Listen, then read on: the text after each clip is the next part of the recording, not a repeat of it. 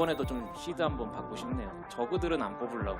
시조 정도면은 그래도 제가 괜찮을 것 같아요. 빠르게 픽권을 가지고 싶어요. 분위기가 거의 제가 사형수예요. 자꾸 저를 옮긴다는 얘기가 많아가지고 주변에서 계속 D라고 하니까 선택권이 그냥 없는 것 같은 기분이에요. 아무나 뽑아주세요. 오늘 전문가 느낌으로 좀 잘 뽑아야 되는데 어중간한 테란들이 갑자기 끌리더라고요. 2개 고르세요. 제가 해줄게요 그대로. 재욱형 뽑는 거는 위험합니다. 왜냐면 이번 시즌 진짜 또 다르기 때문에. 그냥 저 뽑으세요. 안 달라요 그냥. 저 뽑으면 후회할 것 같으니까요. 뽑지 마세요. 그냥 처음 선택으로 가야 될 것 같아요. 그러니까 도재욱 선수가 박수를 쳤고 이미 일어났거든요. 출발했어요. 그냥 솔직히 민찬이 하기 싫은데 그나마 제가 뽑고 싶어가지고. 다른 사람은 못 믿어가지고 제호해가지고 그래서 조금 믿었어요. 이 선수 데려가고 싶었는데 있다고 생각되는 선수 몇 명이나 있습니까? 딱 봐도 한 명 어중간한 사람 한 명 있어가지고. 요새 이재호 선수가 약간 어중간해졌거든요. 이재우가 어중간해졌어요. 끄덕거리고 있어요. 급해서. 저도 괜찮을 것 같은데요, 시조? 둘 다 귀담아 듣진 않았어요. 재호가 아무리 어중간해져도 정영재 최고 고점보다 높거든요. 재호는 뭐 안 될 것 같고. 확고합니다. 고민이 없어요. 선수들이 들어와 바로 뽑았어요. 와, 정영재. 만족스럽네요. 이미 마음도 와 있었고요. 피할 수 없었습니다. 저는 윤철이 형이 데리고 가줬으면 좋겠어가지고. 장윤철을 제거하겠다. 지 앞가름이나 잘해야지. 아니 이거 16강에서 광탈할 수도 있어요. 남의 거를 신경 쓴지 모르겠어요. 형이 제일 껄끄럽거든요. 황병영 씨가 저를 뽑으면 저는 장윤철을 뽑을 거예요. 장윤철은 정영재랑 바뀝니다. 장윤철을 비조에 놓을 리가 없어요. 김명훈! 이제도 김성대가 A조로 갑니다. 프로토스가 2명이 지금 남아있는 상황인데 김명훈 선수가 만약에 저를 뽑으면 테란전만 준비하면 되는데 그건 어떤가요? 장윤철을 뽑게 되면 어차피 정영재랑 바뀔 게 뻔하거든요. 재호보단 영재가 편해서. 제가 혹시 뭐 살인 저질렀나요? 아니 이 사람들이 진짜 왜 이러는 건지 잘 모르겠는데 저는 어차피 이제 다 지옥이에요 이제. 저 한번 뽑아보실래요? 장윤철, 이재호가 솔직히 우승 후보예요. 김지석이 지금 생각하려는 게 뭐냐? 장윤철 대 이재호를 붙이려고 합니다 지금. 그렇기 때문에 저를 붙여야 됩니다. 김명훈 선수의 판단은요? 희경이 형이 말한 대로 재호 형 대 윤철이 형을 붙일 생각이었거든요. 형이 여기서 재호 형을 뽑으면은 형이 비조로 가는 거거든요. C조만이 이제 죽음의 조가 되는 거죠. 그럼. 옆에는 눈에서 지금 레이저 하나. 아유 이런 건 신날이 없긴 했는데. 저부터 살겠습니다. 전부 다 완성이 된 상황에서 이제 우승자의 권한 행사가 좀 기다리고 있습니다. 혹시 장윤철 선수랑 박성균 선수랑 바꾸는 건 어떤가요? 토스전 괴물 조일장 있고 변현재를 떨어뜨린 스타우선 원래 강자 핵신 너무 좋아 보이는데. 그룹 D조를 죽음의 조로 만들어 달라. 다른 선수들이 비웃고 있어요. 아무도 상관없다 그러더니 지금 마치 이중구가 신세계에서 죽기 전에 담배 한 배 핀다더니 지금 함부로 피고 있는 것처럼. 전 재호 말이 일리가 있어요. 김민철 맨날 두드려놨거든요 윤철이한테. 재호한테 윤철이가 최근에 5대빵 냈어요. 저는 쭈기한테 한 3번 털어줬어요. 여기 쭈기 무조건 올라가요. 아니 근데 조일장 선수가 장윤철 선수 인간 상성이에요. 떨어뜨릴 확률은 여기가 훨씬 높아요. 이재호가 저런 사람은 아니었는데. 약간 팔려온 것처럼. 장윤철이 가긴 하는데 소실이냐 합리적인 제안이야. 지금 이 엄청난 조가 만들어졌습니다. 야 이게 너무 어렵네요. 재호 형도 상대하기 껄끄러운 한 명이라서 둘 중 한 명만 떨어지라고 마인드로 저렇게 붙였습니다.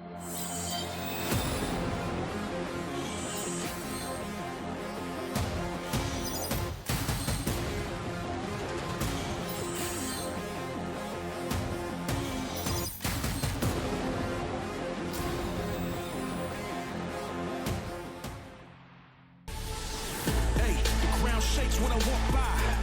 The seas part when it's time to slide. The clouds move when I'm in the sky. I'm that fly, I'm a god, I will never die. You can feel the echo when the guy speaks. A mountain crumbles when I touch a peak. 나의 레벨은 다르다 어나더 레벨 하식스와 함께하는 ASL 시즌 15 16강 C조 경기로 함께하겠습니다. 안녕하세요, 이영경입니다. 지난주에 펼쳐졌던 B조 경기에서는 정영재 선수와 김명훈 선수가 8강 대열에 합류했습니다. 오늘은 죽음의 조로 일컬어지는 C조 경기가 여러분을 기다리고 있습니다. C조의 모든 선수들이 4강 이상의 커리어를 가지고 있고 무려 3명의 선수가 24강을 1위로 통과했을 만큼 현재 무서운 기세를 뽐내고 있는 C조의 선수들 지금부터 함께 만나보시죠. 안녕하세요. 반갑습니다. 네, 먼저 김민철 선수 안녕하세요. 네, 안녕하세요. 이번 시즌 김민철 선수 시드가 맞나 싶은 의구심이 들 정도로 정말 어려운 조가 편성이 됐습니다. 시조에 대한 좀 준비 과정은 어떠셨는지도 궁금한데요. 뭐 저 같은 경우에는 오히려 근데 어려운 조일수록 좀 잘 통과를 하더라고요. 그래가지고 오늘 조 자체를 근데 그렇게 어려운 조라고 생각은 안 해요, 저한테는. 윤철이가 왔다고 해서 영재랑 크게 다르지 않다고 생각을 해서 저한테는 괜찮은 조라고 생각을 하고 있어요. 오히려 김민철 선수는 C조에 대한 자신감이 좀 상당하신 것 같은데요. 하지만 현재까지 16강 A조와 B조에 속해 있던 시드 선수들이 모두 8강에 탈락했습니다. 이 부분도 김민철 선수에게는 다소 좀 부담으로 작용하지 않을까 싶은데요. 어떠셨나요? 크게 그거는 부담이 안 되는데 오히려 저그들이 많이 올라갔더라고요. 그래서 저그들이 다 올라갔는데 나만 떨어지면 어떡하지 이런 생각이 좀 오히려 부담이 되더라고요. 예.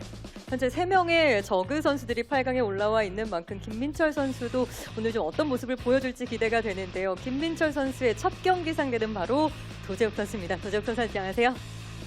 예, 안녕하세요. 도재욱 선수 ASL 16강은 늘 도재욱 선수에게 쉽지 않았던 것 같습니다. 항상 죽음의 조에 속해 있던 도재욱 선수였던 것 같은데 그럼에도 불구하고 역대급 16강 라인업이 아닐까 싶을 정도로 C조 도재욱 선수에게 또 새로울 것 같습니다. 어땠나요? 일단은 조가 이렇게 될 줄은 몰랐는데 이게 나오고 보니까 너무 어렵더라고요. 일단 각 종족에서 거의 원탑급 폼인 선수들만 있어서 또 제가 제일 약한 선수라서 쉽지 않긴 한데 오히려 약간 좀 이렇게 약간 좀 평가가 안 좋을 때 좀 더 편하게 할 수 있을 것 같아요. 그래도 24강 경기에서 보여줬던 도재욱 선수의 모습은 최근 새 시즌 8강의 문턱을 넘지 못했던 선수가 맞나 싶을 정도로 좋은 모습을 보여줬기 때문에 C조 힘들겠지만 그래도 좀 기대를 하고 계시는 팬분들이 굉장히 많으시거든요. 조가 걸리고 응원해주는 분이 더 많아진 것 같아요. 아무래도 좀 스타가 언더독이 좀 더 올라가면은 많이 좋아하시는 경우가 많아서 제가 이번에도 한번 힘들겠지만 열심히 해서 올라가 보겠습니다. 네, 또 아직까지 8강에 진출한 프로토스가 없기 때문에 도재욱 선수뿐만 아니라 장윤철 선수도 많은 응원을 받고 있습니다. 안녕하세요. 안녕하세요. 장윤철 선수 조지명식에서 정말 집중 견제를 받았습니다. 거의 융단 폭격을 받을 만큼 쉽지 않았던 조지명식 그 결과 역시 장윤철 선수에게 참 어려운 조가 편성이 됐습니다. 준비 과정 어떠셨어요? 일단 최대한 할 수 있을 만큼 해왔고요. 진짜 잘하는 사람이 너무 많아가지고 올라간다고 확실하게 말을 못하겠어요. 조지명식에서 왜 장윤철 선수가 이렇게 집중 견제를 받았는지 납득할 만한 현재 온라인에서의 장윤철 선수의 포스인데요. 승률을 좀 살펴보면 테란전 79%, 토스전 69%, 저그전 역시 69%의 승률을 자랑하고 있습니다. 이 어려운 쉽지 않은 16강의 3만 뚫어낸다면 충분히 더 높은 곳 노려볼 수 있을 것 같은데 자신감은 좀 어떠신가요? 저는 제가 늘 올라간다는 생각이에요. 올라간다는 생각으로 좀 왔고 온라인 승률이 왜 이렇게 좋은지 모르겠네요. 그만큼 또 강력한 우승 후보로 꼽히고 있는 장윤철 선수인데 또 한 명의 이번 시즌 우승 후보로 꼽히고 있는 선수가 바로 장윤철 선수 옆에 앉아 계십니다. 이재호 선수 안녕하세요. 네, 안녕하세요. 자, 정영재 선수와 장윤철 선수가 자리가 뒤바뀌게 되면서 결국에 C조가 완성이 됐습니다. 쉽지만은 않은 상대들이 현재 16강에 함께 있기 때문에 평소와는 또 다르게 준비를 해오셨을 것 같아요. 어떠셨나요? 일단 이번 조가 역대급으로 좀 어려운 조가 된 것 같아서 그 조가 나오자마자부터 이제 연습을 준비했었거든요. 그래서 준비는 누구보다 많이 했다고 자부할 수 있는데 오늘 결과가 좋을지는 좀 해봐야 알 것 같아요. 그동안에 이재호 선수가 조지명식에서 보여준 모습과는 좀 다른 모습, 굉장히 적극적인 모습을 이재호 선수가 보여주셨기 때문에 그만큼 장윤철 선수를 좀 껄끄러워하고 있지 않나라는 또 반증을 확인하기도 했습니다. 그럼에도 불구하고 이재호 선수가 ASL 내에서 강력한 프로토스들을 상대로 좋은 모습 보여주고 계시는데 첫 경기에 대한 예상도 좀 궁금합니다. 사실 조지명식 당일날까지만 해도 되게 자신 있었거든요. 근데 준비를 하면 할수록 좀 뭔가 상대들이 또 거대해 보이더라고요.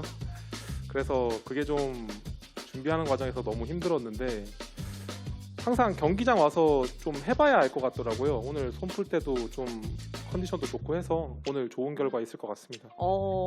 팬분들을 기대하게 만드는 이재호 선수의 답변이었는데요. 자, 이번에는 팬분들이 에스크 ASL을 통해서 직접 남겨주신 질문을 전해드리겠습니다. 자, 먼저 16강 C조가 그냥 죽음의 조가 아니라 불지옥의 조다라고 팬분들은 말씀을 하고 계십니다. 부담감이 더 크게 느껴지시는지 아니면 오히려 좀 마음을 비우고 편안하게 준비를 하셨는지 궁금해하시는 것 같은데 이 부분은 민철 선수가 좀 대답을 해주시면 좋을 것 같아요. 제가 아까 영재나 윤철이나 비슷하다고 했는데 갑자기 온라인 전적 들으니까 다르네요. 네. 윤철이가 들어오니까 갑자기 죽음의 조가 된 것 같은데 네. 온라인 전적 듣기 전에는 편안했는데 갑자기 부담스럽네요. 그래서 잘해보겠습니다. 예. 장윤철 선수의 온라인 승률을 듣고 나서 또 놀란 선수가 바로 도재욱 선수입니다. 다음 질문을 좀 프로토스 선수들에게 드려보고 싶은데요. 이 C조가 죽음의 조라고 불린다는 건 4명의 선수 모두 실력이 좋고 강점이 많다는 뜻이 아닐까 싶습니다. 상대 선수에게 하나의 장점을 가져올 수 있다면 어떤 걸 좀 내 것으로 만들고 싶은지 도재욱 선수와 장윤철 선수 서로의 강점에 대해서 한 말씀씩 해주실까요? 도재욱 선수. 뭐 리버컨이겠죠. 진짜 근데 좀 짜증나요. 진짜 짜증나게 해가지고 제가 진짜 좋아하는 동생인데 게임하면은 진짜 좀 다시 엮이기 싫거든요. 근데 뭐 저도 그렇게 컨트롤하면 참 재밌게 게임할 수 있을 것 같아요. 그만큼 경기 안에서 장윤철 선수가 보여준 리버 컨트롤은 참 까다로운데요. 장윤철 선수가 생각하시는 도재욱 선수의 강점은 뭔가요? 일단 뭐 상대가 뭐 알든 모르든 이제 시원하게 뚫어낼 수 있는 그 물량이 좋죠. 저도 요즘에 쭉제욱식으로 좀 연습하고 있거든요. 네. 네, 좀 배우고 싶은 플레이죠. 두 선수가 서로의 강점을 명확하게 또 알고 있는 것 같은데요. 과연 16강 오늘 경기에서 두 선수가 또 만날 수 있는 대진이 나올지도 기대해 보겠습니다. 다음 질문인데요. 그렇다면 이 험난한 조에서 살아남기 위해서 가장 중요한 게 있다면 어떤 걸까요? 하는 질문입니다. 이재호 선수 답변 부탁드립니다. 저는 제가 생각했을 때 제가 살아남기 위한 가장 중요한 거는 일단 최대한 경기 수를 적게 해서 올라가는 거라고 생각을 했거든요.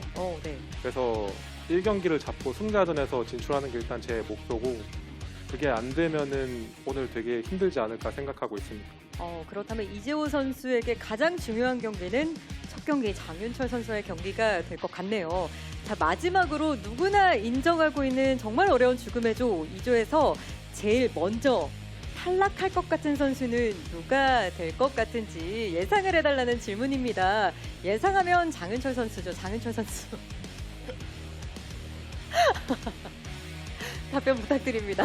근데 진짜 어지럽네요. 이게 저번에도 그랬는데 옆에 사람들이 있는데 얘기하라고 하니까. 네. 종종만 말씀하셔도. 네.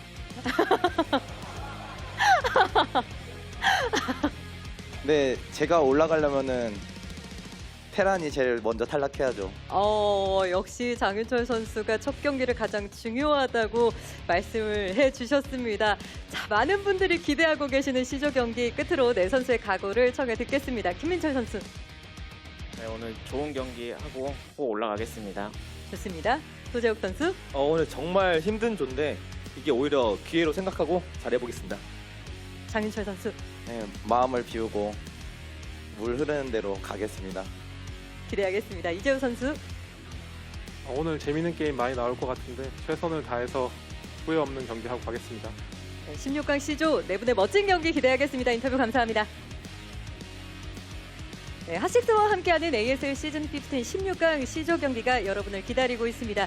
과연 어떤 두 명의 선수가 8강에 합류하게 될지 네 명의 선수가 펼치는 멋진 경기 지금부터 만나보시죠. Let's go.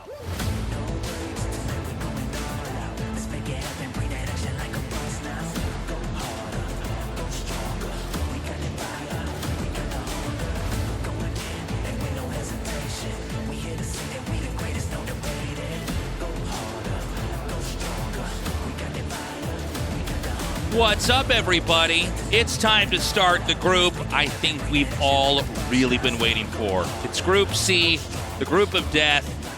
No matter what race you play, you're going to be in for a treat. We really could not ask for a better group than this one we have right now. Yeah, this is kind of insane. Really, every player here is the level that we've expected them to win championships. Not all of them have. Of course, Best kind of like bombs out of ASL a lot earlier than he normally should, but realistically, it's two of the top three Protoss. It's the best Terran and one of the top three Zerg players. Like, you can't get better than that. Yeah, it's really exciting. It should be an incredible day. I think we're all going to learn a lot. It's going to be very interesting to see who advances.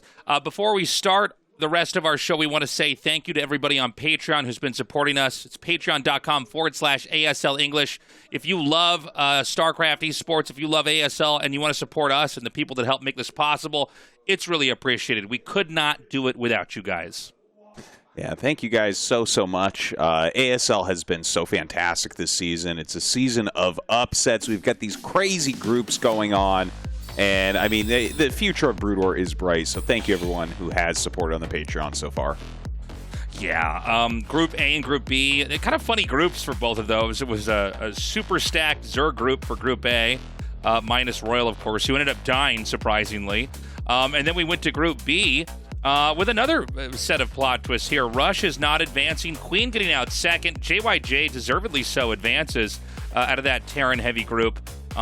But again, as Artosis was saying earlier, man, like, surprises all the way through. And this is going to bring us to Group C with Sulky, Best, Snow, and Light. This is an insane group. I want to remind everybody, we only have 3 Protosses in the round of 16, and 2 of those Protosses are going to be playing today with Best and Snow. Yeah, it's a really important day for Protoss. Imagine if Sulky and Light move forward, man. That would just destroy the round of 8. Bad. Honestly, if Sulky moves forward, the round of 8 is already done, man, because it's going to be all Zerg players at that point. And he really might. Like, Sulky is unbelievably good. Like, if you put him in groups that don't have Zergs in it, honestly, I think Sulky is going to advance tonight. I'm actually kind of feeling Sulky Snow. Like, I mean, it's such a hard group to predict, and, like, Light, I think, is actually the best player in the world, but Snow is just, he's too strong against Terran, man. It's actually broken. Yeah, I'm feeling probably Snow and Light advancing. Okay. Sulky, I think you and I have the same feelings about Sulky after casting him enough times, in both StarCraft 1 and 2, actually, is that this guy is very crafty, especially in difficult tournament settings. He really knows how to get out. Best, he looks good in not ASL matches. Yeah. This guy was going toe-to-toe with Flash, having insane games online, but, you know, Best just doesn't seem to be as good. And we have a couple Protoss players like this in ASL. It doesn't seem to be very good at trying to navigate group stages. Not as good at planning in best of 5s as I think some of the other Protoss is. But that being said, I'm always ready. The door's always open for Best playing out of his mind. I would love to see it. I think a lot of people would too. But this group today, it's going to be a tough one. Yeah, it's like the craziest group, man, that we've had in a really long time. And it's wild that I'm, like, looking at this group, and, like, we know that Best just doesn't deliver as well as he should in ASL, but for me to not even think he really has too much of a chance because of how strong the other 3 players are, that's a different feeling, right? Like, that, I mean, he's going to be playing best of 3s. So I'm like, yeah, I don't know. Everyone is like just absolute top tier. So, yeah, I mean, I hope he can put out a good game here against Sulky. I hope that he like, I wouldn't mind if Best won the group, honestly. He's been, like, my favorite Protoss player for years and years anyways. He's a charismatic guy. He has a lot of really interesting takes on Protoss. I think that we've seen him make more Dark Archons than anybody else in the ASL. I think we're up to 3 now for him over the last seasons that we've done. Which, you know, look, the Dark Archon's not necessarily a bad unit, but it's a very circumstantial, kind of specific, oddball unit. But, yeah, it just seems like with Best, it does seem to come down sometimes to bad planning for builds versus the player, or sometimes on the map, or sometimes even the sequence of builds, if it's a series like a best of 3 or a best of 5. Sulky, on the other hand, is very good. He's very slippery to play against. Even if he's playing against several people in a group, he usually knows how to kind of find the other player's weaknesses and come out on top. So I think Sulky probably a little bit favored here, but, you know, fingers crossed here for Best.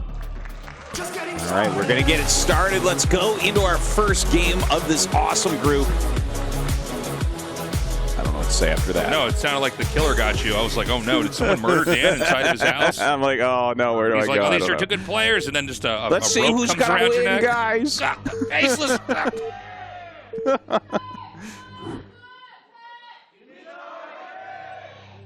All right, over on the left side of Sylphid, we have Sulky. at 12 o'clock we have Best. So yeah, I'm excited, Tasteless, like to see that Sulky usually plays a macro style in ZVP, but he does have that like huge range of cheesing quite often as well. Do you think there's one that Best would rather play against? I feel like on this map it'd probably be in best interest to try a macro game. Okay. But you know, I'm not sure.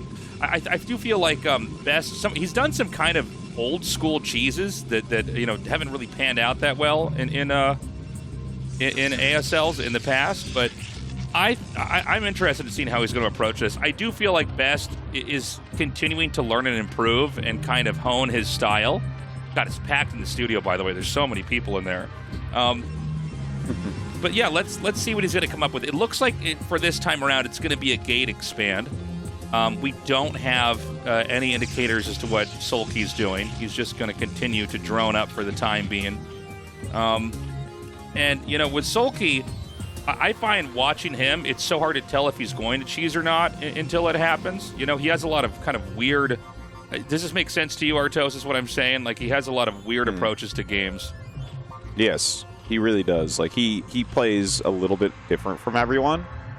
And, like, he actually has some weird opinions, too. Like, I'll never forget the 7 pool he did against Light, where Light just smashed him. And then in the interview, they asked Sulky, because he did end up winning the match, they're like, what about that, like, weird 7 pool rush? He's like, oh, no, I was very happy with that. And it's like, wait, what? Yeah, no, I was going to bring up that exact specific match where I think about that, and I'm like, okay, well, I mean, he did win.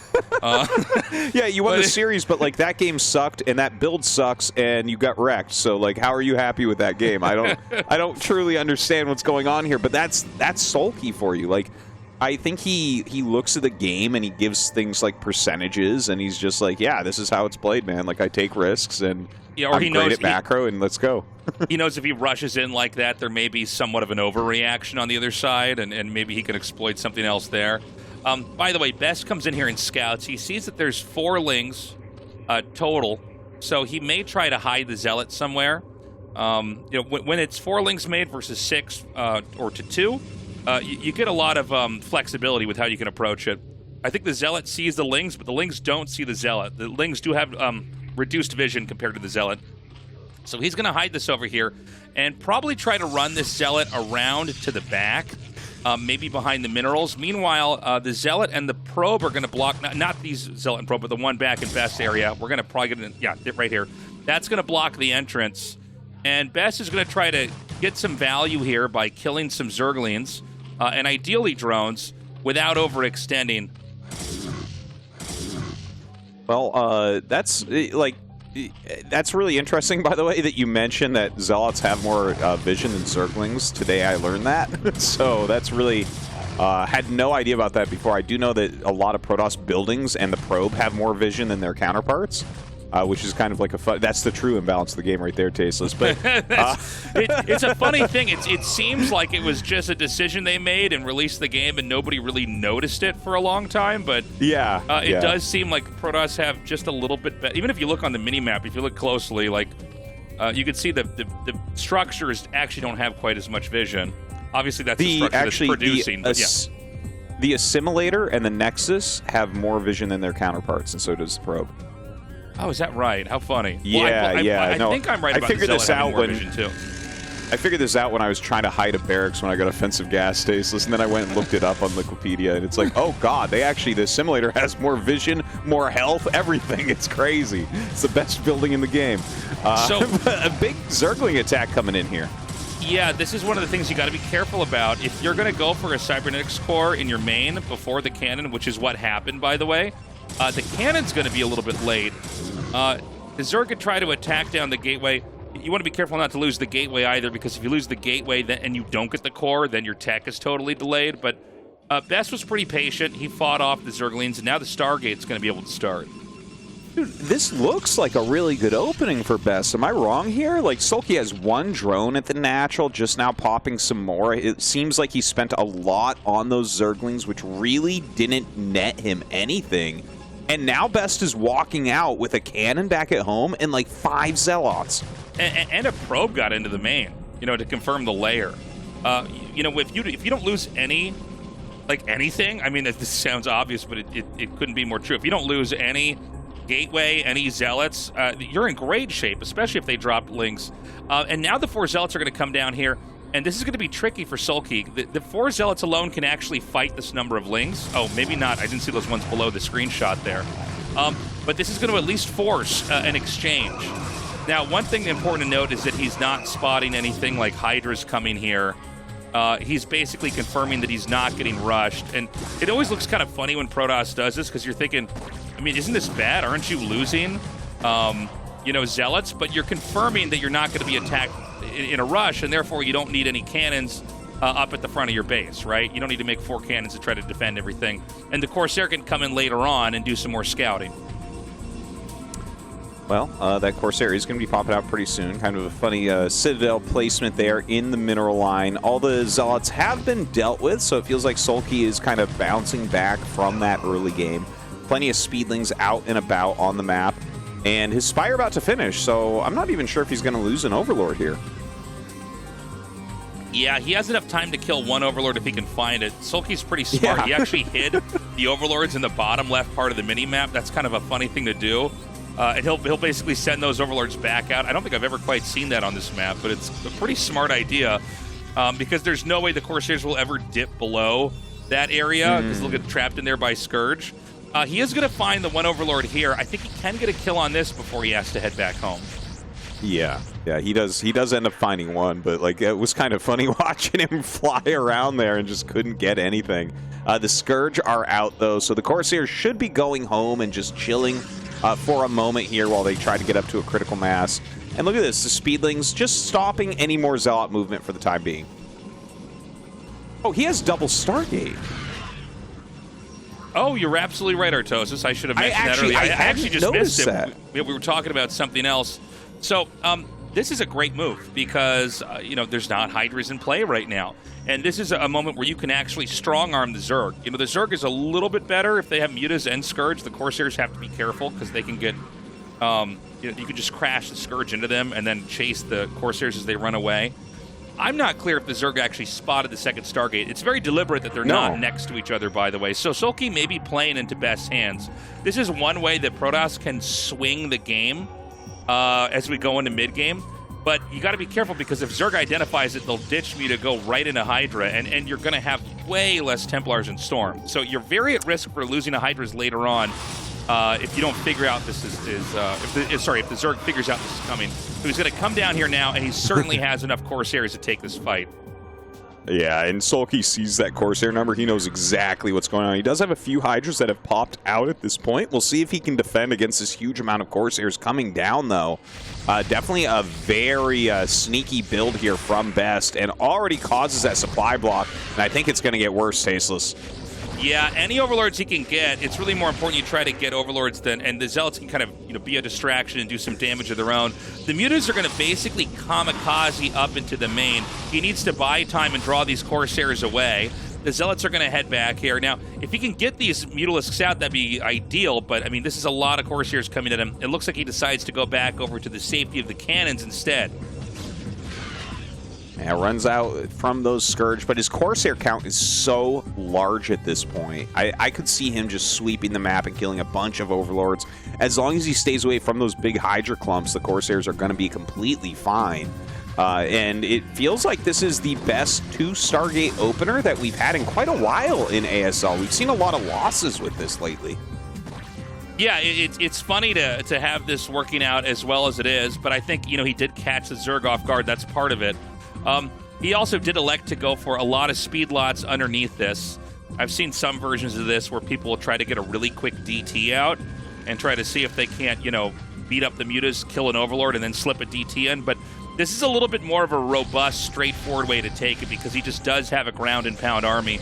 The Mutas are going to go ahead and flee. Pretty nice splitting here from SoulKey. Now, SoulKey's not dead. I mean, he's not in huge trouble here. Let's not forget that every Corsair we see is quite a bit of gas. So the Templars, they come out a little bit later. We see one High Templar out now, one DT out with the mix. It's one of the reasons why we saw so many cannons made over here at the entrance is you need to have something ready. or they will just come in with Hydras and actually win the game. And so the Zerg probably doesn't expect to win the game here, but you want to at least force the cannons and try to get, some control back in this game. Well, here comes this massive Hydralisk attack. Not that many cannons up right now. Oh my god, one storm gets off before the Zealots are all shredded, so that's good at least. Does deal some damage, but this army is kind of small. You know what? The DT, though, Tasteless, might be able to help clean this up. Yeah, I think with the DT, he can basically close this out. It's funny, even though it's just one DT and it really doesn't attack that fast, it does do so much damage that it's going to be cleaned up. So the Corsairs came in there and saved the day. That's a very delicate moment that the Protoss is in because you're kind of in between the tech. But so far, so good. Best is keeping the bulk of his Corsairs alive. He's driven out Overlords. And we have Sulky now throwing down the 6th hatchery as he's going to continue to power up. I don't see more mutas coming here. We may have the layer tech being upgraded right now. I'm sorry, not layer tech. Lurker tech is what I meant to say, being upgraded right now. That's always the moment I feel like we see Corsair, double Stargate Corsair players die, is exactly that attack where it's like, yeah. Ooh, is Storm ready? Because it is so much later, and as you were talking about, right, like you have less of those High Templars. But looking at this actual position, is Best good here? Is Sulky a little bit ahead? What are you thinking? It's a pretty even game right now. There are some pretty smart ideas happening. He notices that some of the Hydras are coming out to put pressure, so he's going to send the Zealots and the DT and Corsairs in here. He can kill off the Overlords, and then the DT can just go ham up here in the base. Well, another Overlord is coming down with a huge group of Hydras, so he's not going to be able to pick off that one. The Zealot's going to have to turn around and run home. In the meantime, the Corsairs try to hit Overlords elsewhere, but there's Hydras there as well. So it feels like these DT Corsair ideas are not really going anywhere anymore. Well, it's okay because he's keeping the Zerg defending. Neither side can really expand at this moment. The Zerg would be a little bit afraid to take a 4th, and the Protoss is a little bit worried about taking a 3rd. They're both going to want to expand soon. But, the way this game is gone, there's going to be a big buildup, a big push coming here. Zerg's going to be bracing for that, and a little bit later we are going to see the 4th base, probably, in the most organic area, kind of in between the 3rd and the 2nd, where the Corsairs are floating over right now. But, this has become a pretty vicious ZVP that we're seeing here. Again, any Overlords he can kill, it's going to be worthwhile. He needs to be careful not to drop too many Corsairs, because if the Corsair count drops, Zerg can, in kind of a twist here, just suddenly make a bunch of mutas come out and snipe the Templars. And so the Corsairs, they serve two purposes. They're here to kill Overlords and scout, but they're also here to basically ensure that there's no way that the Zerg can force a kill onto the Templars when the push comes. Yeah, it's funny when you say, like, suddenly go mutas, I remember. It's like, oh, suddenly has 10 mutas. It's like, well, I mean, he's building up a lot of money for that time. Oh, yeah, that was like okay. an old joke from back in the day when we talked to people that didn't understand StarCraft. Like, he just suddenly made 10 mutas. I'm like, well, he had, 10,000 gas and minerals, but it wasn't out of nowhere. It was actually very planned. Yeah, it's not like he just looked down like, whoa, I have a lot of money, here's mutas. But look at this. Oh my god, the shuttle flies right into a group of Hydras, and he will end up losing that. But take a look at this army. We have 4 High Templars, a lot of Dragoons, a good amount of Observers, so those aren't going to be picked off too easily. Well, I say that, and then he flies them right into the Hydras. Sulky doesn't seem to be looking at that at the moment, though. And now Best is going to start breaking through this little contain, but does he actually have enough storms? Dude, he's going to drop this Templar. Oh, God, it's still alive. Don't worry, he still dropped it. Yeah. Yeah, it's so important you get the storms off. Even if it only brushes up on the Hydras a second, the added value, it really does stack up. So both sides are going to expand. Zerg may, in fact, actually be stronger here. You need Zealots and more Templars in with this army. This is not exactly the comp you're looking for. But he may actually have just such an absurdly high amount of Dragoons, it might not matter. Dragoons are like kind of funny in this matchup where once you get enough of them, like this isn't the right way to do it, but Hydras aren't that good. You know what I'm saying? Like when the Dragoons are just this high in numbers, the Dragoons do have better range. They are actually pretty microable against Hydras. He has no observer. Dude, I feel like I'm watching mono battles here or something. Like, he has so many Dragoons out right now. Best really showing his strongest suit, that of macro. A lot of Zealots coming up for those reinforcements as well. No real Storms to speak of, but like you said, if he has the overwhelming amount, he can still win this. Once there's a couple Zealots in the front, a couple Zealots with a lot of Dragoons always kill Hydras. Because the Dragoons just deal so much damage to the Hydras, and the Zealots can soak very nicely and basically buy time. Where is the Observer? I'm about to pull my hair out right now watching this. Tastosis, if he bought an Observer, that would be less gas for Dragoons! He can't do that, you just don't get it! You know, he could go for the Hydra Den here. I think he actually just beat SoulKey. Once his Observer gets here. Yeah. This is so funny, man. This is crazy. Like, he started with a lot of Corsairs, then he's like, you know what, that didn't work? A lot of Dragoons. And GG is called. Best wins that first best one. That's a crucial one for him, too. His chances to get out of this group just went really very much higher. That's crazy. And, of course, you know, we don't have any Protosses in the round of 8. I mean, I'm sure we're going to get one today, right? Maybe it's going to be Best. That would be wild. That would be awesome. Like, I want to see Best do well. And, like, obviously he played out of his mind there. Like, that was a very well-executed PvZ. And for the double Stargate play, like, Zergs have been loving mutas lately, and we've seen a lot of people test out double Stargate, but I feel like that's the first win we've seen in a couple seasons at least. Well, he did a good job with the Corsairs killing the Overlords. Had he not killed the Overlords and the DT couldn't defend, Protoss does die there. Well, Best on to that winner's match, but Tasteless, the main attraction, is going to be coming up next, okay? Snow, the best PvT player in the world, against Light, the best TVP player in the world. I know it's only a best of one, but it's on Sylphid, a pretty solid map. I'm excited about this one coming up. Yeah, I'm looking forward to this one. Hard one to call, too. I mean, right now, Snow looks to be on a level even better than the way he was playing before, especially his Reaver control, but just in general, he seems to make the matchup look so easy. I can't wait to get into that matchup. We're going to be going to a break in a moment here. It looks like the production wants to just get as many shots of the audience as possible because it is so packed in here. But after we go through that break, we are going to be going to the next best of one, and after that, it's all best of threes, Light versus Snow. Easily two of the best players in the ASL fighting to get to have that chance to go up against Best. We'll be right back.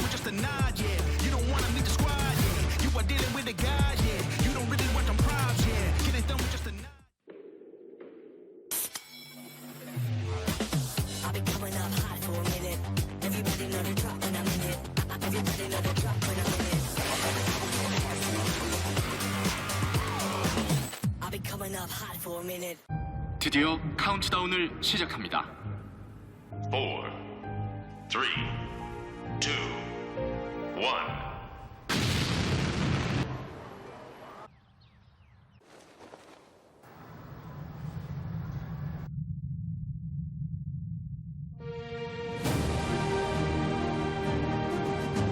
떴다. 제로 칼로리로 기분까지 가볍게. 밀키스 제로.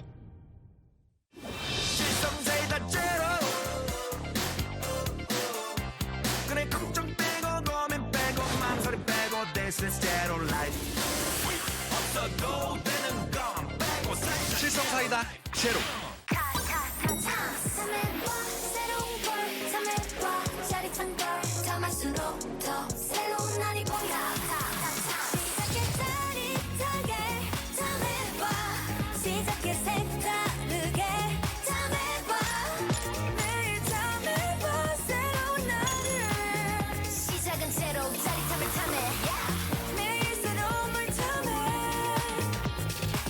너도 탐세봐, 탐세로.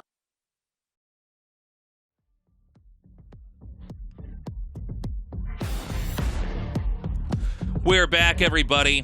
It's time to go into the second best of one of the night. I gotta say, that was a great PvZ to start things off. I think both players played really well. I think Best, did one of the most solid two-base pushes we could have asked for. Honestly, losing probably too many Templars, but then still having enough to overpower the Zerg. It was some insane macro. I couldn't really believe that he did it with almost pure Dragoon, but very, very well done. Looking like he is in great form, which is not always how he looks in ASL, even if he is in great form. So going into this next match, Snow against Light.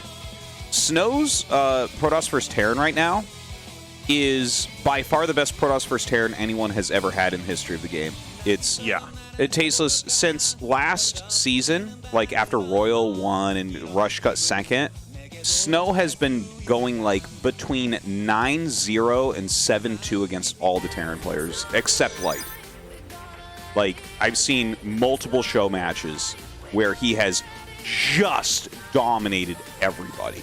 Yeah, I mean, it's crazy. I actually poke my head in his stream. He streams oftentimes when I'm not on streaming, so I'll like be in my living room and have the second monitor open and be looking at his games, and it's like he's bending time and space in his games. It's wild. And, you know, it's funny because Mini was somebody we were praising so much at being so good at PvT, but Mini's openings are very abusive, and he kind of exploits these really weird timings and knows how to... It's almost like he's cheating to get ahead if you were to try to approach the game from a conventional way. Snow is not really like that. He's just so solid in what he's doing. And so sort of aware of the limitations of the Terran at the time. And then to top that all off, I mean, just insane micro when it comes to drops, like Reaver drops or Storm drops. You know, absolutely, truly comfortable in the matchup in general. Light, of course, as you were saying, the best Terran we've got right now in ASL. This is going to be an insane match. Let's get into it.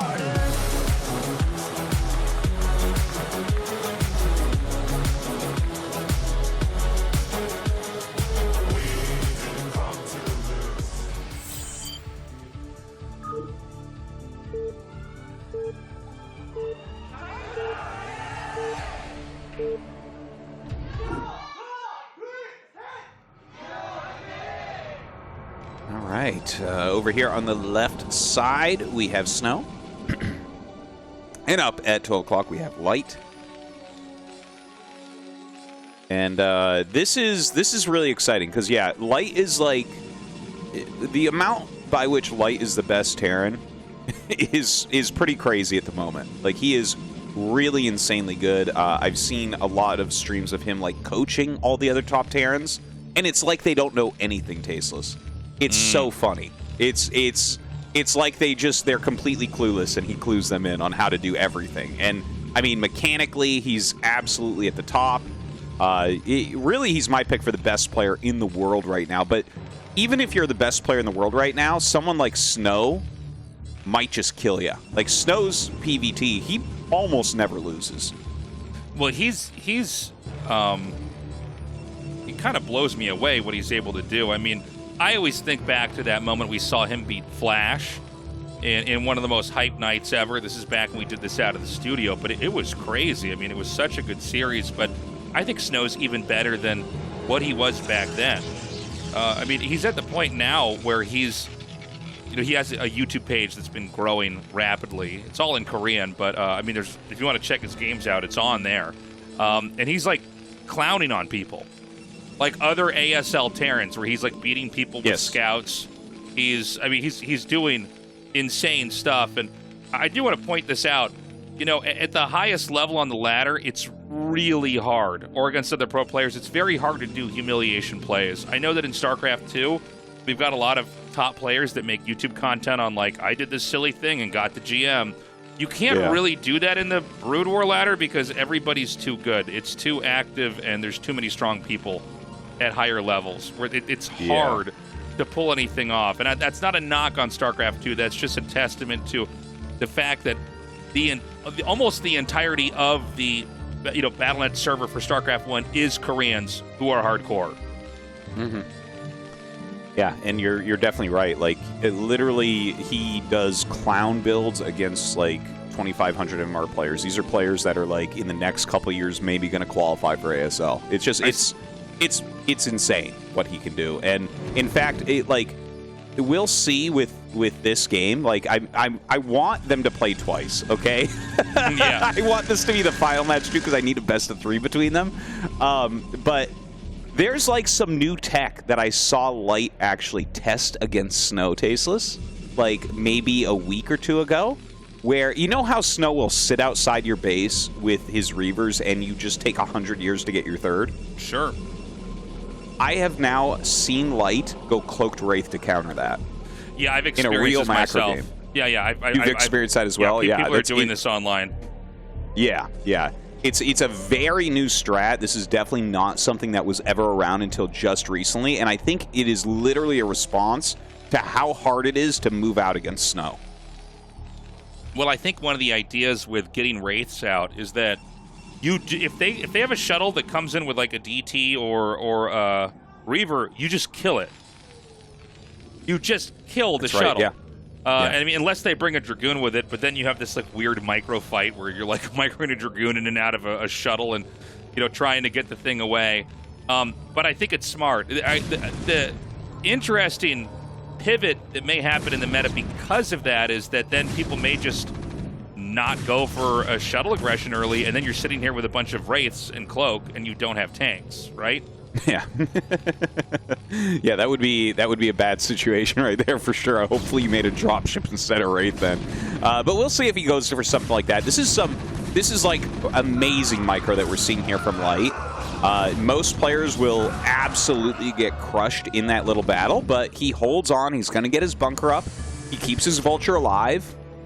Like, I'm serious. Very few Terran players don't lose everything there and have to pull some SCVs. Like, he was basically getting just enough damage with the Dragoon before it takes hull damage, and then getting the Dragoon just in there first to tank damage so the Zealot can come in and deal damage. Like, there was a very delicate fight. If you know, for those of you that have the time and can rewind the VOD, there was like a lot of subtlety with the movement there, but basically he killed off submarines. And keep in mind that it's not uncommon for Terrans to do pushes on maps like this. Are we actually going to see that now?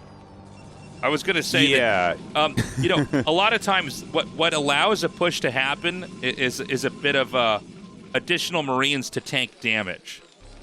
Because they, you know, Dragoons don't kill Marines that fast if there's a bunch of stuff charging at them.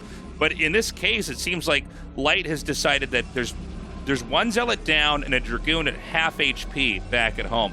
So he wants to come in here for a very, to be honest, kind of an obtuse timing attack. I'm very interested in seeing if this is going to work. Snow is going to go for a Reaver as well. Mines have been upgraded. Oh, one Dragoon is already dropped. And this is like an amazing attack from Light. Really beautifully done so far. And the thing is, he doesn't need to kill him with this. This is one factory. He's going armory behind this. And look at the mines he's laying. Like, the observatory just finished. Dude, this is insane, the amount of damage Light is getting. Like, really abusing every single thing that Snow has done incorrectly here. Yeah, I mean, oh my God. He basically has concluded that, like, you can't actually be that aggressive, you know, with me. And it's funny, too, because when I saw this attack happening, I thought, all right, well, now the Marines are dead, so he can't quite do the same push. But apparently not the case at all here. Oh, man, look at the Vulture just so smoothly lay those mines and get out of the way. Two more Vultures coming in. He's keeping Snow busy right now, splitting his Vultures up, killing anything he can. Like, literally at this point, trading a Vulture for a probe is even a worthwhile exchange. It's crazy the amount of damage Light's getting done. He is getting really far ahead right now. This was such a technical start on both sides, and Light has so masterfully sidestepped the opportunities that Snow created for himself, and oh God, I almost fell out of my chair. Okay, he's actually doing this on purpose. He's dropping, baiting out the shot. Dude, he's using the Nexus to glitch the Scarab.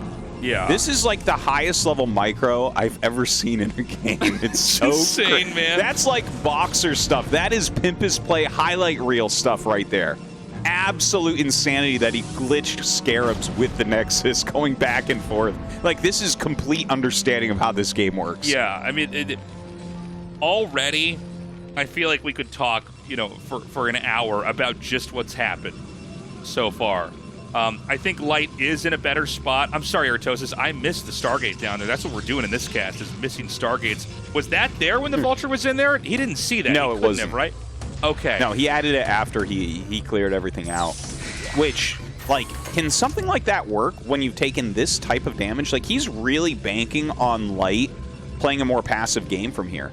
Because I'm looking at what Light is doing, and oh my god, look at that Observer just thread the needle. This is like, Light went for a very early armory, despite the attack that we saw. So he is going to be able to like get 2-1 upgrades really, really quickly. Light's macro is second to none. So I feel like this game looks really good for Light. If he figures out that this is carrier, he should be able to kill Snow. Well, he doesn't have Wraiths to chase us down, so whenever you have a Reaver out, it can kind of give cover to the other player. Now he's going to see there's an add-on over here. It'd definitely be worth watching this add-on to see if you're going to see any other action like that. Oh my god. Ooh, I think that actually hit. I think you're right. It didn't look like it would have gotten away. We have no way of knowing. Look at him fly perfectly in between turrets. Yeah, it's pretty disgusting, man.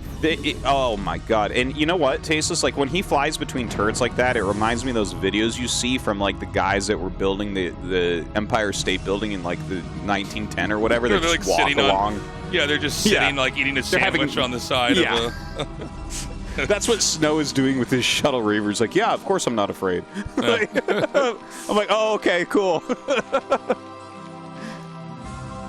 This is so funny. He's going to come back in here. I mean, he sees the armory. He knows a Goliath could pop out at any time. He is scouting with the shuttle, by the way. And I believe that scan is going to see this. Yep. One thing you can also do, I have to assume that air weapons is being upgraded as well with this. You basically don't rush for carriers unless you do that. But if you scan the cybernetics core and see the cybernetics core spinning, then you know. Yeah, that very oftentimes is like the big giveaway there. Now, the ground army is very small for Snow, but obviously he has Reavers, and he can make Reavers do a lot. There is a dropship out on the map, and he knows about that. Like, he actually flew in with his shuttle to check that out. And he saw, like, he knew he wasn't going to be able to harass up there, but he, like, just checks, and he's like, okay, now we know there's a dropship. His carriers are popping out, and Light is starting to move forward.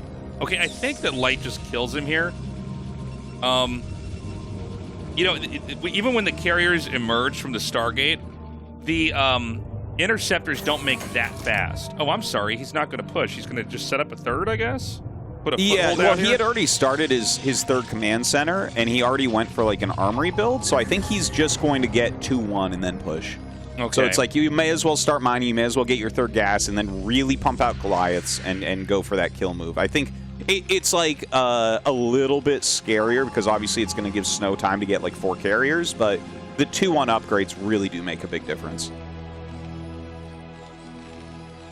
I like the dropship that's just going to wait here in the back in case a push does come. There's really not much to work with on the ground here.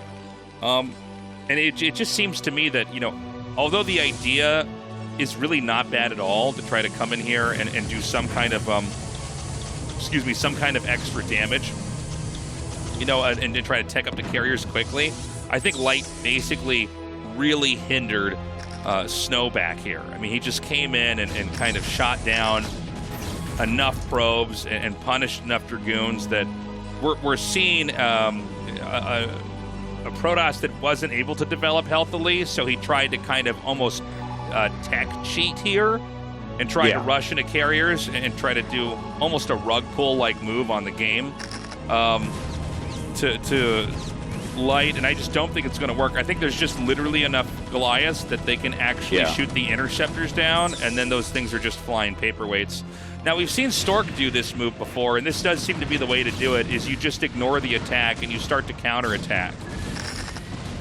Well, the carrier's going to, like, clear some of the siege tanks here. That's kind of big, right? Like, he's already killed a couple siege tanks. His goons are hitting this third base. But it looks like Light is turning around with a portion of his army, at least, while he kills that Nexus.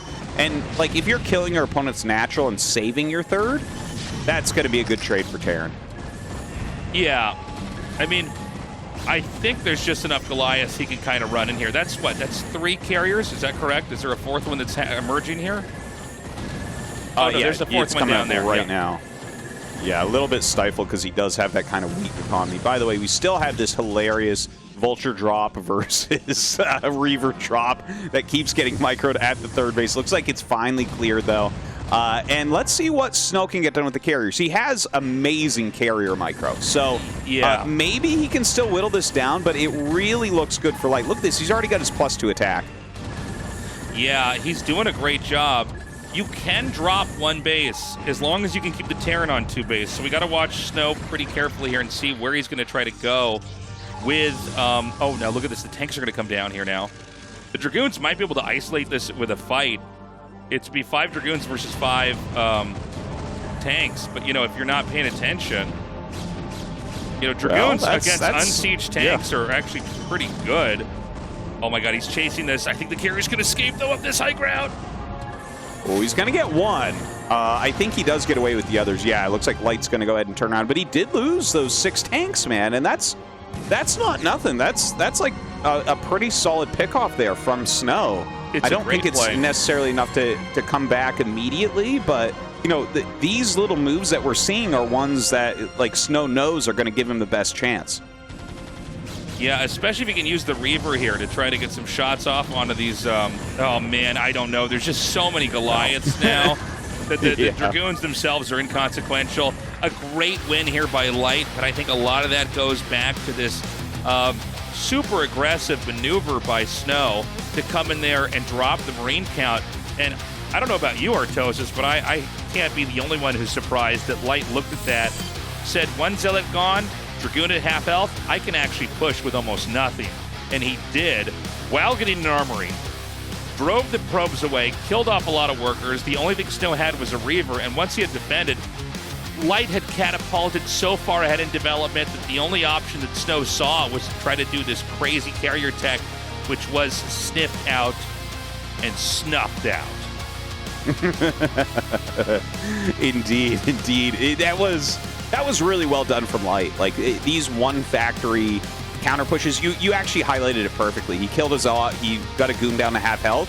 That's why he pulled the trigger. Like if Snow had been a little bit more careful, maybe doesn't lose health on his Dragoon, or maybe doesn't sacrifice the Zealot, Light probably doesn't do that little tank push because it's just going to get held. So really tight game, lots of great micro there, but Light showing the crazy level of mastery he has. I said it before, I'll say it again. I think he's the best player in the world, Tasteless. He's looking like it right now, man. Up next, it's going to be Best versus Light as the PVTs continue on here in the ASL. And remember, the winner of that is going to be the first player from Group C to advance to the round of 8.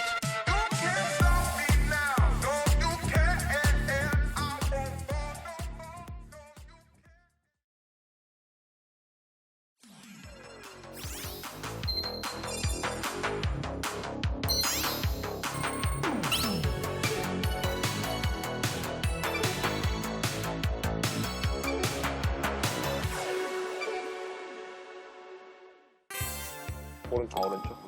이거 왼쪽이다. 왼쪽. 아무것도 안 한다. 의견이 없어. 오케이, 여기까지 외웠다. 대충. 내가 답답하네.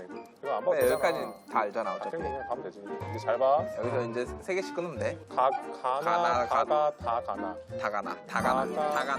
왼쪽. 왼쪽? 그다음 이거 뒤에 거 못 봤는데? 뒤에 거 위에, 뭐야? 위에. 위에야? 맞아? 뭐해 너? 짱구, 찡구, 쫑구, 짱구, 찡구. 오른쪽? 맞아? 여기 스파이다. 여기 스파이야. 오른쪽이야. 왼쪽 아니야? 오른쪽이야? 맞아. 왼쪽 같은데? 오른쪽 맞아. 재호 선수 의심이 안 돼. 맞아. 이거 어떻게 기억해? 어이야. 왼쪽. 재호는 뭐 하는 거야? 하는 게 없잖아. 나한테 많이 했어. 맞아. 나 뭐야 이거? 뭐야? 나 몰라. 너무 좌였어. 너무 좌였어. 너무 잘 통계를 냈어. 너무 좌밖에 안 갔잖아. 이번에 우라니까? 똑바로 못 봤죠, 형도. 형도 못 봤지? 영지 얘기하고 들어오자. 오른쪽 한번 가봐.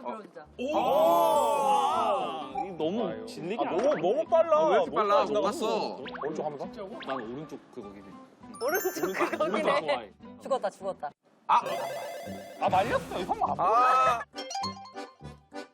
형 이게 오른쪽이었나?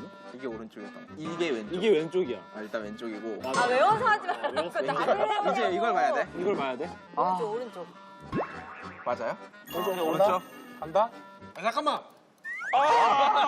가위바위보에서 재호 선수가 이기면 왼쪽, 호성희 선수가 이기면 오른쪽. 가위바위보. 보. 아, 왼쪽이다. 왼쪽? 졌다. 내가 오른쪽이라고 했잖아. 나를 못 믿어 나를. 여기까지 외웠어. 샷 가서. 왼쪽이지? 오른쪽이었지. 아 기다려. 왼쪽이야. 왼쪽이야. 왜 그래? 아 여기 왼쪽. 네가 왼쪽. 이거는 좌. 좌잖아. 아니 너무 사공들이 많았어. 헷갈렸어. 우리가 꼴등이야? 꼴등. 아무나 가져라. 눈 마사지기 뭐. 집에서 나 혼자 하지 뭐. 기억력 좋은 형이 메인으로 가시죠. 기억력 다 안 좋아. 1, 3, 5, 8, 9, 4, 3. 이건 뭐야? 근데 이거 뭐 어떡하라고? 저기 고스트가 숫자 써져 있는 거 아니에요? 눌러봐. 고스 눌러봐. 이거. 아 이거다. 왼쪽. 왼쪽이야 왼쪽. 이지하네. 커세요. 나 못 봤어. 좌좌좌. 그 이걸로 가는 거지. 네. 이렇게 좌좌좌. 좌 왼. 오. 자. 상황 아니, 맞지? 마우스를 다른 사람이 잡아야 되겠는데? 쉬운데? 지금 본인이 아무것도 안 해놓고. 위에서 터졌지. 아니야. 뭔 소리야? 두 번째 아니에요? 아무도 모르면 아래로 가죠. 아니 여기서 터졌어. 아 그래요? 그럼 오른쪽인데? 재욱이가 에이스다. 까만색 2개. 테란티라고 좀. 256. 위에 거잖아. 위에 거. 네. 나 못 봤는데? 위에 거 왼쪽이야. 봤어요? 왼쪽에 오, 봤어. 재욱이. 뭘때 보소? 섹시 앙앙 이거 나 아까 봤거든. 섹시 앙앙이 이거 오른쪽 그치 아래 거 같은데. 오른쪽 나도 느낌은. 뭐야 이거. 근데 색깔을 하는 거 아니야? 색깔이면 위에 건데. 색깔은 이거긴 했어 아까. 그럼 다 똑같잖아 나머지가. 위에 한 번 가보세요. 간다. 오. 알투 샤텐 어쩌고저쩌고 했는데. 골뱅이긴 한데. 이건 배제하고 그러면. 그거는 아니야. 매운지 잘하잖아. 입에 매운지는 아니고. 아니 알투가 대문자 소문자가 있네. 이거를 내가 못 봤어. 앞에. 이거는. 모르겠으면 드랍십 한번 가죠. 저 혼자만 다르지 않아요? 그러게. 나쁘지 않아. 이거 근데 이게 몇 단계예요 거의? 그럼 다시 한번 깨겠네. 그러니까. 상좌하, 상좌. 발음 연습하시는 것 같은데요? 털이었어. 여기서부터 진짜 너 앞에는 제가 볼게요. 내가 좀 중간 쪽. 나 마지막 볼게. 좀 넓게 봐줘야 돼. 내가 넓게 봐줘야 되는데. 못 봤어. 못 봤지? 이거 샤거든요, 샤. 그래서 싸는 아니에요. 이거 네 번째 아니고. 싸는 아니야? 네, 그리고 이거 소문자라서 이거 아니고. 이거 색깔도 맞춰야 되는 거 아니야? 뭐야 되게. 그러게. 짝퉁에다가 그럼 이거 맞잖아 이거. 이거 한번 넣어보자. 깼는데? 깬 건가? 깼어. 뭘게 죽었잖아. 이거랑 이거 아니거든요. 이거 셋 중에 하나인데. 이거 아니에요. 이것도 아니야? 그러면은 3번 아니면 5번이에요. 그럼 뭐가 다른지 한번 볼게. K가 대문자. 어디? 이게 이거 소문자고 이건 대문자네. 아까 앞에랑 K 보면 되겠다. 그러면 이게 세 개 다 구분 가능해. 네. 이거는 뭐 깰 수 있겠네요. RK. 오른쪽. 이거 매운 D급인데 이거. 왜 얘기 안 해줬어? 매운. 헷갈렸어요. 나도 헷갈렸어. 이거 이제 네 번째. 이제 한번 네 번째. 진짜 마지막? 무탈 한번 하고 여기서 우리 봐야 돼. R 네. 대문자, K 대문자. 제가 R 볼 테니까. 나 K. 우리들이 좀 K. 대문자다. K 대문자야. 네. K니가 어이야. 3번이네요. 그럼 이거 맞네. 이거네. 야. 머리 깨지겠다. 머리 깨지겠어. 우리가 모르는 건가?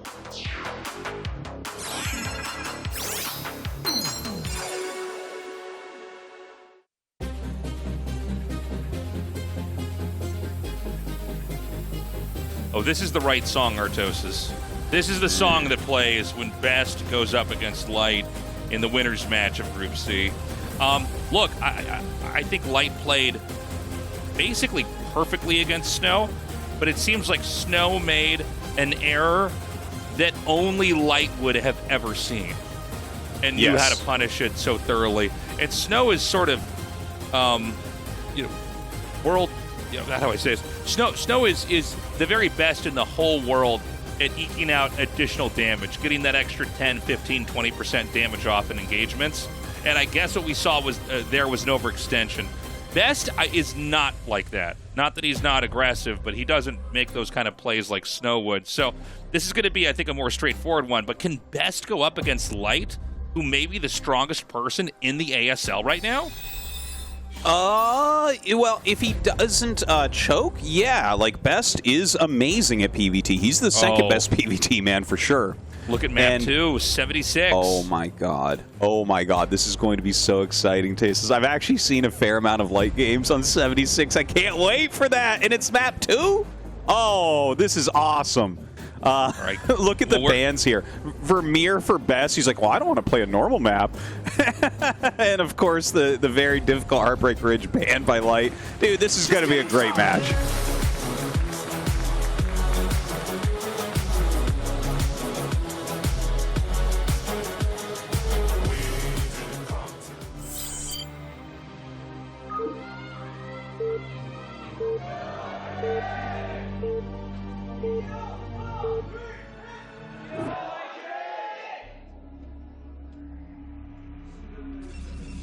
All right, the bottom right we have Best, and in the bottom left we have Light. Hey, does... Oh, never mind. I thought I saw like Best using like his left hand on the mouse, and then I realized no, it's because I'm looking directly at him. I'm like, is that his right hand? It's like, no, Artosis, that's your right. Like, that's not his right. So funny. This is going to be such a great match coming up here. I mean, I almost want to just get past this game and go to the 76 map and just see what sort of game we're going to get from these two guys here. But to get going in this game, it does look like we're going to have a pylon in main, probably your standard gate gas core opening from Best. Yeah, that's this is like a very normal map. So, and it does have that new style that we've been talking about quite a bit of, like, fewer bases. We've had a lot of 16 base 4-player maps, and this is the 12 base, which we've seen a bit more of. And yeah, I feel like a game between these two will actually enlighten us a lot on what this map should look like, because these guys are like probably the most standard and strongest straight up macro players with nothing too fancy involved in this matchup. Yeah. I don't think there's going to necessarily be much trickery here from either player. I mean, they're both very solid. They've got good fundamentals. And I'm just glad that we're going to have these two playing. And again, very exciting to see that Best was able to, hold his own here and beat Sulky. And let's not forget, this means we also have, after this, Sulky versus Snow in the losers match. So we've got nothing but fantastic matchups for the whole night. Yeah, and that's kind of a wild losers match, because Snow is one of my picks to possibly win this season. Like, I've been watching a lot of his games, man. He's in great shape in every single matchup right now. But, Sulky, ooh, it's a tough one. All right, we've got I do want to mention... Go ahead. I want to mention, this is a gasless expand from Light with the racks on the high ground. And he is going to go double depot here. The double depot is like in case they make a Zealot. If they make a Zealot and you went double depot, you're in good shape. And then if you went single depot, you're like in a lot of trouble. So he is checking for that possible Zealot, sending the SCV down. And it'll be a good build here against Best. Yeah, we have the command center started. This is a command center before the gas has started. And I guess the idea is you probably throw a bunker down shortly after this. And it finishes basically right before the Dragoon can get there. And this is a great way to kind of get a fast expand up before your tech is out. And it's going to work very nicely against the build that Best is doing right now. And what Best is going for is like, it's like your bread and butter PvT. Like, if you can't do this opening PvT, oh my God, did that SCV sneak in there? Oh, that's actually huge. This is like StarCraft 101, but it does happen even at the highest levels. Is, occasionally the Protoss will think they saw the SCV leave, and in fact, it did kind of the almost amateurish, like, I'm going to just run back in your main and think, and maybe you forgot. And occasionally at very high level games, this works. The Dragoon is looking for that SCV.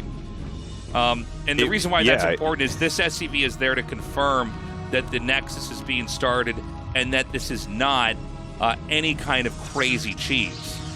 And as far as, Best is concerned, he doesn't know that the Nexus has started yet. But this SCV is going to be able to check inside the main for maybe like surprise tech. Like, it's possible Best goes for DTs after the fast expand. Light could see that when he chooses to send this SCV in. Yeah, that's exactly what you're thinking as a Terran player. If you can do the simple task of checking whether or not it's DT with a move like this, it's awesome. That's like what you're looking for, because like no matter what you do as Terran, you must be ready for DT when it could hit, right? So like we're gonna see him send that down in a moment, I think, to just check, because he's gonna know that the tech building should have been chosen, and if it's not DT, he doesn't need turrets. Yeah, exactly. And knowing that you don't need turrets, you can save so much money. And so you can see the SCV is going to come in now. Now, the Robo's put in kind of a spot way in the bottom. It's sort of a deep location. I think the SCV will get down there and see that. But this is maybe not, actually. Yeah. He doesn't see it. But he also doesn't see DT tech, right? Like, and he doesn't see like a second gate. So I think he's got a good idea that it's not DT, but he didn't verify the Robo. Yeah, it's not the most common location really to put the Robo down there, but again, I think he scouted enough that it should be fine. Best is going to open up with Reaver here. So this is one gate expand into Reaver play. Reaver before Observer. Tastosis was mentioning earlier, and hold on a second. I was just going to say that, this is a situation where, a lot of times we've seen wraiths made, to try to punish us. I don't know if that's going to happen this time around, but we should watch for that. Yeah. I think because it's a gasless expand, like he's got this economic advantage, it's more likely for him to throw down turrets as defense and then just make a lot of units. That's like kind of standard for a gasless expand, right? Like you're catapulted forward. He's already got 2 factories going. He is making a few missile turrets just for safety's sake, and double upgrades going. Likely Vulture upgrades. In whether this will turn into a push or not, it remains to be seen. Like, you can go out with like your 3 tanks, or even go up to 5 tanks and rally Vultures in, and I mean, as long as you're not losing those tanks, you're in very good shape. Yeah, the tanks are the most important unit, because really in the whole matchup, to be honest, if you have enough tanks, you can kind of get anything done. Any moment that the Protoss can run in there and kill tanks, it's usually pretty good. The third base is spotted. The Vultures just snipe the probe and then lay some mines. They'll probably run back out as well. Now the shuttle is coming over, but he has a good turret spread. He's got like 3 missile turrets. Everything is set in good locations. You see him laying some mines there too, in common drop locations at just the right distance where you're trying to like hit the turret or something. So very good defense here from Light. Also great scouting those 2 speed vultures with mines, laying a few, seeing the timing of that third base. And like Light just kind of continues forward. He's getting his armory down. It just finished up, and I'm sure we'll see him pop down some additional factories as well. Looks like the defense overall here for Best is pretty good. I mean, these Vultures aren't getting too much damage done, but it's good to note that Light is not just wasting the Vultures either. They're so cheap, but if you can accumulate enough Vultures and just try to get little swipes here and there, it's really good. Just like that. Yeah, moves like this is where Light makes his money, man. Right there. That's so huge. Not only are you slowing mining time, but picking off workers. And those Vultures, they're pretty darn expendable, and he doesn't even really lose them either. And so now they're out on the map. They're doing more scouting. They've already done their harassment. It's some fantastic play here so far tonight from Light. Yeah, he knows when to get in, but he also knows when to get right back out. We've got the shuttle grabbing the Reaver over here. The third base is being taken pretty quickly. I feel like this isn't safe, but then when I look at it, I don't think Protoss can get in here and stop this either. Yeah, I think he's doing it like exactly right. He's got the missile turret, a little spread of tanks. He's getting really good vision. Like he has a line of mines leading to his base. So if he sees the first mine go down, he can kind of unsiege from there and run down to help. But you can't really get in with a shuttle, right, against 3 tanks and like a few vultures. That's going to be it's going to be a bit too difficult. He's going to look for another opening. We've seen some double shuttle plays where they'll have the first shuttle come in there and tank, but it looks like he just wants to try to draw attention down here. This isn't any kind of commitment. Well, hold on. Snow would have run along the bottom there, I was Jason. going to say, yeah. You can see who's controlling the Reaver right now. This is not Snow in the game. Yeah, but not that this is bad. I'm sure Best has amazing Reaver micro, but it's not the same. So the third command center is done, which means that the 4th Nexus has to start here for Best, as the Protoss always needs to be up an expansion in order to essentially be even. We see that CC about to land over there now, and it's overall been a pretty quiet game. There's been some attempts here and there, and some success in this case with Light trying to come in here and do some damage. But Best is playing very safe. He's being as careful as he can to not drop any units unnecessarily and just try to build up. You know, Best is, I think, makes for sometimes some of these quieter PvTs at the start because he's so good at just focusing on macro and production and getting his probes out and having his pylons finish not too early, but right on time for the next wave of units to come out. We see the cannons coming in here. In the natural, probably another one in the main. You can see another cannon coming up here at this other base so that he can do his big attacks and not have to worry about a few stray vultures from, plays like Light. Double shuttle. Yeah, this is really where Best gets very strong, and this is kind of what we expected, right? Light is taking literally the fastest third I think anyone could ever take against a Reaver opener. Like, I'm very impressed with that, and like he's macroing up really well. In the meantime, Best is not overcommitting anywhere. He doesn't want to waste anything, you know? Because this is going to allow him to get the amount of expansions up that he really wants. You can see he's getting ready to take that 5th base right now. He's just going to try to bombard this. I feel like this can't work, right? Can this? Yeah. With 4 depots there? I don't think so, man. I really don't. Yeah, like, you just send vultures up, a couple more tanks, and by the time the depots are dead, like, I think it's held. What a bizarre play here. Now he's going to... Well, hold on a second. He does... maybe. I'm stunned. It feels like this is bad, but I think it's actually really good for Best. It's just I've never quite seen a bust that looks like this. Like the thing is, there's so many more tanks that can come down from Light. Yeah. Well, he is gonna clear this, and I guess he didn't really lose SCVs. The Reavers, I think, made the big difference there. They were able to kill a few tanks that came up the ramp before the goons were up, so that was a really good block. But yeah, I had the same kind of feeling as you, where you see all those depots, and it's like, dude, you have to deal 1,000 damage to get to the tanks with your Dragoons. Like, why are we diving in here? So at the end of that, it's like, okay, I guess it worked out for Best, but Light looking okay, and he's getting cloak, Tasteless. He's getting cloak. Well, this is a response to the double robo play. We saw just a glimpse of it back over at the base here for Best. I actually did a video on my YouTube about this new style, but getting 2 robo bays so that, obviously you can make enough observers like this one gets sniped here. You can remake that, but also you can get shuttles and Reavers constantly. And then you tech into Psystorm. So you have shuttles with Templars in them, and you're basically... but you have the opportunity to look for locations where there's nothing defending, and you kind of do like a forced recall where you just unload everything.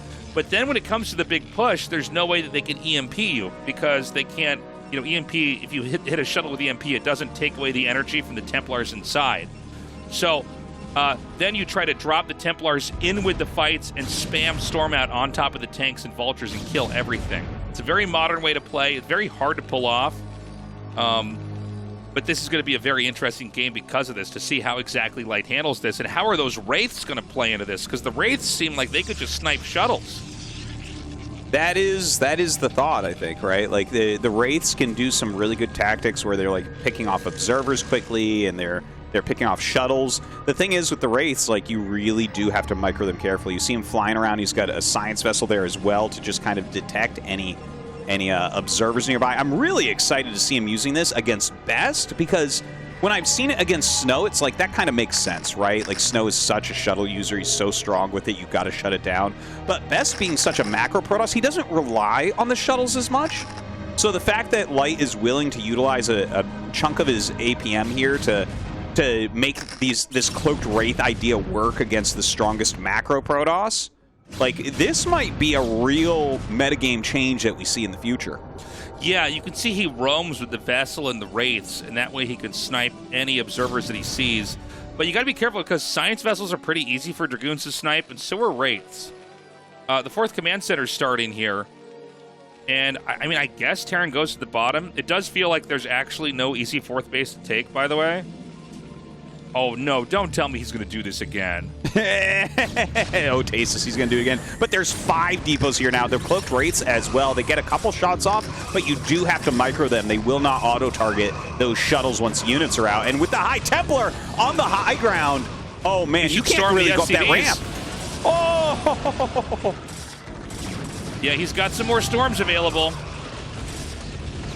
It's so funny. I feel like only Best can make the square shape go through the circle hole and be pro gamer about it. Like, I look at that. Dude, literally the reinforcements are right at the bottom of the ramp, and he's like, no. And he just flies in and unloads.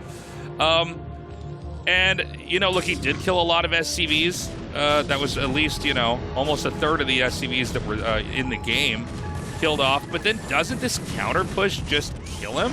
I mean, unless he has so? Oh my God, look at this inside EMP. the shuttle. Oh my, if he had EMP'd that, I think he must not have EMP Tastosis, because that would have been the juiciest EMP ever. Like, you stop 4 or 5 Psy Storms with it. Oh my God. But look at Light's macro. This is just absurd. After he took that much storm damage and he's still only on 3 base, and here he is just completely maxed out, pushing the map so quickly.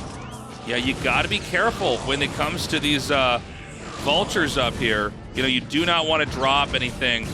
Do not want to drop a Templar to something like that. I mean, we've already seen 3 Templars killed off. 4 Templars with this army can sometimes melt everything Terran has. Well, moving forward now with these siege tanks, he's going to be able to blow up this 4th base location. Best is trying to take the top left, so that's like kind of his fallback, as long as he doesn't die here. Now, the Zealot's getting on top of these siege tanks. Looks like he will clear this portion, but I don't know what he does about the army to the north.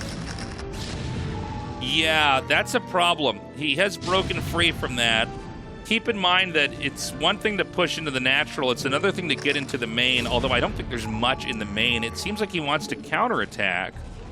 It seems like our observer isn't even sure where to go right now. This just can't be it, right? Like,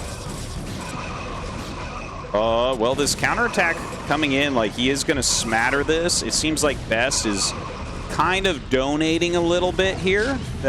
Well, he does have a lot more. I'm always surprised how many units Best actually does have. But with Light killing 2 bases throughout this, like, you really got to make everything else work for you. And it seems like Light has an attack going on in the top left now as well. Well, he's got the DTs to clear out the vultures. Let's not forget that, it is just a 3-base Terran. A 3-base Terran is scary, but time is on the Protoss' side. 4-base Terran or a 5-base, it's a real marathon for the Protoss. But 3 bases, that's a good point. You can kind of run the clock. You kind of go, well, the natural's gonna mine out. The main's already gone. You're going to be on 1 base. If he gets a couple of good storms off and can kind of just keep finding anywhere to expand, maybe he's going to be okay. But it does seem like now Light has so much, he could just come in here and sandwich the Protoss' army. Yeah, I think that's the idea here. Best is going to have a really good engagement. Oh my God, is he going to expand to the center? That is amazing. Oh my God, that's so cool. But here he goes. He's taking over the center of the map, a huge Terran army. D-Matrixes that forward vulture. A very nice play to kind of tank those extra hits. Dude, this army's too big. Look at how many units Light has. Yeah, let's see how these storms do, but I don't think it's going to be enough. There's just too much, man. It seems like these shuttles actually have zealots in them. I think Best has to tap out. Again, I do question that decision to kind of move up and go into the natural, or even before that, to just fly up to the depot walled-off area.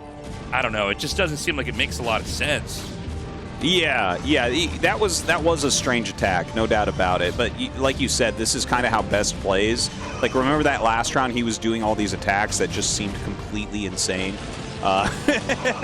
Where he's fitting the round peg through the square hole or whatever. It's just, that's how Best oftentimes plays. But the problem is that Light is like really a next level Terran. Like look at that game. That was so amazingly played. It was like the fastest third we've ever seen against a Reaver. He holds every attack. He's maxed super fast. He's got great upgrades. His attacks are immaculate. He's just on fire. I mean, I'm blown away. It seems like that third can only be taken in those two spawns against each other under the circumstances that Best and Light were in, if that makes sense. Like, he knows that he can basically make a depot and a command center and wall off that high ground area. Yeah. I do think Best picked some of the most inefficient possible trades, but who knows, man. We're going to the crazy map now. It's going to be on 76. Ooh, I actually had even forgotten that we're going into 76. This is going to be crazy, guys. This is the most wild map that we have this season. It feels like every season now we have one map that's completely insane, and this is the one. We'll explain it a lot as we get into it, but it definitely gives you a very different looking game. The game just can't look normal at all on this next map. Yeah, there's several factors that require the players to play very differently on this map. We oftentimes have at least one crazy map in the ASL. This is that map, and it gets vetoed a lot by the players. Not even just this map, but the other maps that have island features or areas that must be destroyed to open up other areas. But, the further along you get in the tournament, eventually you can't really avoid that map anymore. And it seems like we're in one of those moments. Both players, I think, bet on the other guy banning that map. They both banned the conventional maps. And so this one ended up in the rotation. And now Best is going to be fighting to not get knocked into that final match. Light wants to get out of here. Tastosis was saying he's seen a whole bunch of games from Light on this map. It's going to be very, very interesting to just see how these two guys open up, how they approach this, how they see this, where the rules are so different and the way the races can function are so different. Yeah, it's just a wild map. It's a lot like some other maps that we've seen in the past, but also has some completely new things. It's got that stack of mineral patches. Let's get into it, and we'll start telling you guys what this map is all about. It's got that stack of mineral patches, Tastosis. It does. Oh my god, that stack of mineral patches is really the defining feature.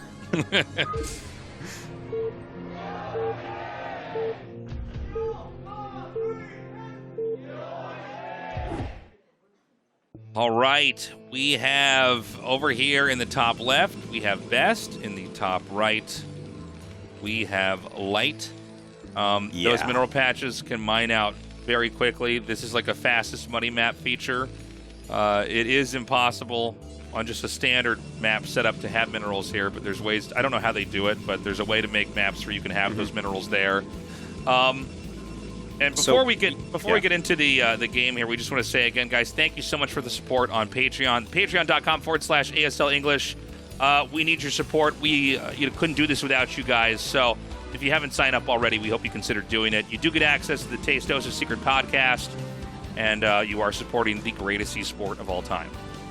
Yeah, thank you very much, guys. And we get great games like this. Now, Best is opting to take an expansion. Just to throw this out here, all these little mineral patches that you see, the ones stacked up, and the ones that allow you to jump to that expansion are hallucinations. So they only exist there for, 54 seconds for a hallucination, and then they disappear. So you have to make the choice, do I want a fast expansion?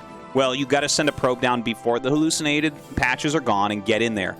Both the center bases around the 76 number also have those patches, so you could theoretically take that. I haven't seen anyone do that yet. But as those disappear, it's going to become a bit more normal. Now, one of the big things is the tiny ramp that leads from the main base to the center of the map. And that tiny ramp, for instance, vultures can't go down it. Okay, so no mech units go down. Small units only. I think the biggest unit that fits on it is a Dark Templar. I believe that's the case, right? Dark so it's Templar, like High Templar are the same size, and they can go up. But a Zealot can run up and down it. A Marine can. Fire Bat a Medic, Hydralisk. Yeah, but anything bigger than that, just like Dragoons are stuck, all the mech units are stuck. So that really changes it. And the expansion down there is a mineral base, so it's not even that valuable. Like, you can't normally take a mineral base as your first one. Now, yeah, so the map is just crazy because of these things. And by the way, I want to point out the name too. You remember the map 815 that had those small maps? Yes. 815 is Korea Independence Day. And this is named 76 because 1776 was America's Independence Day. Oh, I didn't realize that. Yeah, right. yeah. Big shout out to Freakling for explaining all these things I for wouldn't me, have known the that. map We maker. got the Casters Independence Day in here. All right, excellent. Yeah. Well, yeah. Go ahead, I was just going to Tasteless. say, so if you're asking yourself, well, you know, not everything can get down the ramp. How are they supposed to play? Because some units can, others can't. Well, that's the big question. Keep in mind that PvT is basically a matchup where the Terran has to mech. There are like some exceptions, but pretty much the Terran has to mech, right? So that does seem to present some interesting problems here. But then again, you could just make factories on the low ground, right? Now in this game, it seems like Light wants to open up with very quick double starport Wraith. Yeah, and this probably won't surprise Bess. This is the main build that Light does on this map, is double Starport Wraith. And he'll just go Cloaked Wraiths, and he'll harass with them, kind of like their Mutalisks. He'll hunt shuttles, he'll hunt observers, those types of things. And obviously it makes him really safe. There's no way to really attack a Terran player that's going Cloaked Wraith in a situation like this early on, right? Like, you can't fly a Reaver or he'll just destroy you. But yeah, the Wraiths will like kind of open up some room for Light. He'll be able to start expanding, and he generally goes mass dropship after that, which, I mean, it seems like that's just the way to do it, mass shuttle versus mass dropship in the late game. Yeah, now, I mean, this is going to be fun to follow, but I got to wonder, you know, if the Wraiths can't get much done, it feels like Protoss is eons ahead. But, you know, that being said, the Protoss did rush up to a Nexus and a Robo. You might not have enough Dragoons to fight this. Yeah, well, I think, you know, it was like a Nexus first. I think that he's going to be all right. You see he's making a Forge, he's making a Robo. He'll probably just throw some cannons down. And, yeah, I think it's, like, really important to mention that Light has done this enough times on his stream and just in practice games that Best probably has this timed out reasonably well. Where he's like, that's a good point. This is not a secret what he's doing right now. Yeah, this is not a secret pocketed build or something. He has one Dragoon. He knows there's no cloak yet. Like, Light will get a little bit of damage, but there's two Nexuses, and you're right. Like, if this was Polypoid, I'd already be calling it, right? I'd be like, yeah, this game's pretty much over. So, I mean, he is going to kill a couple probes here. This really does, you know, kind of show how long it takes for Wraiths to kill stuff. Although, actually, now that this is, you know, time's passing, I feel like this really just shows how long it takes for a cannon to make. Like, this is insane. Yeah, how many workers are killed here? I wonder how you used to, you know, Wraith harass Best is, because he didn't even evacuate the probes. He kind of sat there as the cannon was making. We're going to have more Wraiths coming out now. I'm sure that Cloak is almost done, if it's not done already. And of course, he runs away right there. You can't follow him with those Dragoons. You're going to need a shuttle. Right. So he keeps making those Wraiths. I think he's going to go ahead and think about expanding at this point. And dude, this is such a tricky tightrope to walk. Like, I've seen a lot of other Terrans playing this map TVP as well. Not too many people follow Light down this path. Because this is, like, so technical, right? Like, if any units come, you're like, well, he doesn't even have an add-on on his factory. He has a Marine and 5 Wraiths, and that's his defense, and he's making an expansion right now. So it's like, I don't know. It's so crazy. Yeah, the Observer's going to come in now. Keep in mind, there's no turret here. But Protoss isn't really playing to try to Reaver drop or do anything crazy. He's basically just mining minerals and making Dragoons and Observers.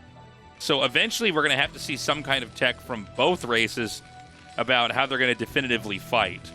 Because there's, like, some tactical utility that both these guys have, but, like, Dragoons and Observers in the main, that's fine, but you're never going to go across the map and kill them with that, and Wraiths are never going to just kill anything that has cannons around it. So, you know, where exactly does the game go? We do not have the factory add-on, by the way, drop down over here onto the low ground. which I kind of was expecting to have happen. And instead, we're going to have a third command center get made here. This is wild. Yeah. Really, his entire defense is wraiths. Like he'll scan and kill observers. See, he scans there, kills the observer. Now he can kill the shuttle. And you see, this is like the danger of what Best is trying to do here. Now he goes up to harass. Look at this. He's got the 5 wraiths, so he one-shots probes. Dude, it's crazy what he gets done. You know, I didn't know until now, but I guess 5 is the number to one-shot a shuttle. I never really knew, but that's crazy. I mean, he just picks that off so easily. However, these Dragoons are down here. These Marines need to get inside this bunker, and they may just be out of range. But again, no observer over here. He should really get observer speed and vision if he doesn't have it already. Yeah, I definitely agree with that. You need both of those for sure. That observatory needs to be working hard. And he will chase these back. Does he have another scan ready? No, it doesn't seem it. But Light has started mech, right? So, like, you can see that he's got this build timed out really well where he can kind of hold on to everything, and he'll have tanks pretty soon here.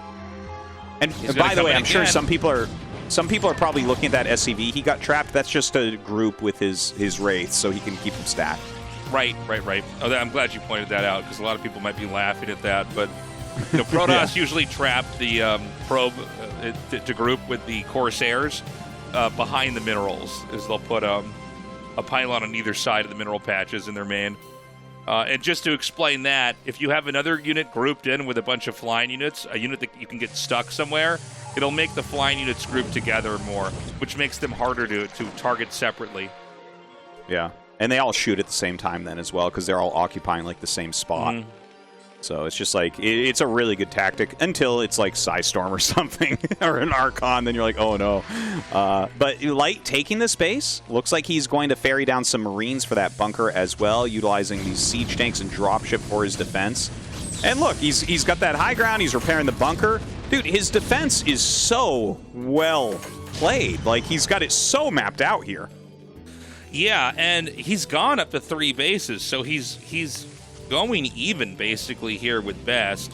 Best has gone for double robo. This makes sense. You're probably going to have a lot of gateway units with a lot of shuttles. You need to be able to cart your stuff around. We should point out that, like, shuttles are not great for the Protoss trying to move big amounts of the army together. I mean, you can definitely get a couple shuttles with Zealots and Dragoons and unload stuff, but, and you know, it's kind of true for the Terran as well. There's no, like, 8 Zergling drop or 8 Marine drop, really, in this matchup for these two. Everything takes up a lot of space inside the dropship and the shuttle, so you're moving pretty strong units in small numbers around the map. Yeah, the double robo, I think, is 100% necessary. I've actually seen a few games where Protoss pros are going 3 robo to keep up with Observer and Shuttle. It's just like, because, you know, eventually these guys are going to start attacking each other. And when you're flying into these fortified positions, it's like a lot of the Terrans go double starport dropship against, like, triple robo, you know, shuttle. Because, like, look, you're going to fly in here against Wraith turret. You're going to lose these shuttles.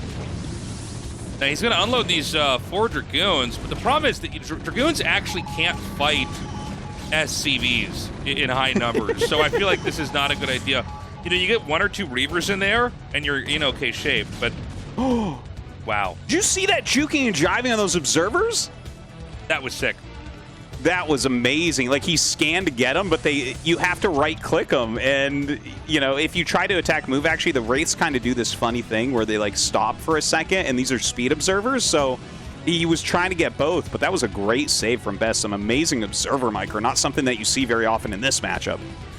Is there any chance that he's upgrading air weapons instead of ground weapons at the armory, or does that just not make any sense?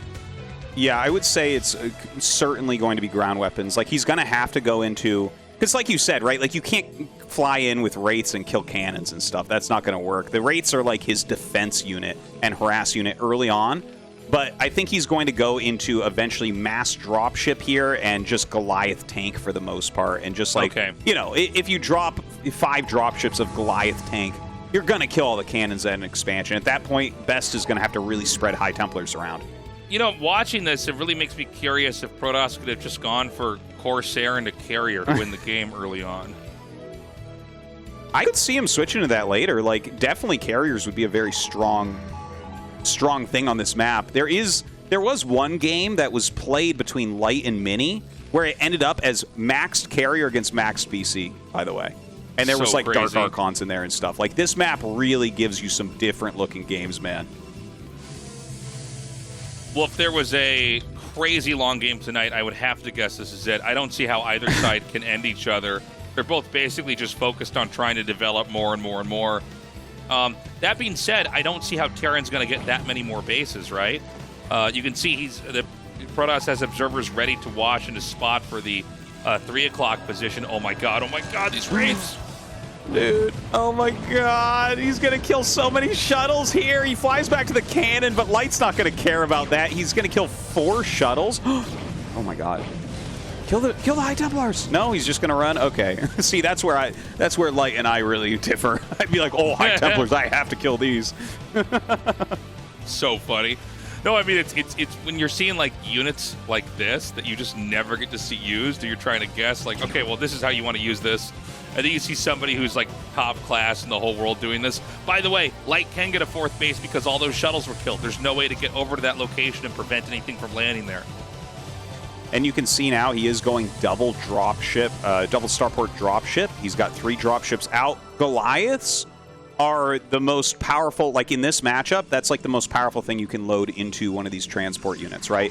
4 Goliaths beat like 2 goons. You know, they're stronger than 2 tanks.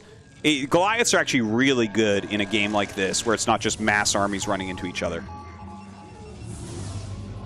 Okay, he's going to come in again. He gets the observer. This is so sick. A big drop over here with these tanks and Goliaths. Suddenly, it does feel like Best is really starting to lose control of a lot of the positions in this game, and it's all because of Light using these Wraiths so smartly. Truly amazing play, and you see him scanning, looking for counter drops that he can attack with his Wraiths. You can't really save a base like that very easily. You need so much because the Goliaths and Wraith have such great anti-air attacks. Now, Best is getting a lot of units out on the map. Maybe he'll try a counterattack, like into the natural? Yeah, this might be worthwhile. I don't know what's actually over there to defend for the time being. Dropships are going to come in here. You know, a good storm on top of these drops might be pretty handy, and I think he's going to get some off over here. Ooh, those were good storms. He's got plenty of units, but the Wraiths are going to be a bit of a problem. Does he see that observer? Doesn't seem like he really realized... Yeah, maybe he doesn't even have a scan there, but yeah, this is a great denial of this base, at least. Yeah, let's not forget, Terran will eventually start to mine out on 3 bases. Lots of dropships at play here. I wonder if there's some way that Protoss can try to combat the dropships. I guess you could try to stasis it and freeze it. It doesn't seem like he's going to make a Stargate anytime soon here with Corsairs. Do you think like Corsair D-Web might be like a reasonable thing? Like, yeah, I feel like we already have seen with double robo builds. I don't know if you ever make a Corsair with that to like tank turret hits, but that, you know, I do. Yeah, that's how the AI chooses to do it. No, it's yeah. When Tastosis says that, he means that the turrets. I notice we call it the AI, but I realize it's actually not the AI. It's like the prioritizing of the attacks, I guess, is what it really is. But yeah, I guess we've always called it that. But now that ChatGPT is out, we have to change now that there's lingo. actual AIs out, it's like, well, that's not really the word. Yeah. But yeah, if there's shuttles flying over and a Corsair flying over, turrets will and Goliaths and Marines always shoot the Corsair before the shuttles, which allows the Corsair to tank for them in big drops. We're at the point where there is like a huge amount of dropships here. This is getting kind of crazy. Yeah, he's got those Wraiths as well to help pick off some shuttles. Oh my god, he flies over the Dragoons. What am I even looking at? Oh my god, huge pickoffs here. Oh, he actually only loses 1. Oh my god, there's 2 that are so low. There's got to be a Dragoon in one of those. Oh, and the Wraiths are going to cover it. This is an insane game. And now he's going to have to go over that island area. Where is this drop going to go, though? You know, he's got Templars spread out enough. Oh no! Best is going to lose all his shuttles. Oh, God. That is so painful. And he's going to go for a drop in the main base. High Templars and Zealots, though, are able to transfer to that high ground. And it's mostly Goliaths over here. Some Storms go down, but pretty good splitting from Light. Yeah, he's got a pretty nice spread. I don't know what the HP is on all these Goliaths, but it seems like they're starting to thin out. You know, Goliath tank is actually pretty bad against Zealot. Goliaths are really only good against air units, but right now it's just, Protoss with Templars, Zealots, and oh my god, there's more in there? All right, he has additional units he can try to unload now. Man, it's a crazy good game. fairing up from that kill on the natural expansion earlier on. I forgot he had units down there that could reinforce. Definitely being very annoying. Look at that, man. He's literally on Mass Goliath. This is so crazy. And now he's setting the Archons and Dragoons up here. He's going to clean this up eventually. Big picture, though, I do feel like Best is continuing to grow, and I don't see an obvious location that Light can really try to take here. Yeah, normally Terran tries to take like these other main the other island expansion bases, not the mains, because they're controlling like with anti-air basically.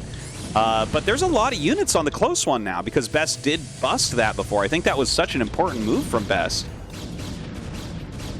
Oh god, well, man. If he loses another command center there. Ooh. Oh, I think he wanted to drop over here, but it's probably not worth it. But you could always drop out in this area over here. He funny thing got another dropship there too. The thing for both sides in this game is that it's very hard to attack into the other side. You're attacking into, with shells, you're flying in with wraiths and turrets and bunkers and tanks and Goliaths. But it's kind of the same thing here for the Terran and the Protoss, where there's like cannons and zealots and Templars and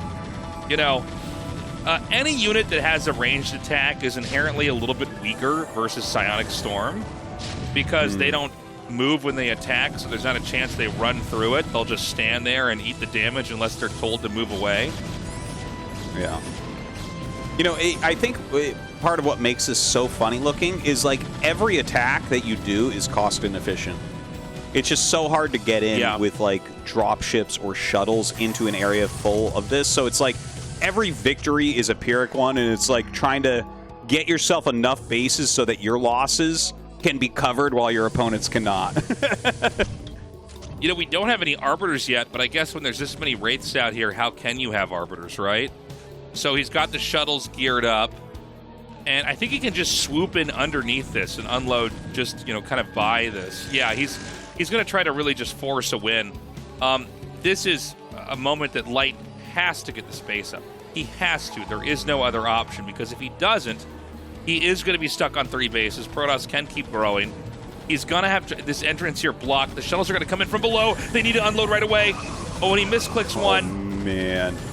But he does have 3 more dropships coming as well. The Zealots trying to come up single file are tanking some damage, so he's going to get up here with some massive Psy Storms all over those Goliaths. Oh, Best is definitely breaking this base. Yeah, beautifully done. Again, Goliaths are not going to dodge storms on their own. And I think Best is getting to an area where this is a winnable game. We're starting to see the features of the map catch up here to Light. And, I do want to point out, it might have been better to have, even though it would have been a pretty horrible-looking position in some ways, to have the factories just out in the front on the low ground. Maybe that's better. Well, he's trying to do... The thing is, you can't walk up anything, so you need dropships anyways. No, so I know, but that's... but I guess I feel like you could at least move into more interesting locations and drop from there. Because right now, like, the Protoss just owns the map. I don't know, man. I don't know. This is like a hard map to cast, guys. Sorry. Oh, for sure. Well, I think specifically when Best killed that 9 o'clock attempt from Light, that was like the most important thing we've seen. Because it's making the dropships go around everywhere. He would have a much bigger range he could pop out from, but it's not the case here because of that kill. Really, really well done. Now, look at this. He's trying to take the center. So he's decided, you know what? I'm going to put some Goliaths on this like high ground area, intercept those shells before they get there. He's got some units on both locations. And obviously, when you're running around with like Zealot High Templar, those aren't going to help much against the island bases. That's really what Light wants. Like, he out of desperation, he tried to take bottom right, but now he's in double desperation, so why not take the center? Yeah, now the center, first of all, it's very difficult to actually get the drops on this little ridge that he's up here, this kind of like high ground bridge area. But, this is a small enough area. If you just have Goliaths there, they cover the entire region. Like, you can't sneak in with a shuttle. You know what I'm saying? Yeah, but it's so much surface area though, right? Like, how much do you really need to guard from all these different sides? There's like a lot of angles where this could occur. But you know what? Light is like doing a pretty good job here. He takes the high ground of the 7 as well. And oh, look at that! The Zealot's going to go ahead and attack into this natural a little bit. I guess you can. You got 3K and you're maxed out here as best. Yeah, I suppose anything is kind of worth it at this point in time. It seems like Best should probably really focus in on trying to get the bottom right. And I'm wondering if we're going to have some kind of carrier tech or something here. I mean, I still just see... Like, look at these Zealots try to attack down here. This is like... the only way I can describe this is it reminds me of when you see a Protoss player put their... Zealots behind mineral patches so Lings can't fight them, only now it's like mech units all just covering each other on these weird bridges so Zealots can't actually get up and fight them. Dude, honestly, this is giving me like some sick nostalgia of being a newbie in like, 1999, 2000, playing on the really weird Blizzard maps and like just trying to get like, you're shuttling all your units around, trying to hold these little outpost expansions and stuff. Like, this is some fun StarCraft. This is what StarCraft was meant to be. Yeah. You know, it makes me think of, I remember seeing this replay, like right when replays came out. It was like NTT versus Smuffed on some crazy island map. And it's like the game just, it was like they couldn't kill each other and the game kept growing and it kept getting more insane. And I like watched the replay so many times over because I couldn't believe how much insane stuff was happening. That's kind of what this game is right now. Man, it really is. And Best certainly still looks like he's got a good position, but he doesn't really have island expansions, right? In fact, he has none of them. He's just kind of taken all the ground bases. And that's, like, on Light's side, if he can secure this base, like, we're still really in a game. I think if he secures this base, he can then go ahead, clear 9. And suddenly, it's like he's got so much gas at that point. I think this game can flip really quickly to his favor. Hold up. He's going to come right in here now. And let's not forget, this is the only mineral-rich location. There's actually not... Okay, this is a funny way to do it. I guess you just storm the high grounds and have the Zealots beat up everything on the low ground. How funny is this? I'm learning. Oh, man. Oh, no. These SCVs all holding on to each other as the Zealots murder them. They're scared, Tasteless. It's really sad. It's really scary to die like that. Yeah. But if Best keeps doing moves like that, like, you're not going to get much mining going on. He's building so many turrets at that other base. He does bring another huge fleet of dropships in. So it looks like he'll have enough to clear this once again. And Best thinking about dropping, but yeah, when you see that many Goliaths, you can't really get in there. But, if he could just keep storm dropping and Zealot dropping the bases, he can storm all the SCVs. Like, you will slowly stop the Terran from getting an income. And as long as Protoss is still mining everywhere and getting more resources, you're kind of okay. Oh my god, this is such a weird game.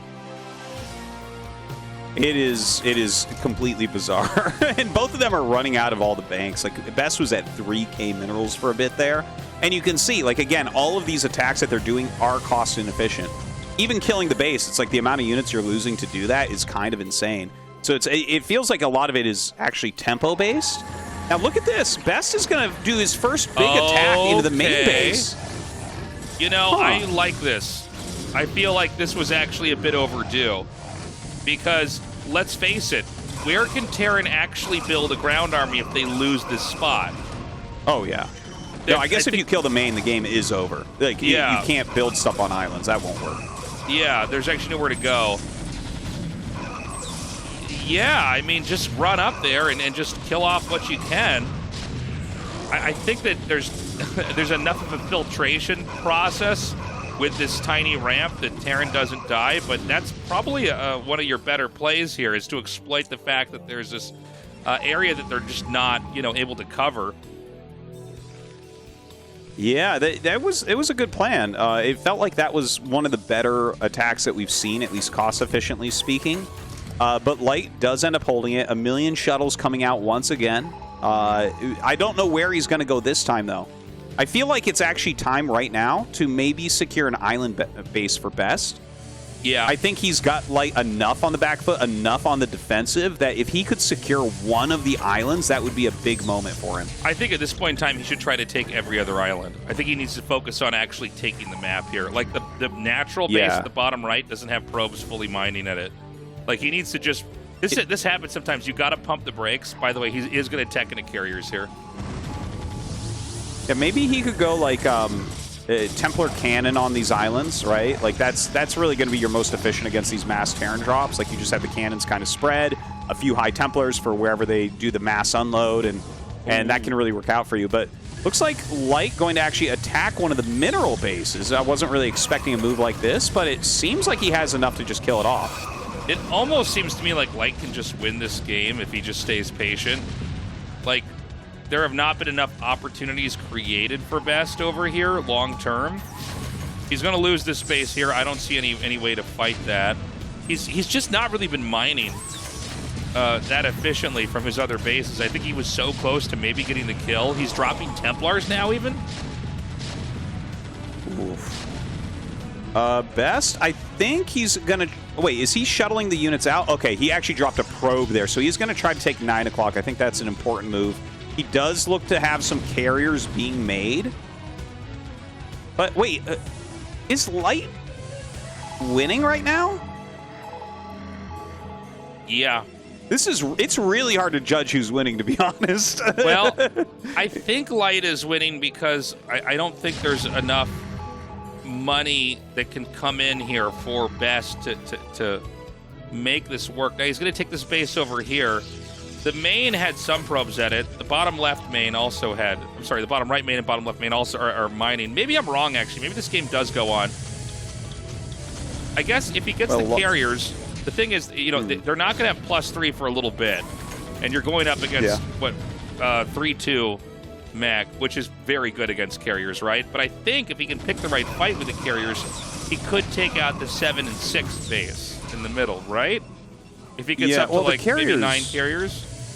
If he gets up to a big carrier count, like their mobility, I think, is what kills Light at that point, more than anything else. Just because it's like you can't really chase on this map. That's always what we look for in a carrier map. It's like how many places can they go hide, and it's like, well, just about 1 million places on this map. So definitely, I think that is a potential way to close the game out against Light. But Light scans it. He sees what's going on.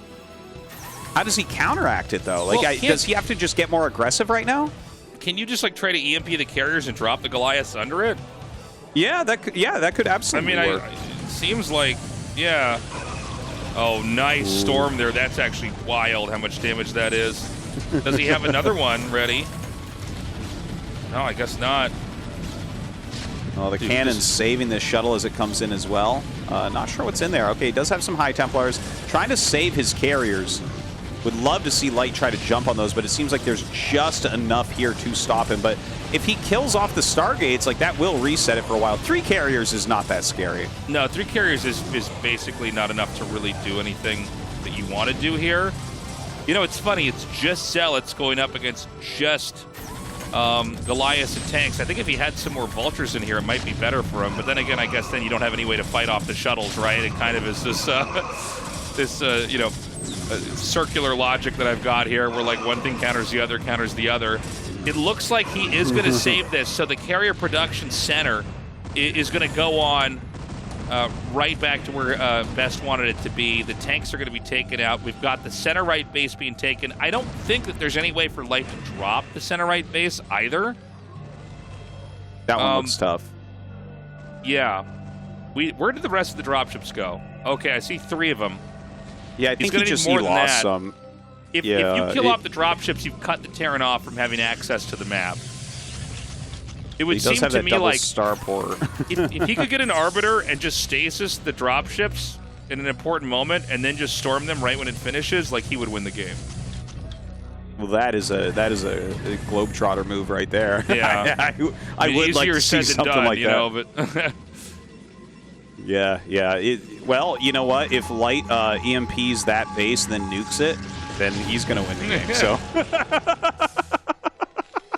All right, the carriers are going to come Imagine in if now. you saw nukes here. That's the last thing we're really missing, I think. Yeah, we've gotten everything else. Nukes and Dark Archons, and we've seen it all. Yeah. Maybe his Scout with the speed and upgrade and the sight upgrade. Yeah. So the carriers are attacking the middle bases now. He has a ton of Goliaths in these dropships, and they do have 3/3 upgrades. So I think if he drops them well, he can just eliminate these carriers very quickly. But it looks like he's actually going for a counterattack. Yeah, the dropship's going towards that bottom left main.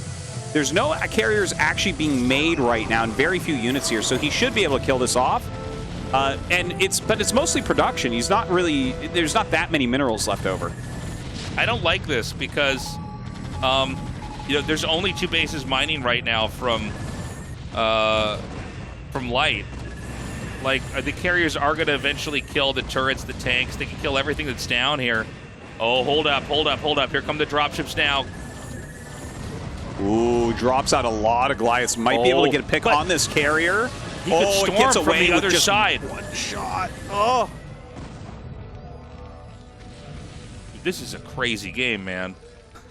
Yeah, he really can storm. He can like peer over to the other side and just storm the Goliaths. Oh my God, this is so funny. He's storming the mineral line from outside. This map is like giving me a headache trying to think like if I had to play here, how would I do it? It's There's just so much insane. going on here. Now this is a great map. This might be, at least for this game here, this is one of the best new maps we've had. Okay, the dropships are going to come in here. It's so funny. There's so many Terran drops. I almost called it Medivacs, like it's a StarCraft 2 game. I know, right? Yeah, That's you never almost what see it looked this. like for a second. Yeah, you just don't see this kind of play. He's thinning out these Goliaths. I mean, imagine dropping your Goliaths in this pit, in this fish in a barrel situation.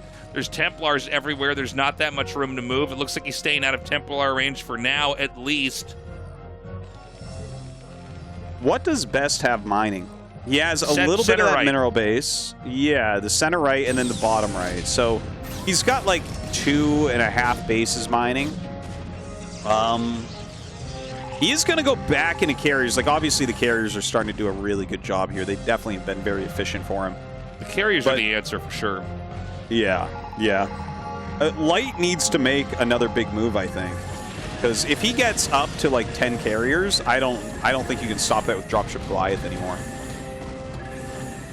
Yeah, I think you're right. I also think he's going to try to take the bottom left and bottom center with the dropships, if I'm seeing this correctly. Either that or... okay. Oh, hold on. What is the plan here? Well, yeah, no, I think he's going to go drop somewhere. Like, is he going to go towards the bottom right? Maybe go after the production of carriers? That is where the new Stargates are.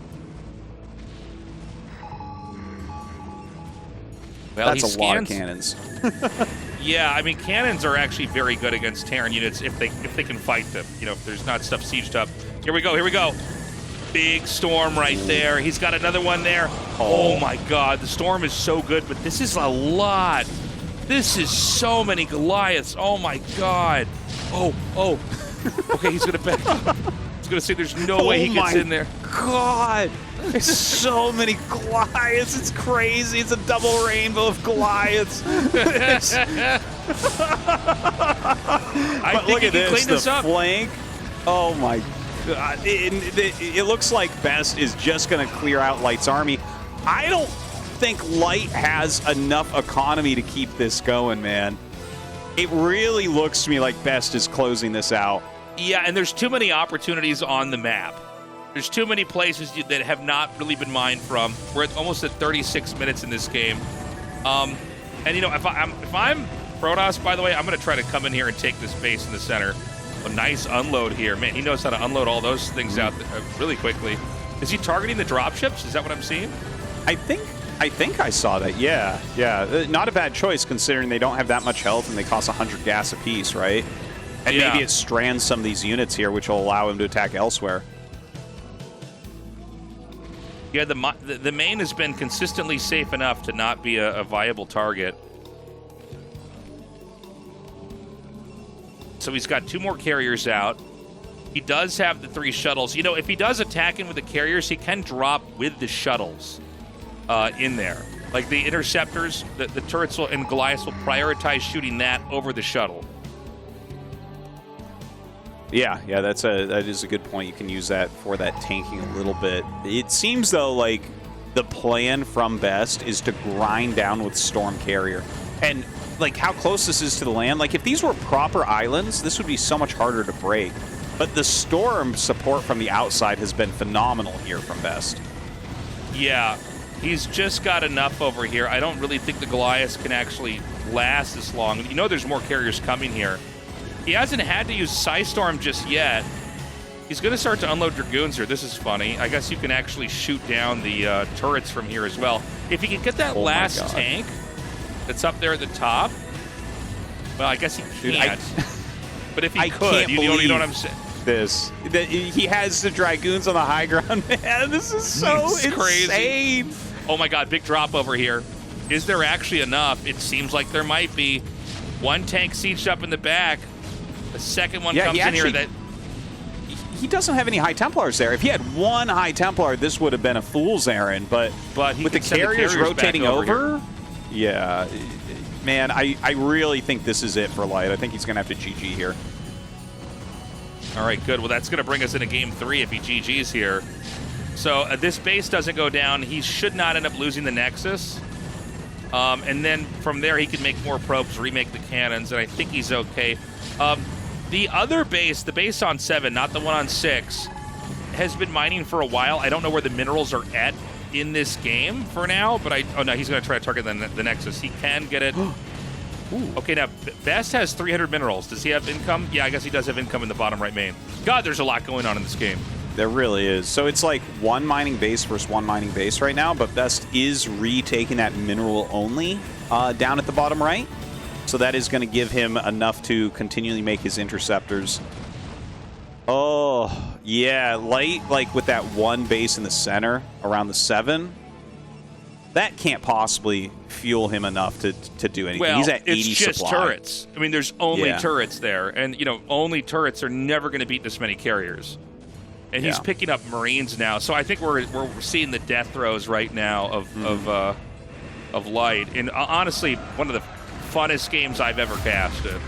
Yeah. It was a fun one for us. I mean, it was hard. That was probably one of the more challenging casts we've had to do because there's just so many different parameters that we're not used to. But good play there from Best. He went into the carriers.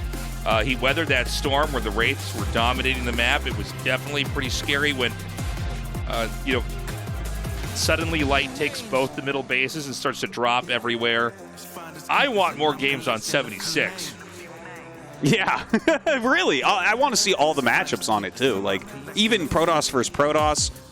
Maybe Zerg versus Zerg won't be that different, honestly, considering Zerglings fit up the ramp. But, yeah, I would certainly like to see a bit more. That was a really entertaining one. And now we're tied up 1-1. Best has a real opportunity to win the Group of Death, which we've been talking literally for years and years about how Best is, like, maybe the best player who hasn't won ASL yet, but he always seems to choke. Here tonight, he's playing fantastically, though. Yeah, let's see what he's got. We're going to go into Game 3, and I cannot even remember the map. We looked at it earlier, but it was like, it was over an hour ago with the long games that we've had so far here with these two. Man, what a game that was. I'm trying to go back in my head of all the different situations we got into with those two players. And, you know, I do wonder, would it have been possible to try to go back into Wraiths later on there from Light? Oh, gosh. Was that like the play he should have done? Maybe he could have surprised the carriers once with that. Like, that definitely could be, because, like, he has no idea if he's making Wraiths, and he did have the economy. But with the amount of cannons, I think there's limited use, right? Like, maybe you get the carriers one time, but then your opponent maybe can go back into carriers with Corsairs, and you've spent a lot of your money on that. I don't know. Maybe. Yeah, it just makes you think, right? Okay, so we're going to go to Nemesis now for our final map. Let's do this. Best versus Light. Find out who goes on to the round of 8 in Group C first.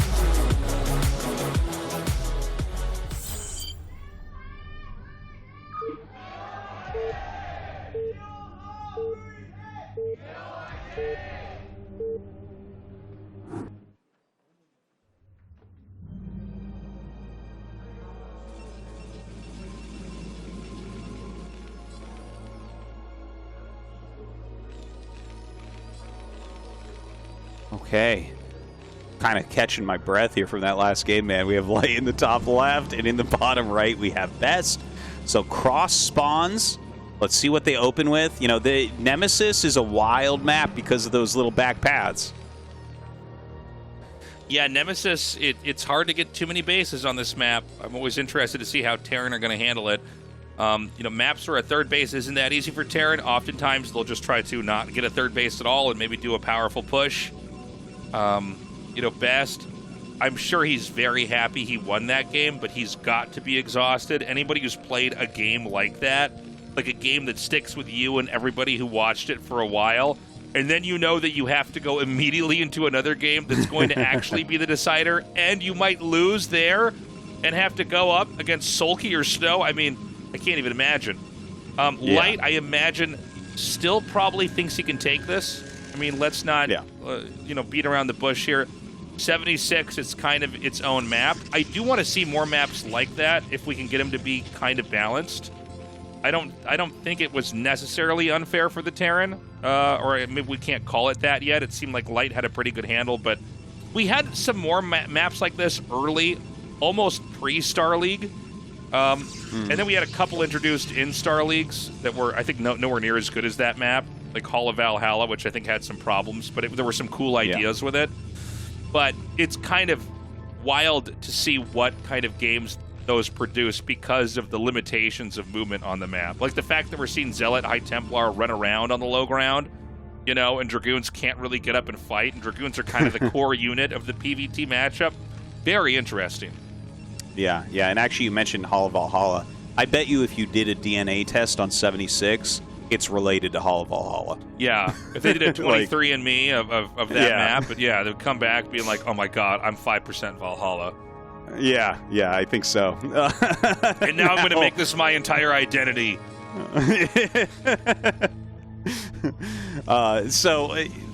Like, in this game, it looks like Light, once again, is going to be going for a gasless expansion here on Nemesis, which I'm not too surprised about. Like, it's like just a very solid build, especially this 2 depot one. It's like very, very robust.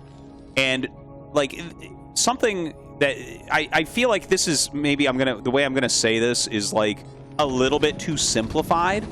But in general, when you find a map that's tricky to play as Terran, it's good to go gasless because it gives you that economic boost. You know, you're taking like a slight risk in the early game, but it's going to give you those extra units, which open up more attacking possibilities. Yeah, you're 100% right. I mean, it's going to allow you, once you get into the mid game, to actually have some oxygen. And, you know, I don't think it's that easy for Protoss to cheese you on this map. I guess that maybe I'm wrong about that. You could hide a Robo somewhere where it's hard for them to find. But are we going to have anything crazy from Best? So far, it doesn't look like it. He's basically just doing your standard gateway expand. We'll have a Robo here shortly. Oh, he actually goes second gate first. I think it's because he cut a Dragoon. Oh, okay. So is there do you even think, a Dragoon? Do you think he wants to put like Dragoon pressure on to try to force siege mode, maybe? The way that I understand this is that this is so that he doesn't die to a push. Okay. I only know like the very basic, like 2 Dragoons with range, and then you get the Nexus and the 3rd Dragoon, but there are ways to make a Nexus quicker, but you have to have the 2nd gateway up. If you don't have 4 Dragoons at a certain point in time, the Terran will kill you, like very easily, because 4 Dragoons, they one-shot a Marine, they 2-shot tanks, and they 2-shot Vultures. Yeah. Definitely some good math there for Dragoons. A really, really key number. It's the number that you want to try to get up to. So if I understand correctly, and again, I could be wrong. I mean, we're all still learning here, but it does seem like you want to just make sure you have enough that, you know, nothing crazy happens. Yeah, so Light is actually sneaking in the back here. I think he's going to try to use a glitch to go through the eggs with his SCV. Actually, I think he's popping it through right now in that bottom area to get a scout off. He is making that safety engineering bay, but he definitely wants to get that additional scout right now to see, like, is it Dark Templar or not? You really do have to check for that every time. Yeah, I mean, if you don't know, I mean, you're just at risk of getting so much damage and just losing the game possibly outright. So we've got tanks about to pop out over here. Is there one Dragoon staying back here? I'm kind of surprised he's going to let this in. You really don't want to let any SCVs get in if you can stop it. Oh, nice blocking. Yeah, pretty good, pretty good. He's going to see the Robo. Yeah, and seeing the Robo, seeing range, the amount of goons you've seen as well, you know, okay, it's pretty straight up, probably Observer, maybe Reaver. But that's going to allow Light to not worry too much. And, yeah, you know, this is a very ordinary opening for Best. You know, he did get his Nexus up a little bit quicker to match the Terran, which is good, obviously.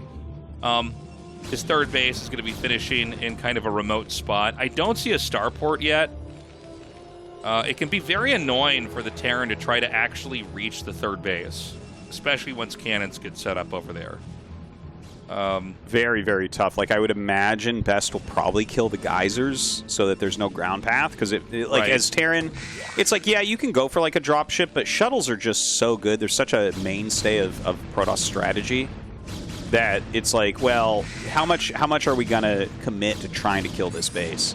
So if you don't have that ground path, a lot of times you just look at that and say, well, you just get to keep that base. Yeah, sometimes in Brood War, it's if you see they've got a certain base, and it's like, even if it's the new one, sometimes you're like, I probably can't get that one. At least not for a long time. Not until this game changes. I think it's one of the things that people that, and we have a lot of people now from StarCraft 2 trying to learn StarCraft 1, and I think a lot of them are encountering that, where it's like it's much harder to just kill some bases. You know, because you can't get into where they are. You know, they have these small ramps you can't quite get up. Yeah, I felt like it was one of the smartest things I've ever heard when you said once is like, if you can't kill a base, don't go kill it. Like, yeah, you have to decide that in every matchup where there will just be a base that's so well defended. It's like, it's really, literally not worth it to try to kill this. Yeah, just you let might, it be. You might want to think ahead of it and just, you know, try to get ready to expand and do something else. Yeah. So both sides just kind of securing those third bases. We saw that one geyser picked off. You know, this is similar to like the 815 bridge. If you kill one of the geysers, Zealots can fit through, but Vultures cannot. So it's probably better for Protoss overall. It's like you're not afraid of Marines or SCVs. So you kill one geyser and you kind of have the counterplay of Zealots maybe running in and doing things. Whereas on Light side, you know, he doesn't want Zealots running in. He kills both of them, kind of secures that base for now. Uh-oh. Oh, this is big. Two Vultures coming in here, and the Dragoons are going the wrong direction here for a second. Oh my God, two more going to get in here. More in? Oh man. Good harassment here from Light. Gets way more than he should have. Like, that was simply a mistake from Best. If he's just sitting well in the wall, the Vultures just have to turn around. Yeah, this is been kind of a slower start here. We've got the 4 gates down. I don't see any Reaver tech. I don't see shuttle speed yet. I don't see a Stargate or a Templar Archives. I think it's a bit ambiguous what exactly the tech's going to be. We have the Citadel coming here. I'm sorry, there is Reaver tech, actually. Yeah, right. I think he's getting shuttle speed. I think shuttle speed is really, really good on this map. You know, it's hard for Terran to have the right amount of army in those side bases, and like you can really punish them. Like the amount of time it takes for the Terran army to like kind of travel up and save its base, like a lot of things can go wrong.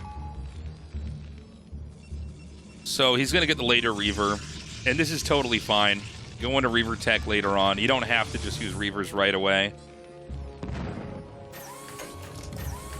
And, you know, unless we have, you know, something to chase this away, and there is going to be something soon. There's a Wraith being made here. Ooh. Yeah. Oh, a 6 Scarab goes off right there. Gets 4 kills on those SCVs. Is that? No. Ooh. Oh, good job keeping the shuttle on that side. So important. But always worth it to try to come in there if you can, you know, trade out a Zealot and soak the tank shots so that the Reaver can get a shot out and get out right away. Always worth.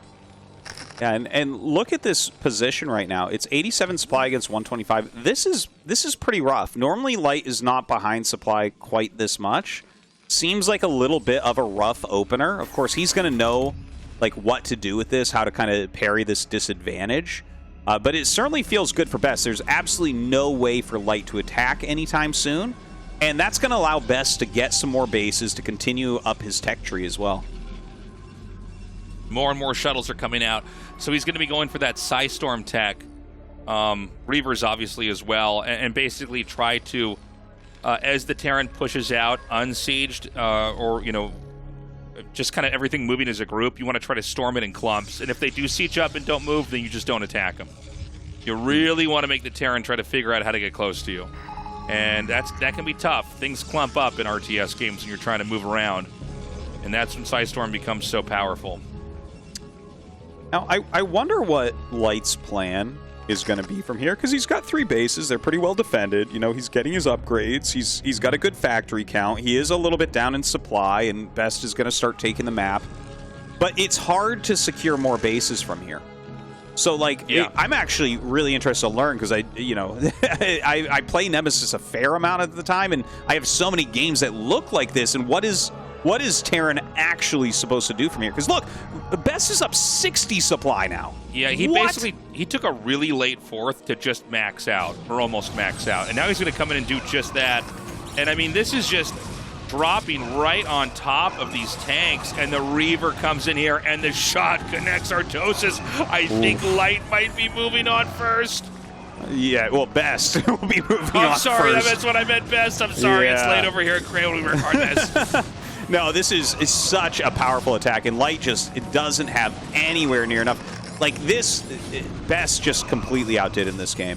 Light even had that fast expansion, wasn't really hurt. He just wasn't able to keep up with Best's macro, and Best rolls through him in game number 3. Very one-sided. With more Zealots coming up, there is no recovering from this. Best wins the group of death, and that's awesome to see.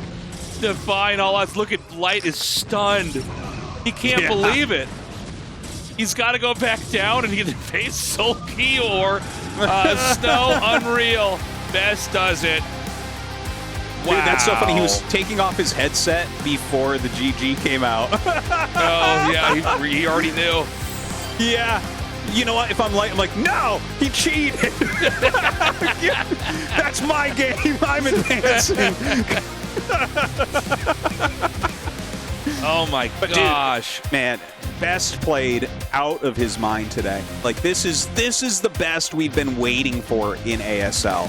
And maybe finally it will be his season. You know, he's been a top 2, top 3, sometimes top 1 Protoss in the world for like 6 years. And he still doesn't have a championship. So I'm really actually very happy to see Best advance in first place. He was the person I expected least to advance from the group, honestly. Another crazy upset. Group C is now in turmoil. Best moves on. I think the player everybody was confident was the least likely to get out at all. He gets out first. And this means that Light has to face the winner of Sulky and Snow. I feel like we're just getting started here tonight, Tastosis. There's more craziness to come. Yeah, I think you're right about that. We have one of each race remaining here. 네, Let's hear what Best thinks. S15 16강 C조 경기 함께하고 계십니다. 죽음의 조로 일컬어지고 있는 C조에서 가장 먼저 8강을 뚫어낸 건 도재욱 선수였습니다. 지금 바로 만나보시죠. 축하드립니다. 네, 감사합니다. 여러분 박수 한번 보내주시죠. 정말 너무나 무시무시한 선수들이 즐비한 C조에서 경기 전 본인을 언더독이라고 일컬을 만큼 사실 호락호락한 선수가 단 한 명도 없었던 이 C조에서 4시즌 만에 8강에 다시 한번 본인의 이름을 올리는 쾌거를 이뤄내셨습니다. 그것도 승자전에서 역스윕으로요. 와. 지금 이 순간의 감동은 정말 많은 분들이 함께 전율을 느끼고 계실 것 같습니다. 도재욱 선수 본인의 소감은 어떤가요? 일단은 제가 최근에 계속 AS 탈락할 때 최종료가 탈락했어요. 그래서 약간 이번에도 승자전 하는데 첫 경기 지고 두 번째 판도 이상하게 가다가 역전할 뻔 다시 질 뻔했거든요. 그때 약간 쎄했어요. 또 최종전 탈락하나 이상하겠는데 그래도 어떻게 좀 부여잡고 하다 보니까 재호가 그리고 3세트 하기 전에 이제 대기실에서 재욱이 잘하네 이 말 했었거든요. 오히려 그 말이 좀 도움이 됐던 것 같아요. 이번엔 다르다라면 팬분들도 정말 도재욱 선수의 8강 진출을 축하해주고 계시는데요. 아, 오늘 16강 경기 한순간 한순간도 경기를 하면서도 마음을 놓기란 쉽지 않으셨을 것 같습니다. 그럼에도 불구하고 쟁쟁한 선수들에게 본인의 강점이 뭔지를 다시 한번 제대로 각인시켜준 그런 경기가 아니었나 싶습니다. 네네. 특히 이재호 선수와의 두 번째 세트 세븐티식스에서는 정말 경기를 하면서도 도재욱 선수도 참 여러 가지 마음이 뒤섞이셨을 것 같아요. 좀 어땠나요? 일단은 이게 갑자기 유리해졌어. 스톰 잘 먹고 나서. 그래서 괜찮네 했는데 갑자기 센터에서 조금씩 손해보니까 이상해지는 거예요. 그래서 어쩔 수 없이 도리어 꺼냈는데 이 도리어가 좀 약간 이미지가 안 좋아요. 이미지가 왜 안 좋은지 모르겠는데 그래서 조금 네. 캐리어 뽑는 시간을 최대한 늦추신 네. 건가요? 이것만큼 꺼내고 싶지 않은데 꺼내게 되더라고요. 그래서 도리어를 꺼냈는데 그게 잘 된 것 같아요. 네. 근데 경기 초반에는 사실 그 세븐티식스 맵에서 이재호 선수가 투스타 게이트로 레이스로 정말 도재욱 선수를 꼼짝도 못하게 만들면서 참 쉽지 않은 경기가 이어졌을 것 같아요. 그럼에도 불구하고 도재욱 선수가 이재호 선수의 멀티를 저지시키면서 조금씩 네. 빈틈이 만들어졌던 것 같거든요. 네네. 세시를 일단은 저지를 잘 시켜서 네. 거기서 약간 좀 역전할 수 있었던 것 같고 그리고 막 게임하면서도 제가 이 맵에서 좀 역전한 적 많아요. 그래서 약간 좀 그 생각하면서 하다 보니까 잘 된 것 같아요. 특히나 오늘 물량의 진수를 보여줬던 도재욱 선수의 경기들을 보면 특히 첫 번째 세트 김민철 선수와의 경기에서도 가슴 철렁하셨죠. 셔틀이 죽었을 때는 좀 철렁하셨을 것 같아요. 아니 동선이 안 나오더라고요. 어떻게 가야 될지 생각을 아무리 해봤는데 안 나와서 일단은 기도했거든요. 보내놓고 제발 걸릴지 말아라 했는데 걸리더라고요. 근데 그 다음에 이제 템도 찝힐 때 약간 그 생각했어요. 잠깐만 이 생각했는데 저도 모르는 사이에 앞마당에 들어간 세 부대 있더라고요. 그래가지고 그거 보니까 이걸로 민 것 같아요. 나도 모를 정도로 물량이 너무 많이 쏟아져 나오면서 템플러가 좀 빠르게 죽었는데도 불구하고 뚫어냈던 도재욱 선수의 경기였고 이재호 선수의 마지막 세트에서도 결국 도재욱 선수는 물량으로 8강에 본인의 이름을 올렸습니다. 얼마 만에 도재욱 선수를 8강에서 만나보는지 팬분들도 정말 이제는 다전제에서의 도재욱 선수의 모습을 네. 고대하고 계실 것 같습니다. 네네. 특히 또 1위로 진출했기 때문에 저그를 만날 확률이 현재로서는 좀 높아지셨습니다. 그렇죠, 네. 네. 일단은 제가 지금 현재 8강에서 좀 연패 중이에요. 그래서 일단 연패를 일단 끊고 싶고 오늘도 이렇게 힘든 조에서 통과했으니까 8강도 잘 하면은 진출할 수 있을 거라 생각하고 오늘 근데 진짜 팬분들이 무슨 저 은퇴식인 줄 알았어요.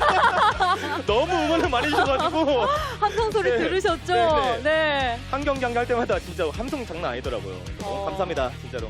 사실 진부한 얘기지만 그래도 이 시점에서 그 말씀 한마디도 꼭 듣고 싶습니다. 이번 시즌 다른가요? 달랐으면 좋겠는데 이게 좀 쉽지가 않더라고요. 그래도 이제는 힘든 조에서 올라간 만큼 꼭 벗어나고 싶어요. 이제 기대를 한 몸에 받게 된 현재까지의 유일한 프로토스 도재욱 선수입니다. 도와준 동료들 그리고 팬분들께 8강에 임하는 각오를 다시 한번 다지는 마음으로 한 말씀 밝혀주시죠. 일단 어제 재혁 형이 한 10시간 도와줬어요. 그래서 막 진짜 제가 막 게임하면서도 그냥 던지고 이랬거든요, 게임을. 그냥 근데도 짜증 하나도 안 내고 잘 해줘서 고맙고 그리고 경기하기 딱 직전에 짭지랑 연습을 했는데 짭지랑 해보니까 재혁이 형이랑 할 때 사이즈가 안 나오는 거예요. 그래서 딜을 바꿨거든요. 근데 바꾼 게 잘 통한 것 같고 그리고 현재가 어제 갑자기 카톡으로 형 뭐 팁 좀 알려줄까 이러는 거예요. 그래서 현재 또 배웠는데 덕분에 빠르게 잘 자원 채취한 것 같아요. 그리고 팬분들이 항상 기대도 많이 하지만 그 실망도 많이 하시는데 오늘 이런 조를 뚫었으니까 제가 좀 더 잘해보겠습니다. 감사합니다. 8강에서의 날아오를 도재욱 선수 기대하겠습니다. 진출 축하드립니다. 네, 감사합니다. 그리고 응원하는 BJ들 11명이나 되거든요. 와, 네. 언급해야 되나요? 말씀하시죠. 네. 일단은 두두, 카이리, 연두, 슬두리, 하유리, 요닝, 라미 그리고 4분 남았습니다. 4분 남았는데 호뇨? 네네. 복실이 자, 앞에서 팬분들이 알려주고 계시는데요. 너무 고맙습니다. 네. 감사합니다. 감사합니다. 네, 다시 한번 도재욱 선수 진출 축하드립니다.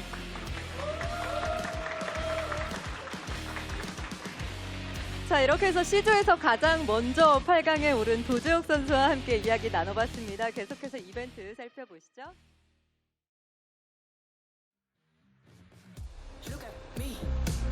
Welcome back, everybody. The night goes on. Best is the survivor, leaving us the 3 players, Light, Snow, and Sulky. Snow and Sulky about to go into a best of 3 just to survive for the right to go against Light and possibly move on to the round of 8. But we're going to be dropping 2 of these 3 players. That is crazy. Yeah, really, all 3 of these players should be in the round of 8. But group selection, crazy things can happen, you know?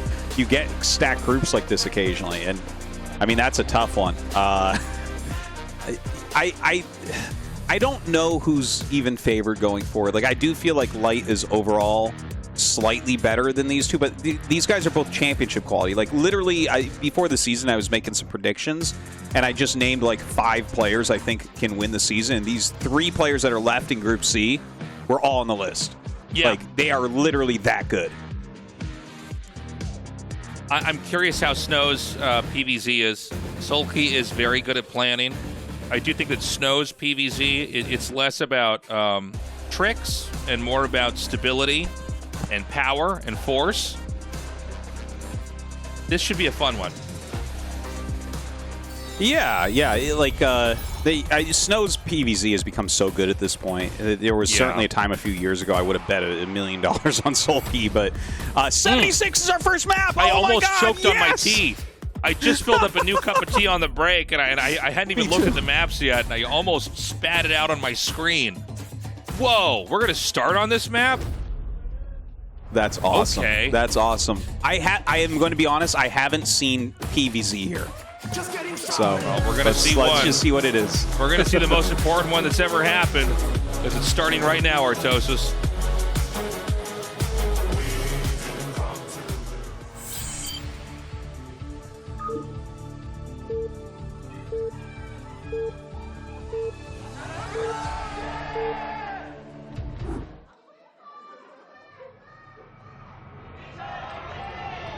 After that long game, it's easy to forget about the minerals here, right next to the starting structure, like hatchery next to their command center.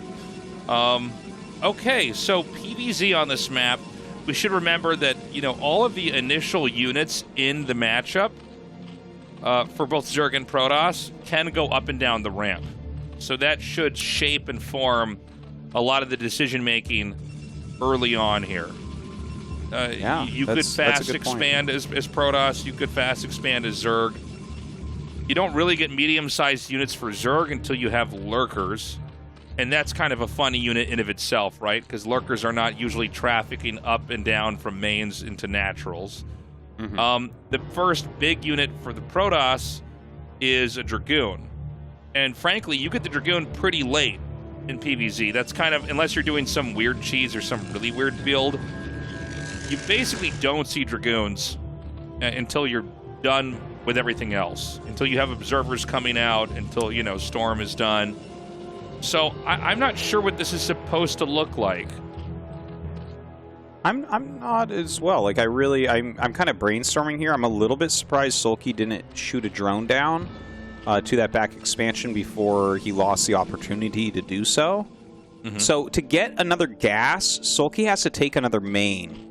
Because I can't imagine him spending the small amount of gas he gets off one geyser and getting Overlord drops, right? So, like, it feels like he has to take his third base at, like, the top left.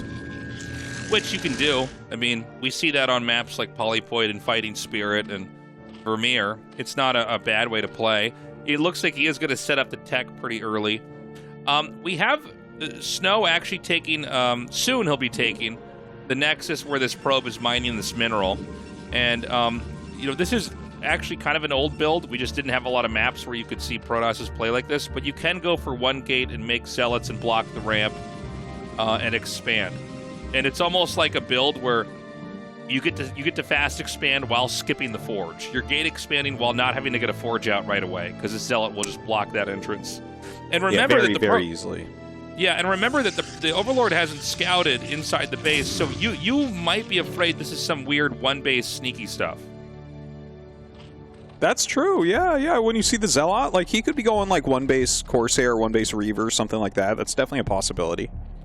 One thing I want to mention here as well, Maps like this, you're not afraid of Hydra Bust. Like, I mean, like just a handful of cannons would easily hold like a mass Hydra all in. So when you're not afraid of oh my god, he slips up. When you're not afraid of something like that, it lets Protoss play a lot more greedy. Yeah. Exactly. Like, it's actually, Tasteless, this just occurred to me. I remember this used to be like a meme I would ask you so much, but like here it's not. Corsair Reaver. Like that I feel like that should be how he plays. What do you think? Well, I'm not sure because I think that the map is already more open for both the races, unlike PvT, right? And I feel like if you go Corsair Reaver, they're just going to take more and more bases. But maybe, actually, maybe. Yeah, I just feel like you have to be able to get these other gas locations. The mineral base is not really something that pays off for Protoss. By the way, the Zealot's actually doing an okay job there. He gets a drone. A lot of Zerglings being forced. And he's going to go right up that ramp again. Yeah, these Lings are chasing the Zealot. This is a full HP Zealot. It is going to see the Spire. I'm curious if we're going to have double Stargate. That would be very tempting when you see something like this. Yeah, it looks like it's... Yeah, man, he's actually taking a lot more damage than I thought he would. He's now lost 2 drones, and he's had to make a lot of Lings.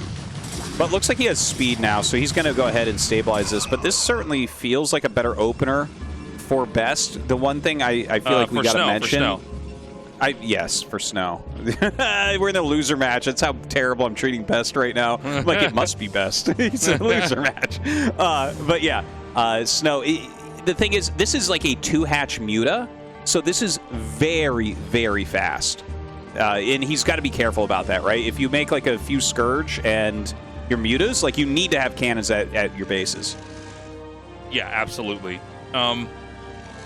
Let's also point out that the expansion Snow took, this is like really close to where the Mutas spawn. Like Protosses have it timed out to where the cannons finish almost exactly before the Mutas get there.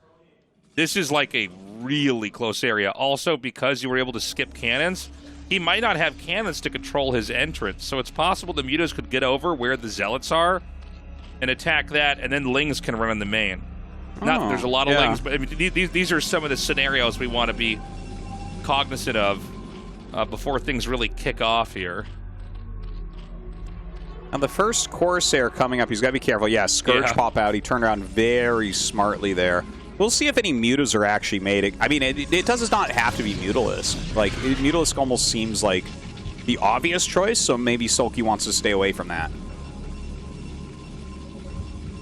Yeah, getting the couple Scourge out here and trying to scout and see what's happening, it's got to be tricky because, you know, when you get scouted like that, you really want to know that there's not a second Stargate, and that's what the Scourge are doing down there at the bottom part of that pylon. He's trying to figure out what's going on. Remember that the Dragoon can't go out. And the only reason why we have a Dragoon this early, by the way, is to assist in shooting down Scourge for the Corsairs. It's like I said before, you only have a Dragoon for very specific stuff, like to help fight Mutas or, you know, to hit Scourge. Well, he is getting the +1 here, it looks like, for his Zealots. So, I mean, still obviously an upgrade that's very important. Probably getting that +1 on Corsairs. Doesn't seem like he's going to go double Stargate.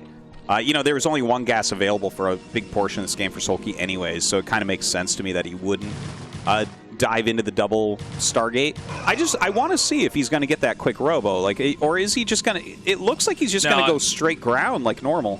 I think it's better to just go for charge lots. The charge lots can pressure the natural, and they can run up and hit bases at other naturals or in other mains.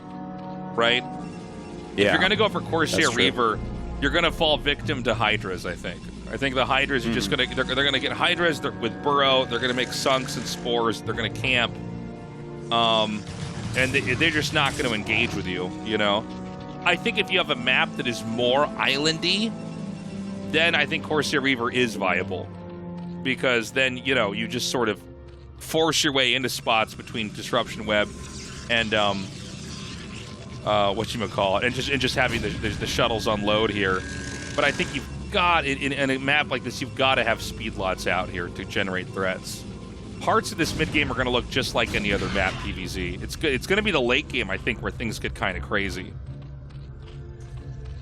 Well, I really hope we do get to that late game. I hope no one just dies suddenly to like a strong timing attack or gets far behind, because that last 76 game was just loads of fun.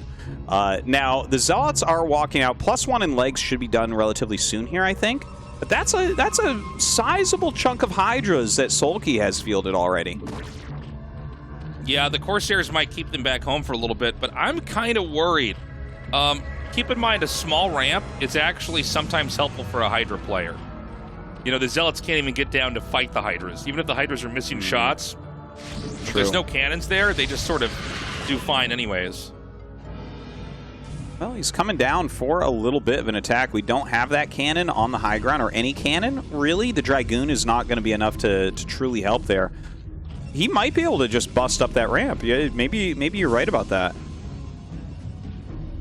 I think he can. I don't know if he's going to. Oh, good job by Sulky to hide that Overlord. We don't have DTs out yet here. And now he's going to come down. Keep in mind, most of the Lings are not over here. +1 attack is done. He's going to have to send the rest of these Hydras down here to meet up with us. The Corsairs may try to come in and also snipe some Overlords as this is moving out. Yeah, the Corsairs getting home. Oh, Tastosis, what's that? Is that Reaver Tech, Tastosis? It is. All right. Now we got to see if we're going to have your Fleet Beacon Artosis, and then we're going to know if we have D-Web. But you can get Reaver Tech. You can, I mean, it's not that common, but you can rush into Reaver instead of going right into Templar. You know, he could be utilizing it, though, for... Or, with Reaver damage. Sorry, go ahead. Yeah, sorry. He could be utilizing it just for the speed shuttles, though, right? Like, maybe that's what he's going for. Oh, maybe. I think if you get that, you have to get the Reavers, though. Yeah. You either need Templars or Reavers, or ideally, if the game goes on long enough, both. Mm-hmm. But yeah, I mean, it's kind of a cool idea that he's going to be presenting here. Not the best zealot control. A lot of these zealots getting stuck in the back. You got to really, if you're going to go on top of the Hydras, you got to almost move through them and then attack. Yeah. Otherwise, they kind of bump into each other. When you don't get good surface area, like melee units become really, really terrible. So definitely a little bit wasteful there from Snow. Sulky's supply is catching him very, very quickly, which is making me a little bit nervous.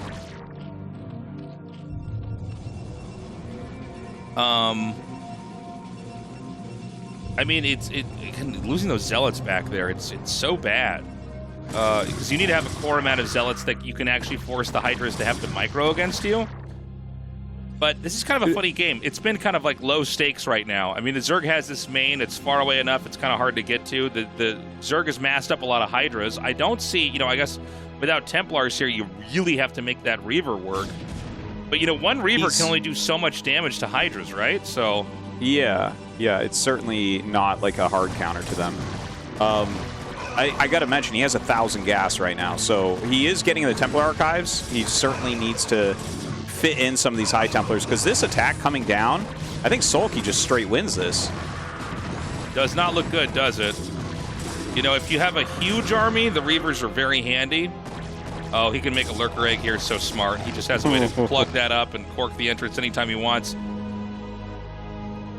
Where'd the shuttle go? Sulky actually pulls back. I'm a little bit surprised. I felt like he had enough to just overwhelm there on the low ground, and the Reavers have been pulled back as well. Looks like he's going to bring them back down. Some Scourge coming in to pick off the shuttle. Like, kind of a smart move there. Now the Reavers can't really be saved. I like that. Some great Scarab shots. If he can just get a few more, I think he can still basically survive this. You know, a great one back there. Dude, I thought the Reaver couldn't be saved, but it turns out it's the Hydras that can't be saved. Yeah. Well, Snow with some amazing targeting. I think he needs to go in there and do the execute on that if he's going to do that. He made Archons. Now he's going to have to pick these up. This is going to be so annoying for Protoss. He's going to have to just like manually move everything up and down this. The Archons can protect the shuttle from the Scourge. Oh, is that why you got it? That makes sense, I guess. Because I was thinking, like, with this much gas, why not just go into some Storm, right? Well, you definitely want to have some Storm here, too, but... Yeah.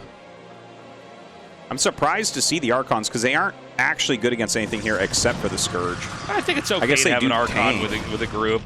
But yeah, you can see they hit the Scourge like that. But there's no more Reaver. The Hydra sniped it. I think that actually SoulKey is just going to stuff Snow here. I don't think Snow's going to be able to control the bottom of his base or bottom of his ramp, and he's just going to die. Yeah, it doesn't feel like his plan is really that good this game. Yeah. I don't quite understand it. Like, he went, like, kind of late Reaver. Yeah, GG. Well, basically, you know, once yeah, Zerg gets control of that ramp, you get entombed in your base. You have to, like, be getting out of your base with shuttles. It's like you're on an island and the Zerg has the whole map. SoulKey takes game 1, Snow in hot water. Well, that's not the place to be, but you know, 76 is the very strange map, so I'm not gonna like overvalue that result. It's not like SoulKey is just like way better than Snow or something. Certainly, he had a much better plan, and Snow's strategy just kind of fell flat. Like I honestly don't quite understand. Maybe he thought he was going to be playing against like a different type of play. Like I don't know. I don't really know what it was there. What a game. Well, we're going to go back into kind of play that I think makes a little bit more sense. Snow is very good. I don't know if he's exactly the right player to put into a map that's that crazy. I kind of agree with you, Artosis. It didn't seem like what he was trying to do was that good, especially when he just didn't have an answer to just, you know, kind of take a third base. You know, SoulKey was able to stop him from developing. We're going to go to Dark Origin for map 2. This should be a better map for Snow, but I'm starting to think that SoulKey's probably going to take this. Artosis and I have casted enough SoulKey games and tournaments where, like, as popular and as hot as a player like Snow is right now, SoulKey just kind of knows how to win and doesn't care, you know, what the fanfare's about. Yeah, he's always very much been like that. Like, he really is one of the very best players in the world at all times. And, yeah, I mean, when he's leading a map here, you have Dark Origin and Retro, 2 very different maps coming up. Snow's going to have to play his absolute best PvZ to take down SoulKey. And he has to 2-0. So it's a tall order. Yeah, a lot of pressure here for Snow. I mean, he's already... he got bopped by Light early on. Barely got to even get into the game, and now he's already lost on 76 to SoulKey. Dark Origin is going to have to be where SoulKey turns around the entire evening, or he's out of the picture, and we're going to have a TVZ coming up next. Well, either way, at least we still get to see Light play again here tonight. Like I was saying, I was kind of hoping that it would be a Snow-Light rematch, but again, you know, Snow has got to put out a really high-quality game here. I think Dark Origin is doable for him, though. Just getting started.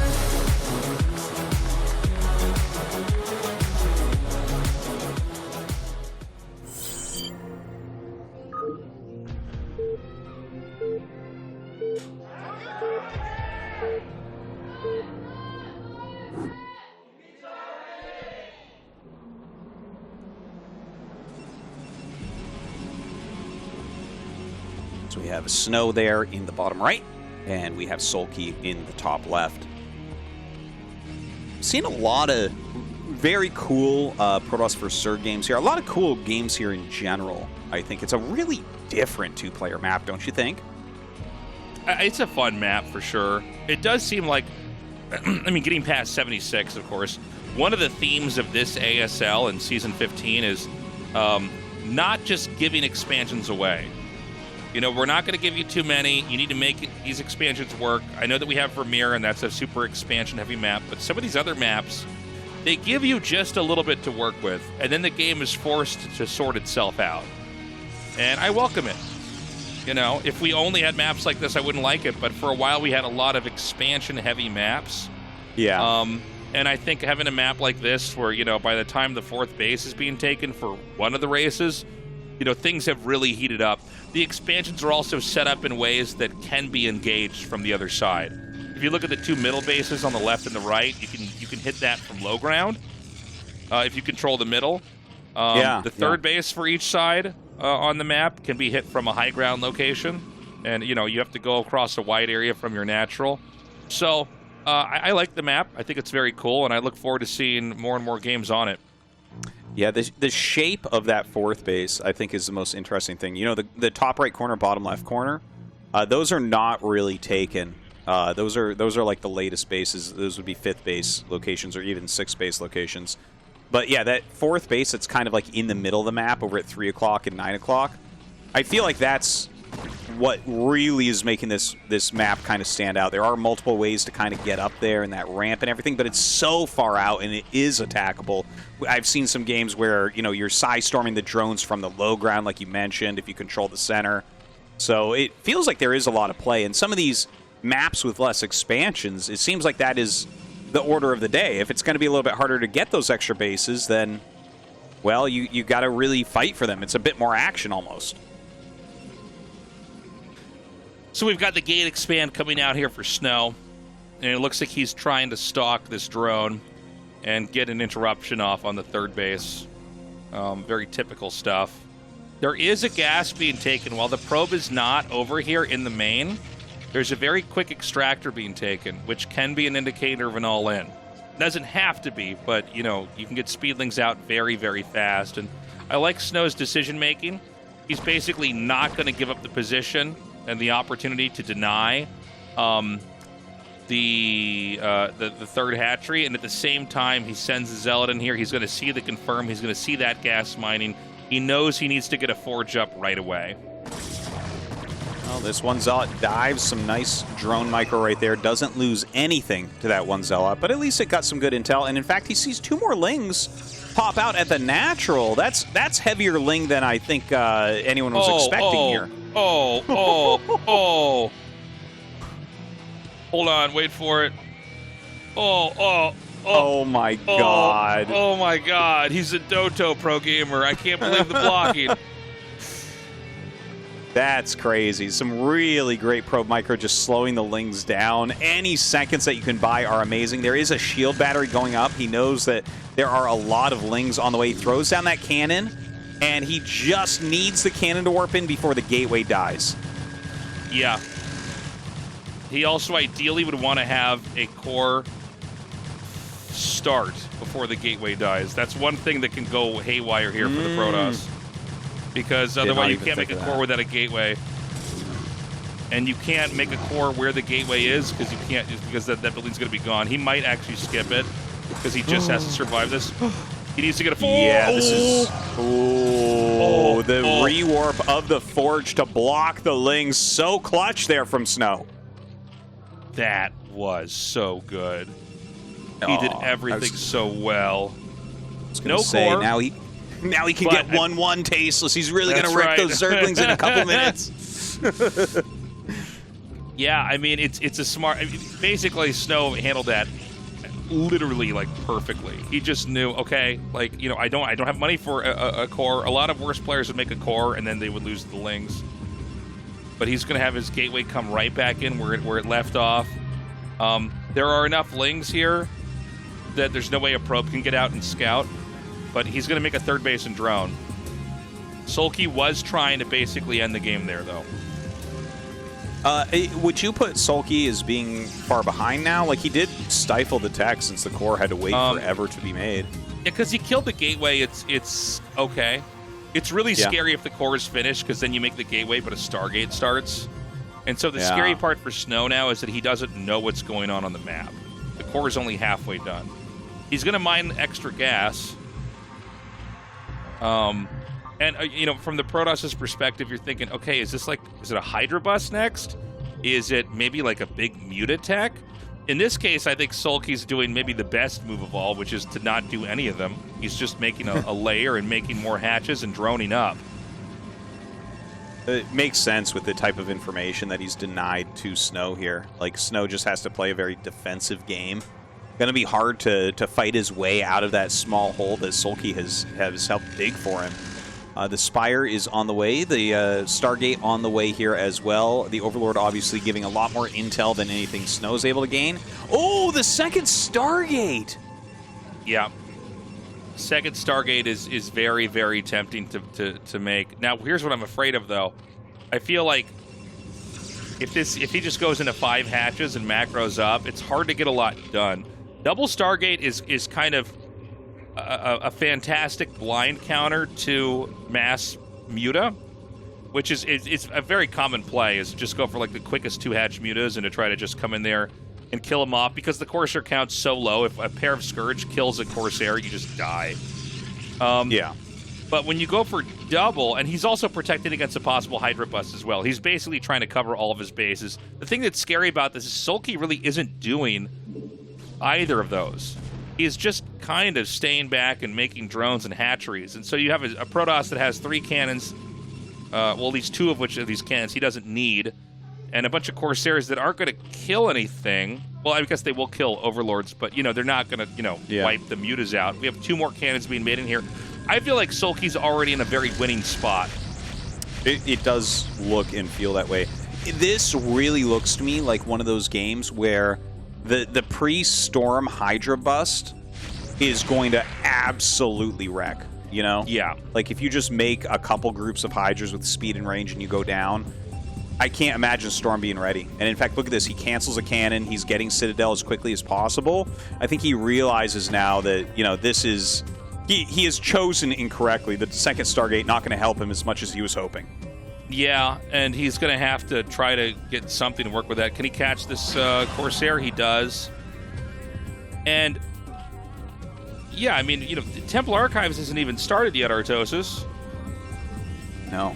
It's very, very late here. And, you know, even when that finishes, the Templars have to make the Storm has to be upgraded. The Templar has to get the energy to storm the Hydras. I just feel like this is going to be very tough. Yeah, and he just scouted with the Scourge. He saw both Stargates. He saw the timing of the Templar Archive, so he knows exactly how long he has to hit this bust. And I don't see how Snow can even really slow it. Like, he's got a few Zealots out, but the Hydra count is going to be massive. And he has to hold on. I feel like if he doesn't make, like, a bunch of cannons, he's literally going to die to Sulky's first attack. Yeah, I mean, this is... You know, it's kind of funny. This has been such a great... this whole day has been a really great illustration in this match of, you know, the need for Storm. And we see these cool techs come out, but, I mean, the reality is, like, Protoss would never beat Zerg if they didn't have Psystorm. And so when you get these fancy techs that don't address, you know, the primary issues in the game... Mass Hydra is a real threat. Now, he does have 8 cannons. I think I counted that many. He does have a wall set up. He does have Zealots to soak shots. He does have a battery. Even that. Well, you know, the battery doesn't shoot, but it will keep those Zealots a little bit healthier. The Hydra count is pretty ridiculous. It looks like he wants to bust the wall down and then do the attack, which is a very good idea. I think Sulky is so close to death right now. I'm sorry, Snow is so close to death right now. It's like, damn, there must be a special unit I don't know about for this matchup. You don't know. You don't see what I see, Artosis. Yeah. No, this is so bad. The first Templar comes out, and you know what? To Sulky's credit, he doesn't push the issue. He's happy killing the Forge. He's happy killing the Gate. Do you think that's the right play, though? Like, well, Storm is not ready. Right? A High Templar pops out, it doesn't have Storm ready, so... I think it's hard for the Zerg to tell how many more cannons are back there. I think he might have been able to hold. I mean, the one way that Protoss can win this is if they just hold off the Hydras, you know, and just kind of endure the Hydra pressure and then just get to go back to their production. It's important when you go mass Hydra that you get a lot of Hydras. You can't trade them out in small little chunks for stuff. If both sides keep the supplies for their races low, Protoss is ahead. If Zerg can get enough, especially if Zerg gets enough and can dodge a couple Storms or snipe a couple Templars. Well, the Corsairs are actually, they're finding a little bit of damage. They're keeping some good scouting going, getting a few Overlords here and there. The High Templar count has grown quite a bit. He's going to have to kill some buildings to be able to get out of his natural at this point. And, I mean, what do you think? As Snow here, it really doesn't feel like he can actually attack at any point. I feel like he's got to go into a bigger macro game here. Like, look at this. Hydra Lurker already ready, and his Robo just started. Yeah, Sulky's so good at putting pressure on and just knowing exactly when to step back and build his lead up more. I think Snow probably will get a third base unimpeded. This fourth base is going to be interesting, and its longevity will be dependent on whether or not Protoss can control the middle of the map, because you can storm from the low ground there. Yeah, it's a nice little containment over those bridges. Like, I mean, you don't even really need the lurkers, and your contain is still kind of work, but lays them down anyways. Snow flowing through that third base area, does go ahead, throws down his Nexus as expected. And, like, I think he can probably hold on too, right? Like, those bridges are so defensible, but does he try to pressure from here? He's down 30 supply. It feels like if you're Protoss and you try to move out through the top here, they can counterattack. Okay, yeah, this is what I was thinking. They just counterattack through the bridge. They have a quicker counterattack than you have an exit. And so they do that, and he goes, all right, see you later. I'm going to back up over here. And then it's like, how does Protoss get out? Yeah, it seems tough. Like, I feel like he has to keep a little bit of army at his bridges, then maybe move up and take control of this fourth base. Like, maybe taking the fourth base and just going into the really long game is the only thing that Snow can do. All right, he's going to come up now. And some pretty good storms, honestly. I'm starting to feel like the walls are closing in here for Snow. Yeah. Like, now that I see the lurker contain up here, I'm like, oh yeah, that looks pretty good too, doesn't it? Oh man, Sulky even coming in and trying to snipe off High Templars all over the place. A nice storm right there from Snow. But his little army that's trying to, like, kind of take that high ground where his fourth base would be is really being dominated by Sulky right now, who is on 4 bases himself. Now, Sulky, I think, is almost in a kind of unstoppable contain here, as long as he handles this correctly. If Snow can find some kind of weakness, and I don't really see where that would be, I just don't see how exactly they're going to be able to deal with this. I like the Dragoons over here on the bridge. This is pretty smart. Dragoons have better range than the Hydras, so it doesn't make any sense to fight the Dragoons on the bridge. He's not mining his third gas, by the way, which that does matter a lot in this matchup. He's still not mining his third gas. I think Snow is tilted. Yeah. Might be. This is... Might be. All the Zerg has to do is just not let him leave, and you win the game.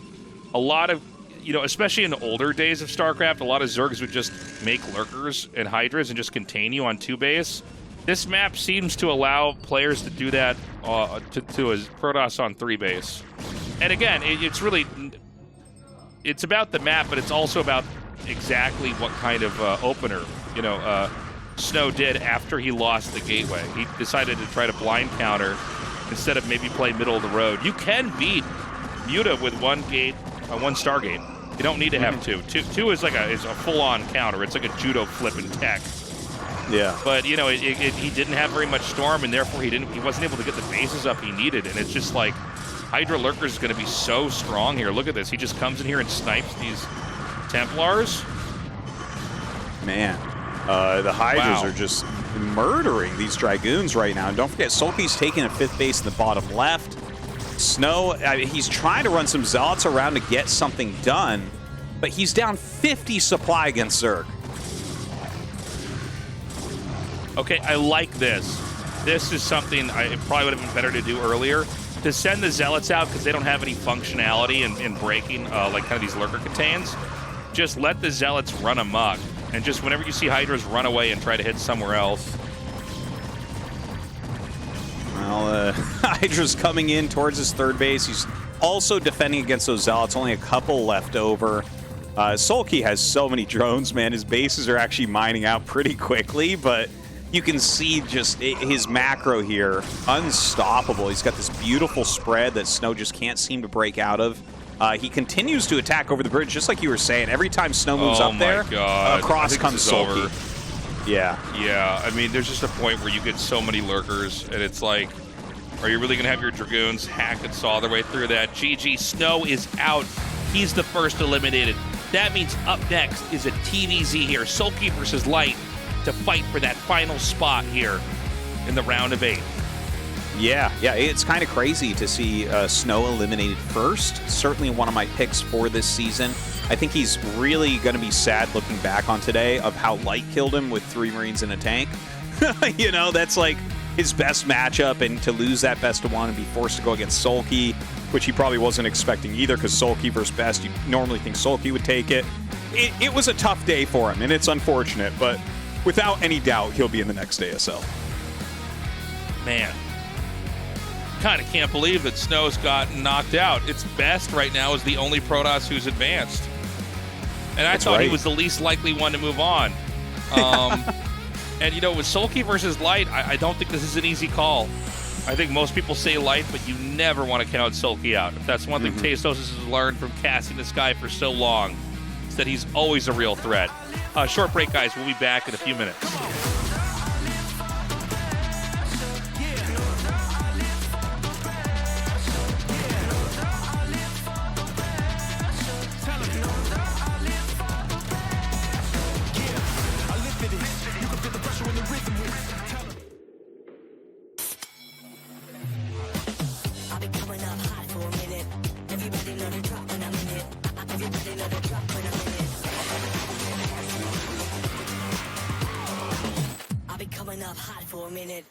드디어 카운트다운을 시작합니다.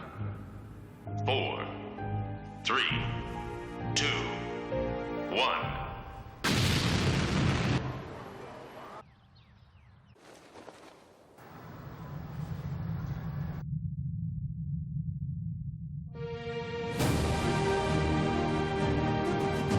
떴다. 제로 칼로리로 기분까지 가볍게. 밀키스 제로.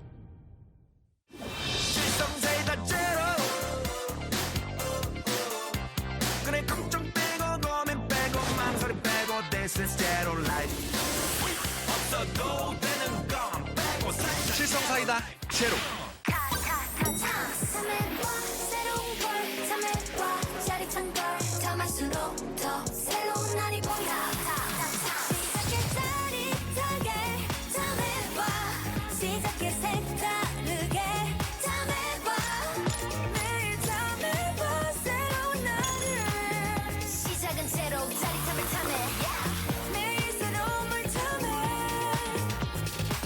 너도 탐세봐 탐세로.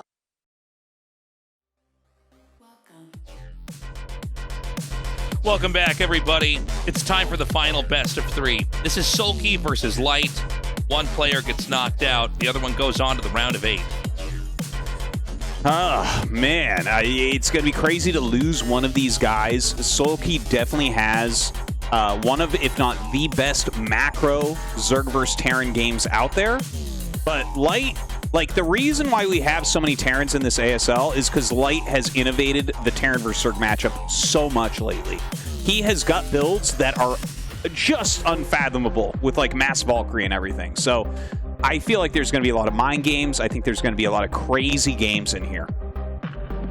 This is going to be so fun. Are we going to get 76 again? We keep getting this map. I kind of thought we weren't going to get this map that much, at least not until, you know, round of 8 where we have to have best of 5s, but it keeps popping up. We've had 2 games on it already. I think we've only had, what, like 3 or 4 games total in the tournament with this map, but it does seem to just be a fact that all these players are more interested in... okay, so we don't have it this time. 76 is banned here by Sulky. All right, I was going to say, we've had so many games on that map. What does TVZ look like on that, especially if we go into a late game? Yeah, not entirely sure, but Sulky bans it, so clearly he is not comfortable with that.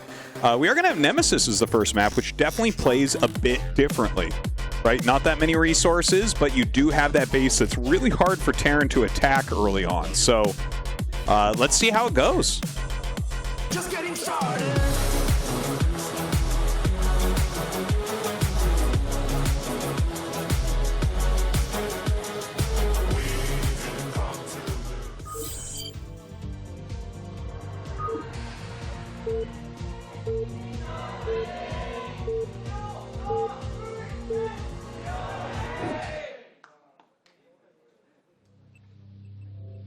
So we have Sulky there in the top left. And in the top right, we have Light. Ooh. Now it is time to see, like, will Sulky mix in something crazy like a Zergling Rush? You know, this is definitely a map where you see some walls from Terran, so this could be a good time for something like that. I don't know. I'm not really sure what we're going to see on this map in particular. Well, Light's definitely had an exhausting evening. I mean, he's had so many crazy games here today. And, you know, I think Light, you know, it's so easy to default him as the guy that's going to move on. He's so strong that, you know, again, don't count Sulky out, man. He's so good. Looks like we're going to have a forward barracks over here. Barracks on 8 over here for Light. Yeah. And he does start another SCV, so it won't be anything super crazy. Just one barracks pressure.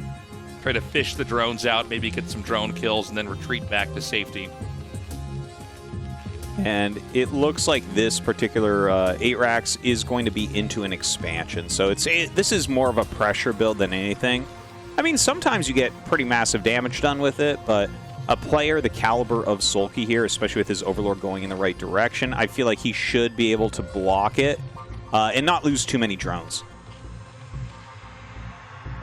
It's crazy how good Zergs are at using their drones to fight Marines. That's one of the core skills you have to have if you played Zerg for a long period of time, is dealing with, you know, blocking bunker rushes and cheeses like that. Looks like the 2 SCVs will now fan out in 2 opposite directions. Momentarily, Light is going to spot Sulky is expanding over here in the upper left, and the Marines are going to start to filter out in that direction. Well, Sulky, his Overlord, getting in here and checking it out, seeing no barracks. Yeah, he sees the barracks down there. He knows exactly what's going on, so he should be able to counter this pretty well. His pool, not super fast here, so definitely the drones have to come up and fight. Yep, he's going to come up. We haven't seen any bunker start just yet. The second SCV is inbound here. Some good targeting here on that first drone. That drone's going to get away, but what's important is that, you know, he can damage as much of these. If he gets any kills, too, it's going to be ideal as well. The drones are now coming in. Drones, by the way, in groups, very microable units. They move as a flock really well. Yeah, they move as a wall. It's kind of interesting, yeah. And actually a nice little drill there. Gets on top of these Marines, loses 1 drone, the second drone going to fall. Should be able to get a 3rd. I don't think he'll get a 4th, though. Okay, so he gets 3 drones. And that's the line where you say, okay, this was advantage Light. Like, when you kill 3 drones, pretty much, I think everyone is kind of agreeing that, like, okay, that was a good 8-Racks. 2 drones is kind of the line where you can take it or leave it. And if you don't kill any drones or you kill 1, then it's pretty bad for you. And what's nice about this rush is he then has 1 Marine behind the barracks. He lands that, and he can tech immediately up after this. He is getting that gas really, really quickly. I'm interested to see if he's going to rush up to factory or if this is for a quick +1. So he's going to go ahead and get his gas now. And yeah, let's see what kind of tech this is from Light. There's also some crazy techs that Terran could do. I don't think we're going to have it from Light, but you know, one thing about Light is that he does have a very good range.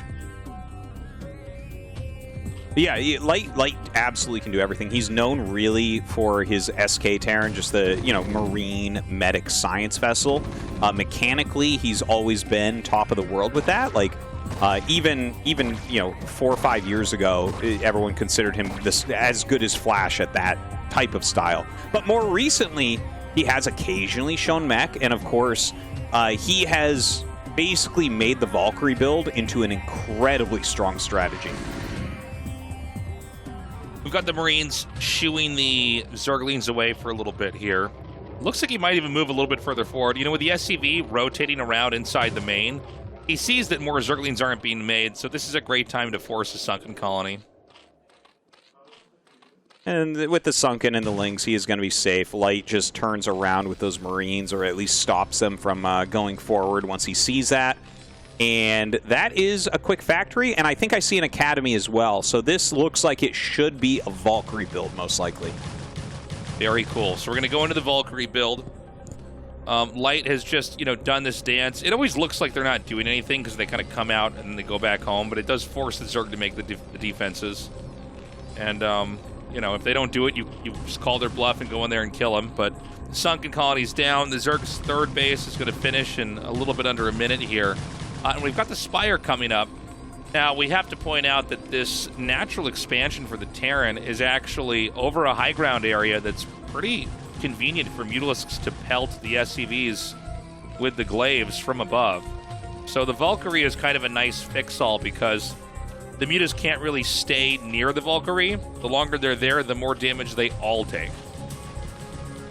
And, you know, the Valkyries are such a hard counter to the Mutas over time. Like, once you start getting a few volleys off, and then you add in a second Valkyrie, and eventually a third and a fourth Valkyrie, it becomes kind of crazy. So we have some different things that Zergs have been trying to counteract this type of play.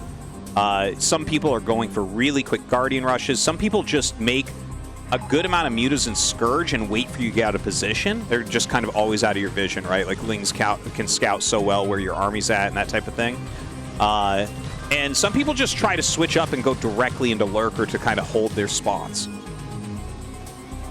Yeah, what is the weakness, you know, for the Valkyrie? Is it just because you don't have a science vessel? Is hold position Lurkers like a major threat here? Do you have to just turtle a whole lot more and push a little bit later on?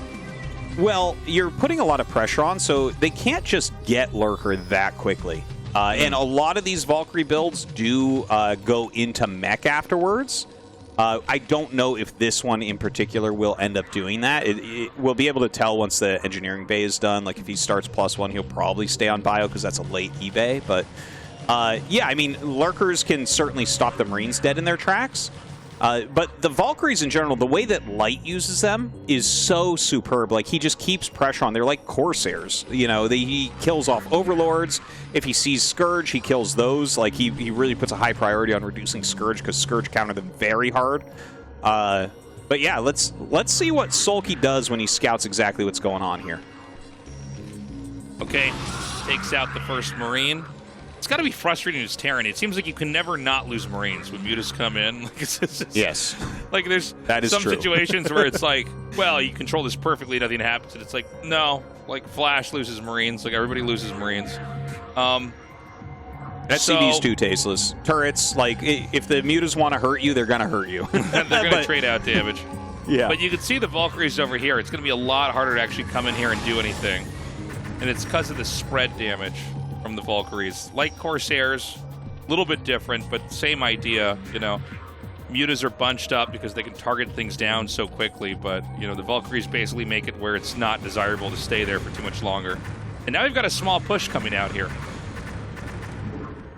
Well, the Valkyrie's doing a good job. He is utilizing that Valkyrie micro to make them slide backwards so they don't get caught. He's got 3 of them. He's got a good amount of Marines. This will be a mech switch. And what's going on in that armory is most likely +1 air attacks. That has become very popular against Zerg. Okay. The Mutas are going to come up now. And it's very important that Light is cautious here. Both sides can trade very well. As long as you protect the Valkyries, you're okay. And the more Valkyries that come out, it's not quite the same as Corsairs, but when you get a certain amount, the Mutas just can't stay there at all. Yeah, I would say when you get up to like a full group of Valkyries, it's actually way stronger than Corsairs. It's like truly it silly. Hits everything. It like melts the sky. It's insane. Yeah, it melts the sky. That's a good way to put it. And we might end up seeing that because Light does make like 8 Valkyries, and then he just goes through and kills everything.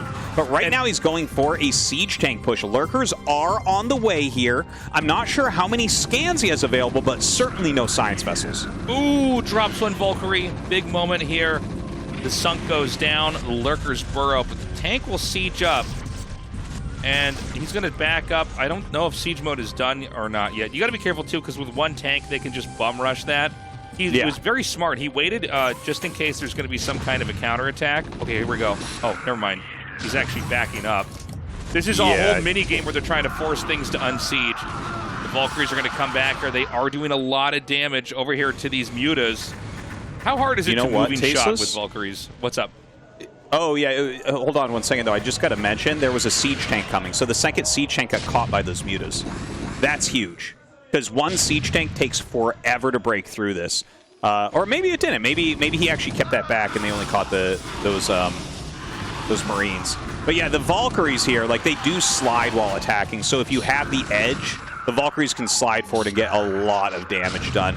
Now, Light is starting to break through here, but Sulky's going to have Consume soon. Yeah, I think there's just enough lurkers here that he's going to be okay. He needs to go kill the Overlords. Go kill the Overlords. Go, go, go. Ooh. Oh, what am I dying? Okay, there he goes. This is bad for Sulky, man. He is in so much trouble. I think he's going to technically live because of the Dark Swarm, but look at the damage done to his economy here. He's at 50 of 35. That's crazy. Yeah, he can just keep killing these off, and the Valkyrie count's high enough that, yeah, it's like the Scourge can't really get anywhere, and this can actually kind of gridlock you out of the game for a while because you just can't get anything out to make anything. I mean, eventually all the Scourge are going to be dead. You can't make anymore. Oh, this one Scourge. Can he save it? Oh my god, I thought for sure he was going to lose that Valkyrie as well. Some of the Valkyries have been reduced, but Light maintains a solid count of them, and now is taking his third base. That mech switch, I think, is going to occur really soon at this point, like after he gets his third base started. And again, he just now became unsupply blocked, but I don't know how many more Scourge can actually come out here. And look at this, he's doing a great spin shot there. If he just keeps killing Overlords, I mean, how are you going to stop this?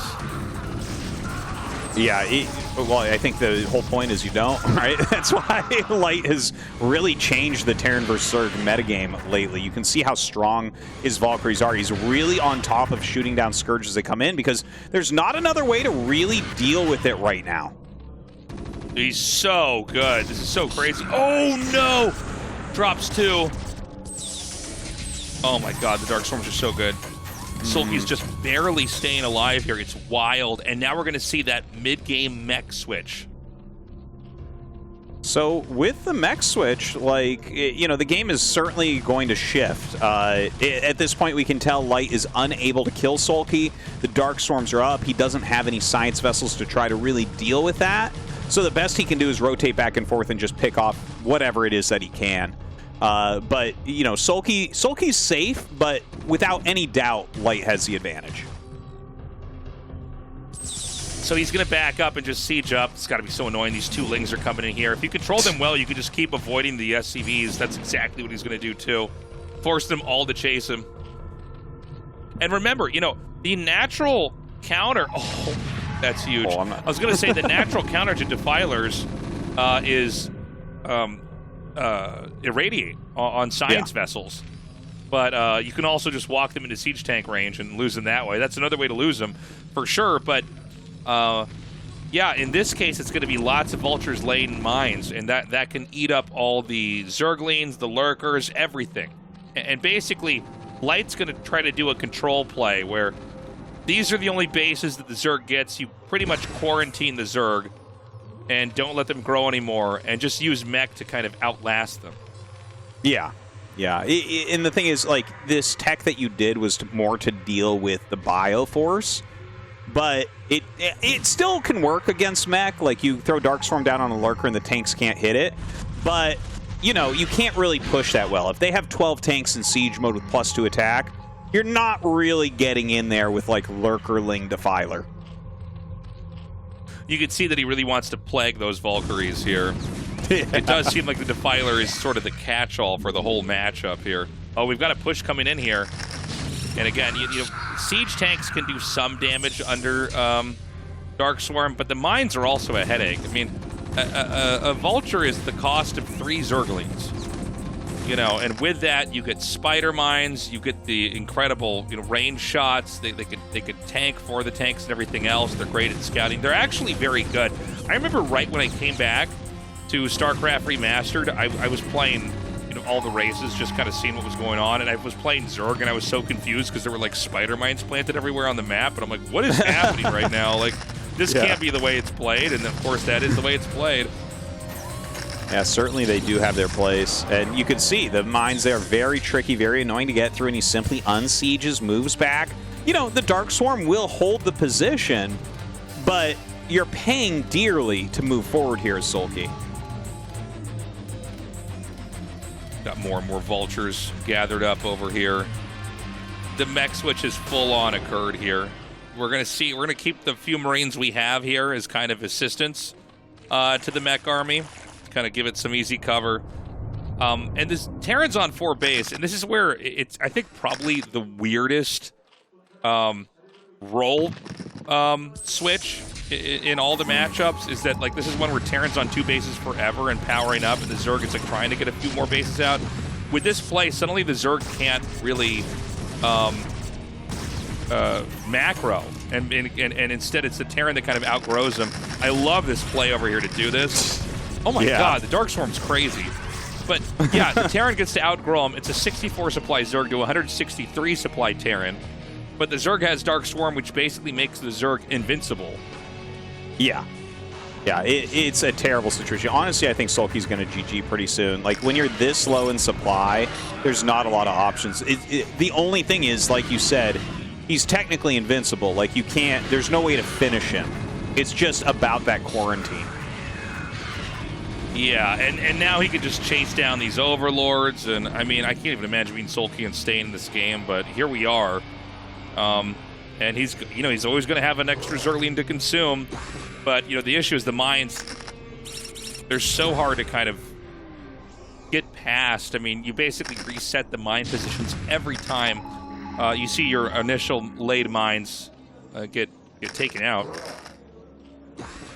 Yeah, this is kind of brutal to watch. You see Sulky, he's like trying to get out, trying to make some sort of progress. There's no clear 4th base for him. Okay, he's switched into some Mutalisks. There's not that much anti-air anymore, so I kind of understand that. Oh, there's a Radiates. Never mind. Oh, guess what? He's ready for that too. Yeah, yeah. Oh, Just man. in case you try that, I can answer this. All right. Man. Well, that shows, I think, in a nutshell, what has happened recently with the Terran vs. Zerg metagame. And it really, again, it's Light has led the path on that very strongly. You can see how ridiculous he was with those Valkyries, the amount of pressure he exerted onto Sulky, and just kind of waited for Sulky to decide it was unwinnable. Great game, honestly. It seemed like Light was so close to closing it out, and then Sulky fought back, but I think especially when those Valkyries just killed off all the Overlords, it kind of crippled Sulky to this point where he just wasn't able to really come back into the game until Light was on 4 bases and just had too much of the map and everything else. Yeah, you know, that was a tough one for Sulky. It was a great opener from Light. You know, the 8 racks pressure, he slowed down the mutas and everything, was able to get into his Valkyries super comfortably. I don't think that the next game will necessarily look like that. We're going to go into a 2-player map on Dark Origin. And, you know, I think that this one will probably look a little bit more standard. Yeah, I would imagine so. Should be more your bread and butter TVZ here. Light is definitely holding his own, though, here against Sulky, but I don't know. I'm just excited to go into our next match here. And if we do get to a map 3, it's going to be on Vermeer. So we're going to go back to kind of a classical 4-player map. Anyways, guys, game 2 ready to start. Sulky vs. Light continuing on.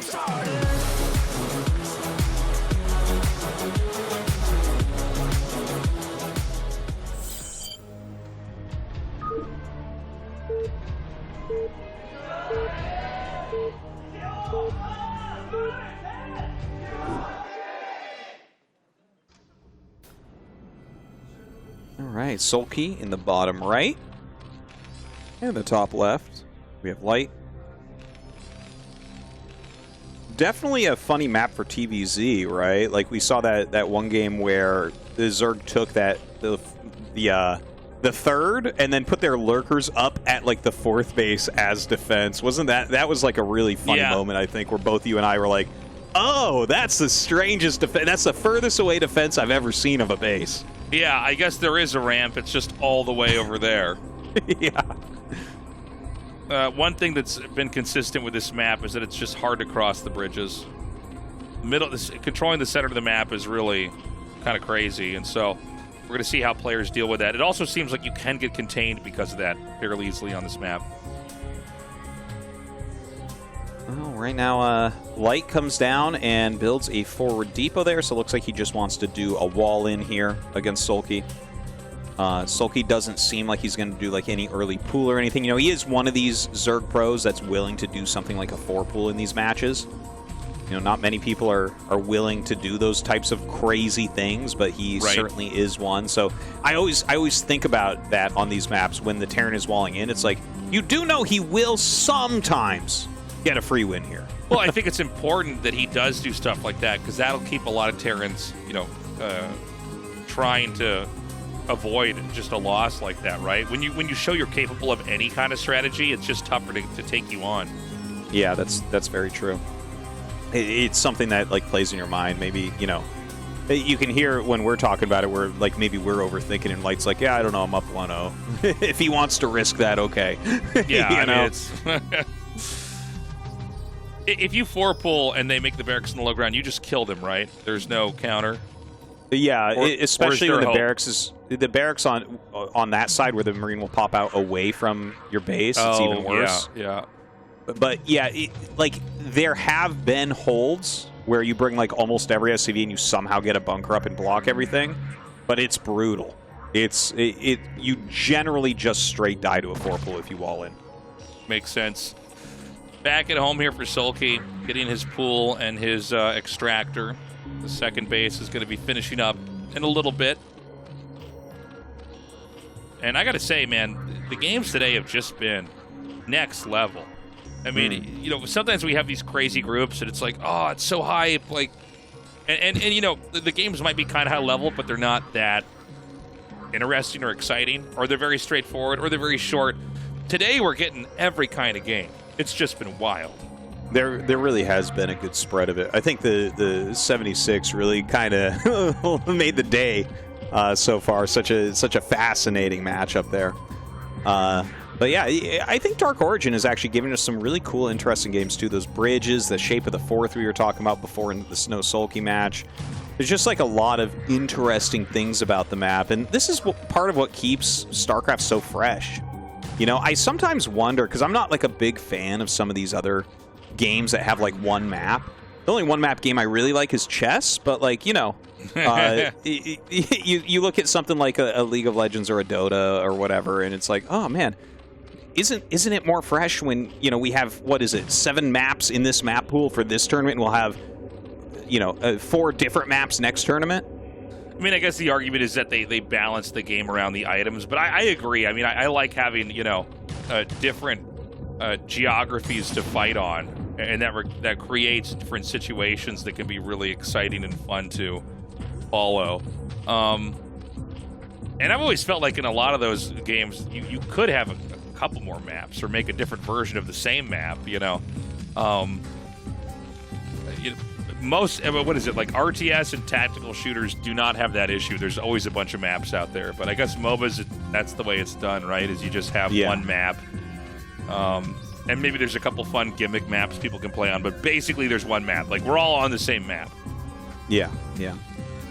Well, I mean, it does allow you to kind of learn one thing and know it really, really well. Yeah, I guess you can always come back to it and yeah, be on the same place. You're not like, where the hell's the shop? Where's all this other stuff? Like, yeah, I guess that's a good point. I mean, with RTS, I feel like you can pick up a new map pretty quickly.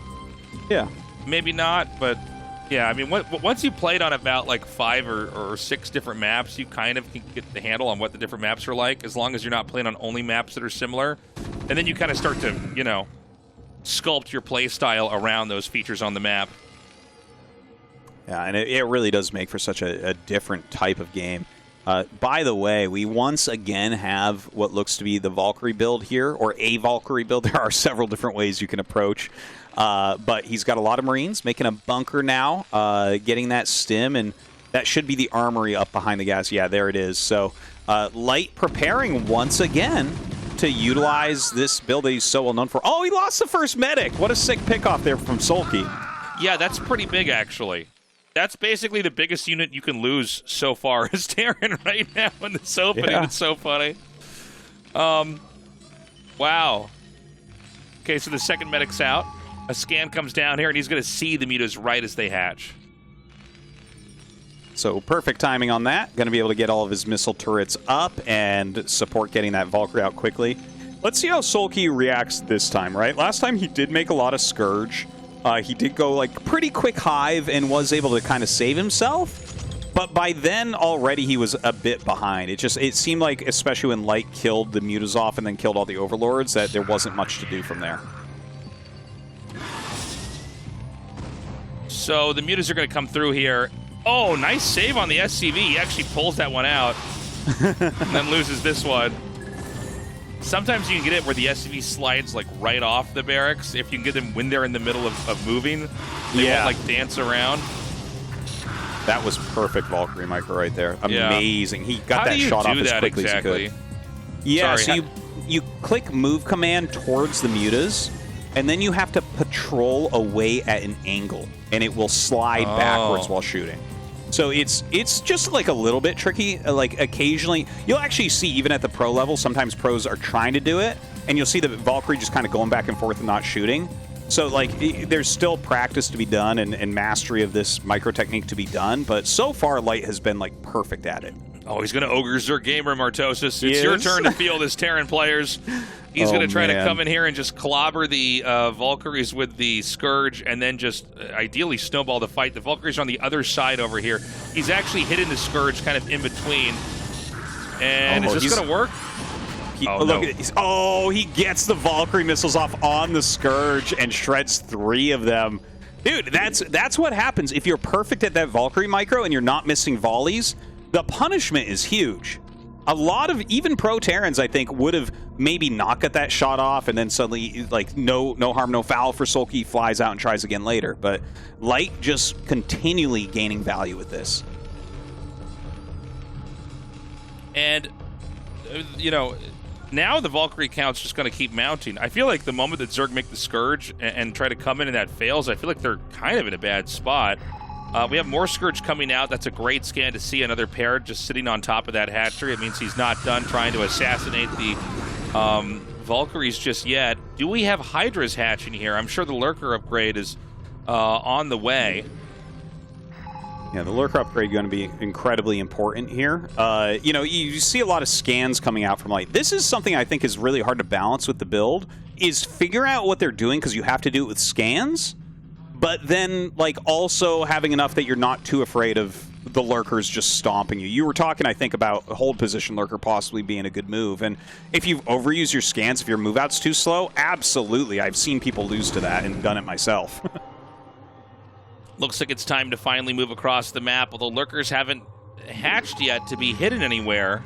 You know, they could throw him off, and this is basically a redo of Game 1. I mean, basically the same build coming out here. This is the way he wants to try to beat SoulKey. SoulKey does have 2 Lurker eggs on the way. Marines and tanks aren't that fast at moving across the map, and I think that Lurker can probably hatch and burrow before the infantry and tanks can get there. Definitely, I would agree with you on that. In fact, he's going to move them forward a little bit. I think this is going to be like maybe a hold position. If you can put them somewhere kind of funky, there's a decent chance that you get this giant volley that kills a bunch of Marines, and then the game really opens up for Zerg at that point because you can't put on pressure anymore if you lose those Marines. Okay, the Lurkers are going to skirt back up here. Oh. No hold position. Because that, I mean, it seems like Light just barely didn't catch that.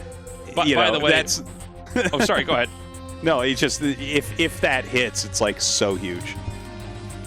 For those of you that don't know how to do the hold position Lurker, you grab an Overlord and the Lurkers and you hit hold position, and they won't attack until you tell them to. Because I know we say hold position, but I just realize there's a lot of people that probably just don't know how to do that, and they hear about it and they try it, and they're like, I put them on hold position, and they just attack. By the way, this is crazy Artosis. He's managed to catch up to the Valkyries. He could kill them all off. Or none of them. And he actually does some beautiful micro to split them and get the volley off. That was pretty fancy. I don't even know if he meant to do that. That was insane. But ends up taking a lot of damage on the Valkyries, and he does lose one as well. So that was a good engage from SoulKey. He's definitely happy with that. He does have that +1 flyer carapace, so he can fight a little bit better against the Valks this time. But the mech switch has already begun. There's the 3rd command center. And it looks like the game's going to get a lot bigger, but Sulky in a much better spot this time than on Nemesis. Yeah, this is a much better game here for him. He's actually able to be on the map. He's not getting shelled. Terran doesn't have a third base just yet. You can see those Marines try to come in there and maybe engage this, and certainly there's too many links to try to fight that over there. Is this mech switch too quick here for Light? It feels like it's a very, very fast factory You're right, setup. It's faster than last game, like for Yeah. sure. Well, I think it might have to do with the fact that he wasn't able to really apply pressure. Remember that last game, like he did the tank marine push, and like he forced a bunch of sunk-ins, you know, he killed a few lurkers, you know, he made it tough, and then he was able to get damage with the Valkyries. None of that occurred this time. None of that. So it's a completely different position, even though it's the same strategies from both sides. And so I think he's like, well, I mean, if the bio isn't going to do anything, you really do need to get in the mech units, because otherwise Sulky is just going to mass up and kill you. You know, the more I cast games on this map, the more I realize how punishing the center control is.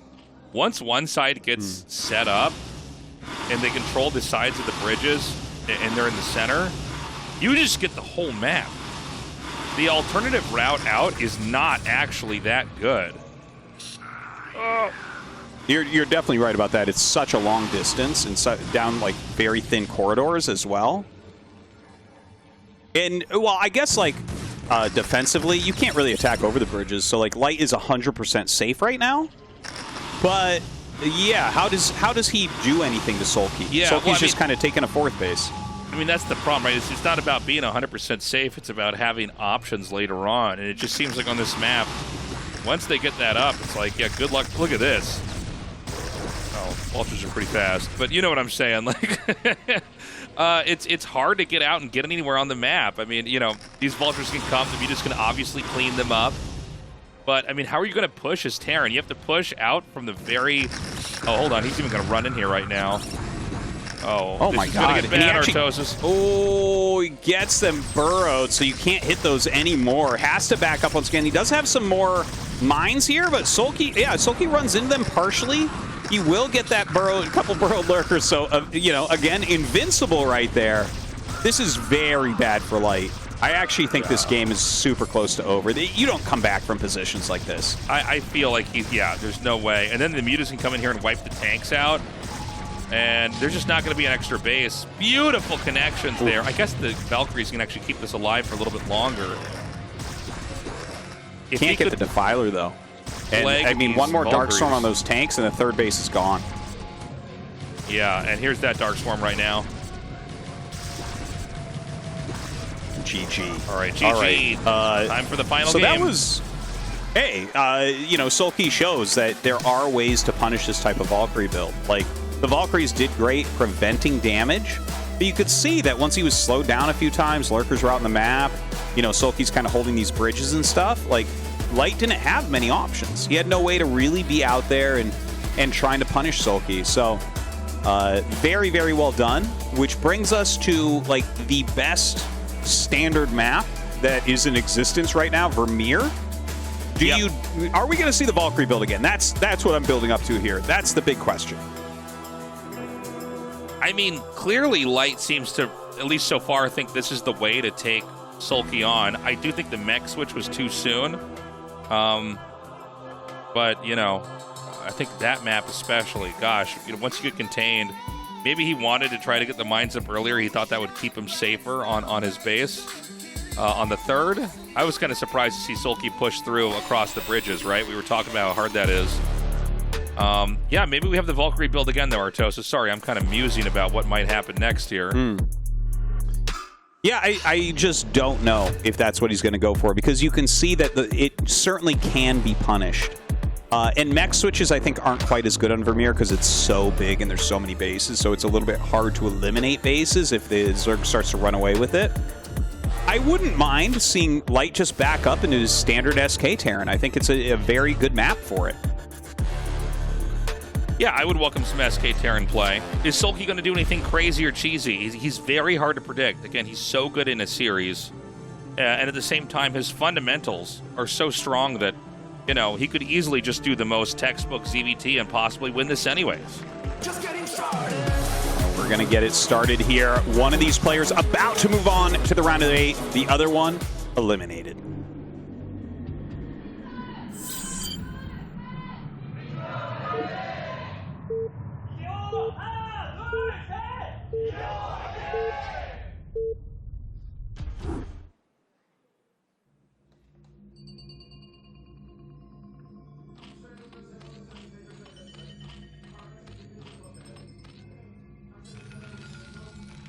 Yeah, so Sulky we saw there in the top left, Light in the bottom left. I mean, you know, this map has unlimited potential for what we could see game-wise. One thing I do want to mention is thank you everyone for supporting us on Patreon. Yeah. You guys are fantastic. And if you have been dragging your feet and like, oh yeah, I'll support them eventually, this is a great time to do it. We're right in the smack dab middle of the season. This has been a great ASL, and thank you, everyone, for supporting us. Yeah, we would not be able to do this without you guys. So if you can sign up for a year, it would mean the world to us, and it's going to help us keep doing this for as long as these, you know, ASL and these StarLeagues are around. And, you know, if you've been to Korea and you see how popular this game is, I think we have a very bright future ahead with your support. I really think so as well. Honestly, it feels like even in the non-Korean scene, things are picking up a little bit right now. More tournaments and stuff, more fun things going on, and more people streaming it, you know, all sorts of stuff. So it's great to see this game that's now like 25 years old just continue to plod forward with completely new strats, new maps all the time. Yeah, and you know, it's one of the great things about StarCraft is that it has been so community driven, and that's true for the Korean scene as well.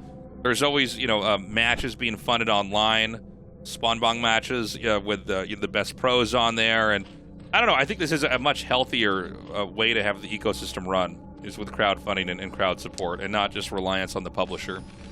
Well, that's how you actually make, you know, a big esport, I think, right? Is like if it starts out grassroots and people are like going to make it anyways, that's going to be a successful game.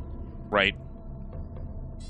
And, you know, it's kind of wild that we have these two players here in this massive match where one of them is going to get knocked out. Light or Sulky out in the round of 16. That's so crazy. And by the way, the round of 8 is getting kind of weird. Like, we have Best as the only Protoss so far. We have JYJ as the only Terran so far. And then we have, how many Zergs do we have, Tastosis? Right now, we have three Zergs that are three through. Zergs, that's right. Jaedong, because if Sulky wins, Action. it'd be 4 Zergs. Yeah, that's right. That's right. And so there's a chance Sulky wins here, and we have 4 Zergs there. And then a Protoss and then a Terran, both unlikely. Yeah. It's also possible Light comes in here, and we start to see that this thing balance out. By the way, it's only possible that there's 2 Protosses now in the round of 8 because Snow is dead, and we only started with 3 Protosses in this round of 16. That's true. That's true. Yeah, the next group, it's like Bisu, Mind, Sok, and Hero. So, like, we definitely have potential for another Terran there as well, even if Light were to go out here. And, okay, so we actually see Light is going to go for a fast +1 attack build. So this is a bio build, right? Like, he probably will go up to 4 barracks. He probably will, you know, gain some map control pretty early, keep pressure on his opponent. But almost certainly this will remain as an SK Terran build with Marine, Medic, Science Vessel. Yeah, and so this is Light going back to his roots, going back to what works for him. Sulky always very strong against this style of play. He's right up there with all the greats like Action and Hero and the guys that just sort of know how to macro and go head-to-head. It always makes for an exciting match, especially with 2 players like this playing probably the more standard styles. Unless, of course, Sulky has some kind of surprises for us. You know, one thing is right now, we talked about it a little bit before, and we almost saw Queen win some amazing games with the Hydra Lurker Defiler. Sulky certainly knows about that. He's very, very good with that composition. And I think, honestly, if you see your opponent going SK Terran, it's the best thing to transition to at Hive Tech, is that Hydra Lurker Defiler. So there's a very good chance, I think, that we're going to see SoulKey go for that here. Looks like he finally takes out that SCV there as the second barracks is going to start to finish up. And this is, I don't know, this has just been a kind of crazy, and by the way, very long day. We're on hour 4 and minute 10 here. And what's been just a wild recording, man. Not all ASL days are made equally. No, certainly not. You know, the all Zerg group, a really quick one at like 3 hours. Here we are. Who knows how long the VOD will end up being. It's kind of insane. But look, it's been such great games. I'm happy to sit here and cast all day if you're giving me games like we've seen tonight. Oh, yeah, man. I mean, we've had so many different types of games, too. It's been really fun. It's too bad we didn't have a better PVZ on 76. I really wanted to kind of do a deep dive on that. But, you know, every time we have a weird map like 76, it almost always seems like one matchup's going to have a problem.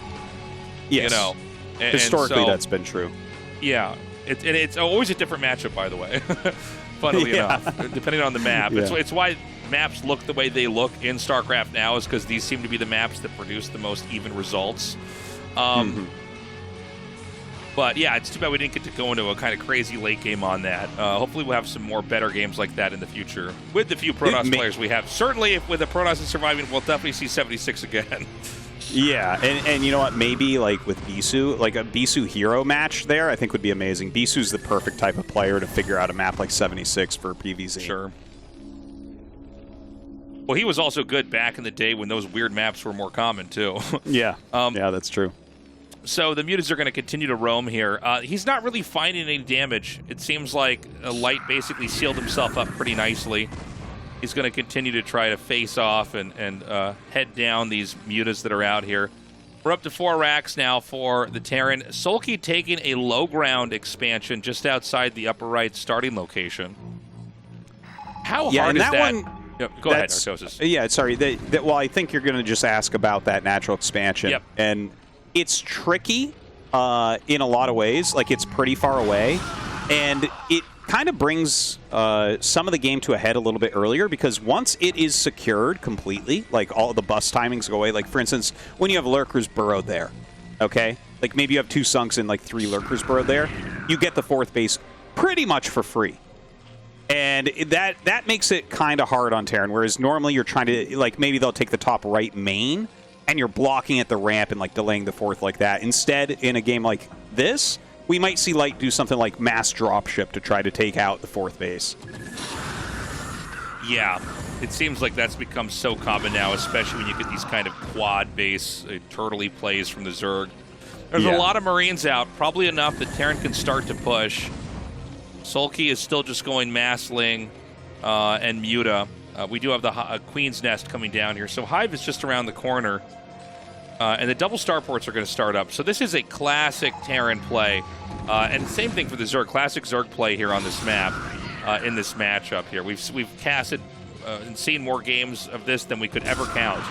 As it's kind of, you know, what StarCraft, when people imagine it, this is what they're seeing, is this matchup here. It is certainly the most popular over the years. Now, I'm a little bit nervous for SoulKey. His mutas have been, like, damaged some, and this is a lot of bio. Dude, he's not making Sunkens or anything. Like, does he have lurkers about to hatch? Why is he not reacting to the fact that this much bio's on the map? What do you think about armor over air attack here, too? Oh, did he get armor? That means that he knows he's going to have to actually fight the Marines.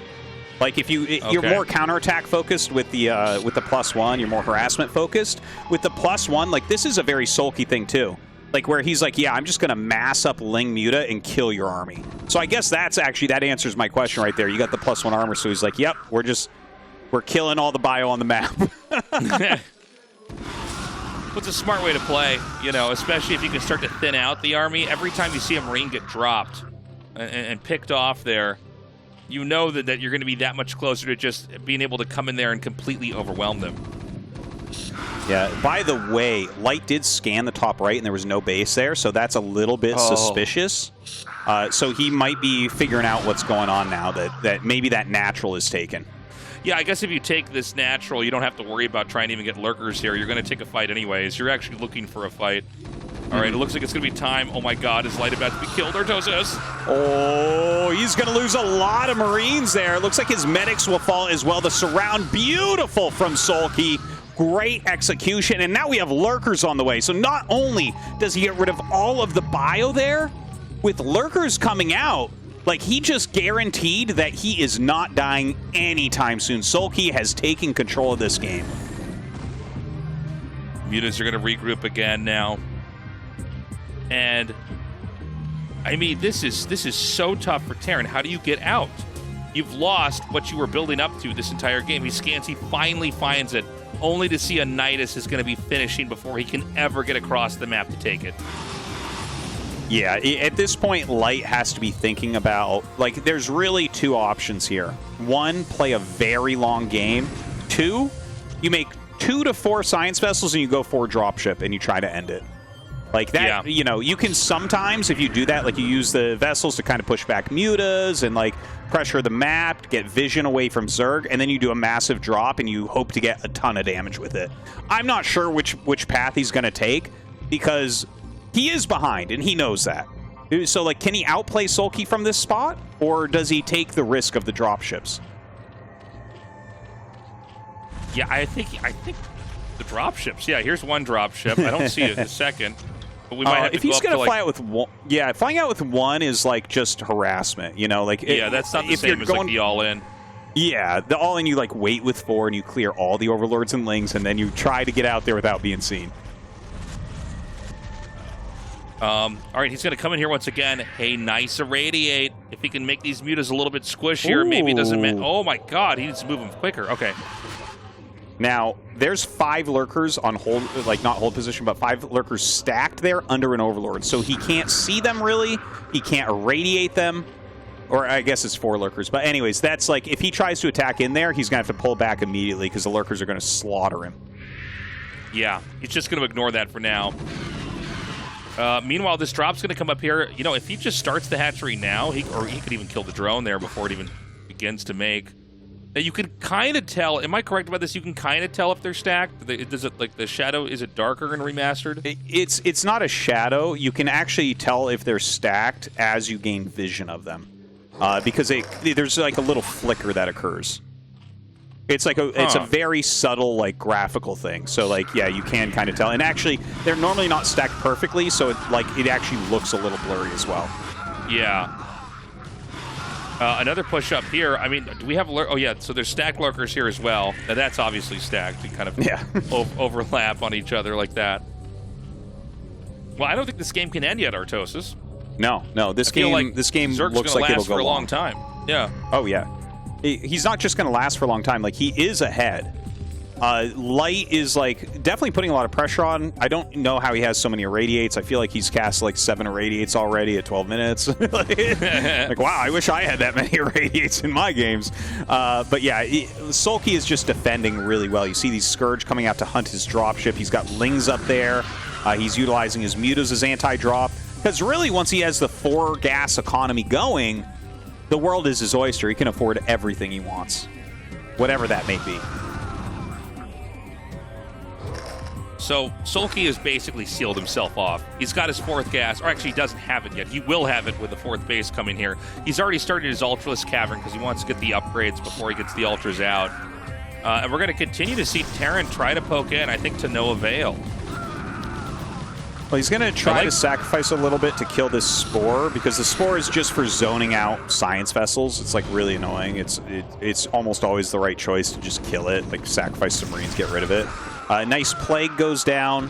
SoulKey, of course, the master of 4-base turtling in all matchups. He like is very good at just being patient and plaguing and getting the right unit set. More and more Marines are being just printed out over here at the barracks. And you know, this is the right idea. You basically come through here and just keep irradiating. Don't lose the vessels like that. But if you can start to accumulate, you know, a dozen science vessels, the amount of value you're going to get out of irradiate is you just whittle them down. He's got 2 fire bats here with D-Matrix. 3, excuse me. Let's do this. Man. against stacked lurkers, this is a great play. He's going to just destroy the stacked lurkers. The Lings won't be able to stop those fire bats either. He's still got 2 of them at least alive. Whoa. Oh my god. But more lurkers are coming out. So like the lurkers spread up here can end up pushing this back. It's crazy how much damage those fire bats do. He kills another lurker, and you can barely see it underneath the orange smoke. Yeah. D-Matrix fire bats are amazing against stacked lurkers. It's like a really great tactic to try, but Sulky with that Knight is still able to hang on to his base. Yeah, I've never quite seen that. That was so cool to watch. It makes sense too. I mean, you sort of just power through them, and obviously fire bats can do damage under Dark Swarm. Yeah, you know, their entire attack is actually they have a ranged attack, but the entire attack is splash. So that's just kind of how that works out. Now, Sulky kind of pushing everything back. He still has those 4 bases. Light has gone up to 4 bases himself. He has battlecruiser tech. We haven't seen battlecruisers yet, but battlecruisers are good against like ultralisk-based late-game armies. So I'm glad to see that. A little drop going down in the natural. Light is really starting to find some good spots. Yeah, he's trying to keep Sulky occupied. Obviously, a quick Dark Swarm there is going to shut that down. I have to imagine as we see Sulky's gas get lower that there's going to be a lot of Ultralisks hatching. That's the next step that we have to go to here in this game. The vessels right now just kind of patrolling about, looking for those strong irradiates. Light sending another army towards the top right. This area has been weakened several times. The hatchery has been damaged. And, you know, I think he's, oh god, he is losing vessels here and there though, right? Like his aggressive irradiates, sometimes they're paying off, but as you lose vessels, you know, you definitely start to regret what you've done. Yeah, he's not quite accumulating what he needs to get. And battlecruisers would be very handy in moments like this because they can one-shot Scourge. I think actually they can't one-shot those Scourge because of the armor upgrade. I think it's actually 2-shotting. That's right. Yeah, that's actually a big mistake. You actually need to get +1 air attacks on BCs if Zerg gets the +1 carapace. Yeah. Well, Sulky's starting to really last here, Tastosis. I feel like all the work that Light's, you know, tried to build up to is getting shut down. Even the battlecruisers are already dead. Oh my god, are we going to possibly have Light lose? This is wild. I think so, man. Like, it really looks that way. He still has a lot of bases, but his base supply right now isn't too high. His vessel retention has not been great this game. He went into battlecruisers, but didn't have that +1 attack. Those battlecruisers would still be alive harassing if it wasn't for the Scourge having +1 carapace, and he knew that. It's just I think he forgot about it, right? So, like, even Light making some mistakes here. Yeah, it's funny to watch. Yeah, the battlecruisers are supposed to be this nuisance that just stay out for a really long time and get a lot of value. I guess, though, you just can't get back there with Ultras. That's funny. No. But, you know, with this many Ultras out on the map, this is where you can really take some fights. I love the turtle position down here. I was unaware of the bunkers and the depots over there. That's really smart. It's a lot harder to try to, chew your way through that kind of defense. And fire bats in bunkers always really great in that later portion of the game. It looks like he's going for some Plague. A few Hydras being mixed in, probably as anti-vessel and anti-battlecruiser. Definitely works really well in tandem with the Plagues. Oh god, his Plagued army, though, getting caught by his Zergling flank. The Ultras come in and finish it off. And we have equal supplies. You see Light, he was really miffed down there for a second. Shaking his head. I think he's starting to realize he just can't quite hold his own against Sulky. You know, we talked about this before, Tastosis, but like, you never want to count out Sulky. He's almost eerily just so good. And seems to be unfazed by meta changes and top-tier players and everything. He just knows how to win. Honestly, I think for late game, he's the strongest Zerg, both against Protoss and against Terran. But his Zerg versus Zerg is oftentimes his Achilles heel, which might hurt him a lot in this particular tournament since so many Zergs are making it to the round of 8. Yeah, you might be right, Tastosis. I mean, this is... But if he can clean up his Zerg versus Zerg, this guy might be the guy that never loses ASL. I mean, he just manages to always navigate the game so cleanly. Like, he clearly set Light up to overextend and then just smash the whole army with the armor upgrade. Like, beautifully done. Ooh, a big plague in the center. Light having a hard time keeping his supply up. The Radiated Ultra running right through the whole army there, dealing some splash all over the place. Light, I think he's on the brink of giving up here, Tasteless. Like, he's still got the 4 bases, but you see the map control completely going to Sulky. He took a 5th base. He's taking a 6th base. And, like, this is some desperation. I see a couple factories, add-ons going down. Like, are you going to go mines here and just hope that Sulky, like, donkeys into them? Are you going to go siege tanks and just let Sulky take the whole map? There's not a good choice for Light. Yeah, upgrades are continuing to crank out here for Zerg. Already Light is at 3-3, so there's nowhere else to go but, you know, stay at the top here. But now Hydras are going to be coming out here. Keep in mind, Plague does not really care about your upgrades. It's going to drop you to 1 HP, and anything will kill you upon touching you. Well, still a good Bioforce. He's still got good upgrades. In fact, Sulky doesn't have 5 carapace yet on his Ultras, which is probably part of the reason why Light is still alive in this game. Some Dark Storms going down. Light hitting the Radiates he can, especially upon Defilers. Can't let those Defilers close. And he does have enough Bio to push this back once again. Yeah, he's got to be careful not to drop too many Ultras. Ultralisk, once you start to get a high enough number, like, nothing kills you. But if you drop 2 or 3 here or there, suddenly the Terran has opportunities to try to push back out across the map. Which is exactly what he needs to do. If he doesn't kill this 5th and 6th base or, like, kill the main or something, like, he needs damage. Light can't just continue to grow because Sulky's getting way too big. You see Sulky's approaching max. He's getting into these ultimate compositions. Look at that. A Plague goes down on that Bioforce. Hydra Ultra just cutting through his army.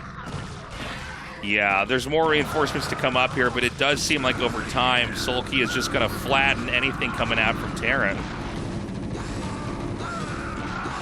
And, well, I think we're just about at the end here, Tasteless. He's trying to pump out some siege tanks. They don't really have upgrades yet.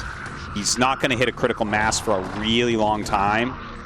Sulky, he backs up. The thing is, Sulky has plenty of time here. With the amount of income he has, he can just keep remaking this army and just attacking in over and over. Bunch of SCVs stranded over there on the far right. It's kind of a funny situation. Another attack's going to come in here. The Dark Swarm can protect these Ultras so easily. Another Plague comes down. I think we're going to see Light tap out now. I think he realizes there's just no way to really recover here. In fact, he's going to come in here and just try to hit the base down here.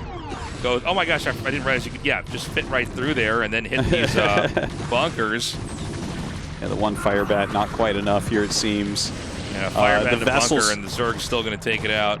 Yeah, the vessel's coming over. Like, Light still has some units. He still has a little bit of economy, but it's not really enough to speak of at this point. Sulky is up 30 supply. Anytime Zerg is even with you, that is a scary thing to behold.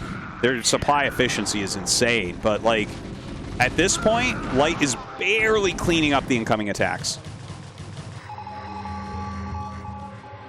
I gotta say, Sulky might want to be a little bit cleaner with his fights. The number of times I've seen Ultras in sets of 2 or 3 just get killed off makes me a little bit worried. Like, we're gonna see another one picked off down here, but I mean, I guess, you know, at this point in time, we're in a moment where Sulky really just can't lose. And by the way, what an insane result for this group. It's Best and Sulky move on, and Light and Snow are eliminated.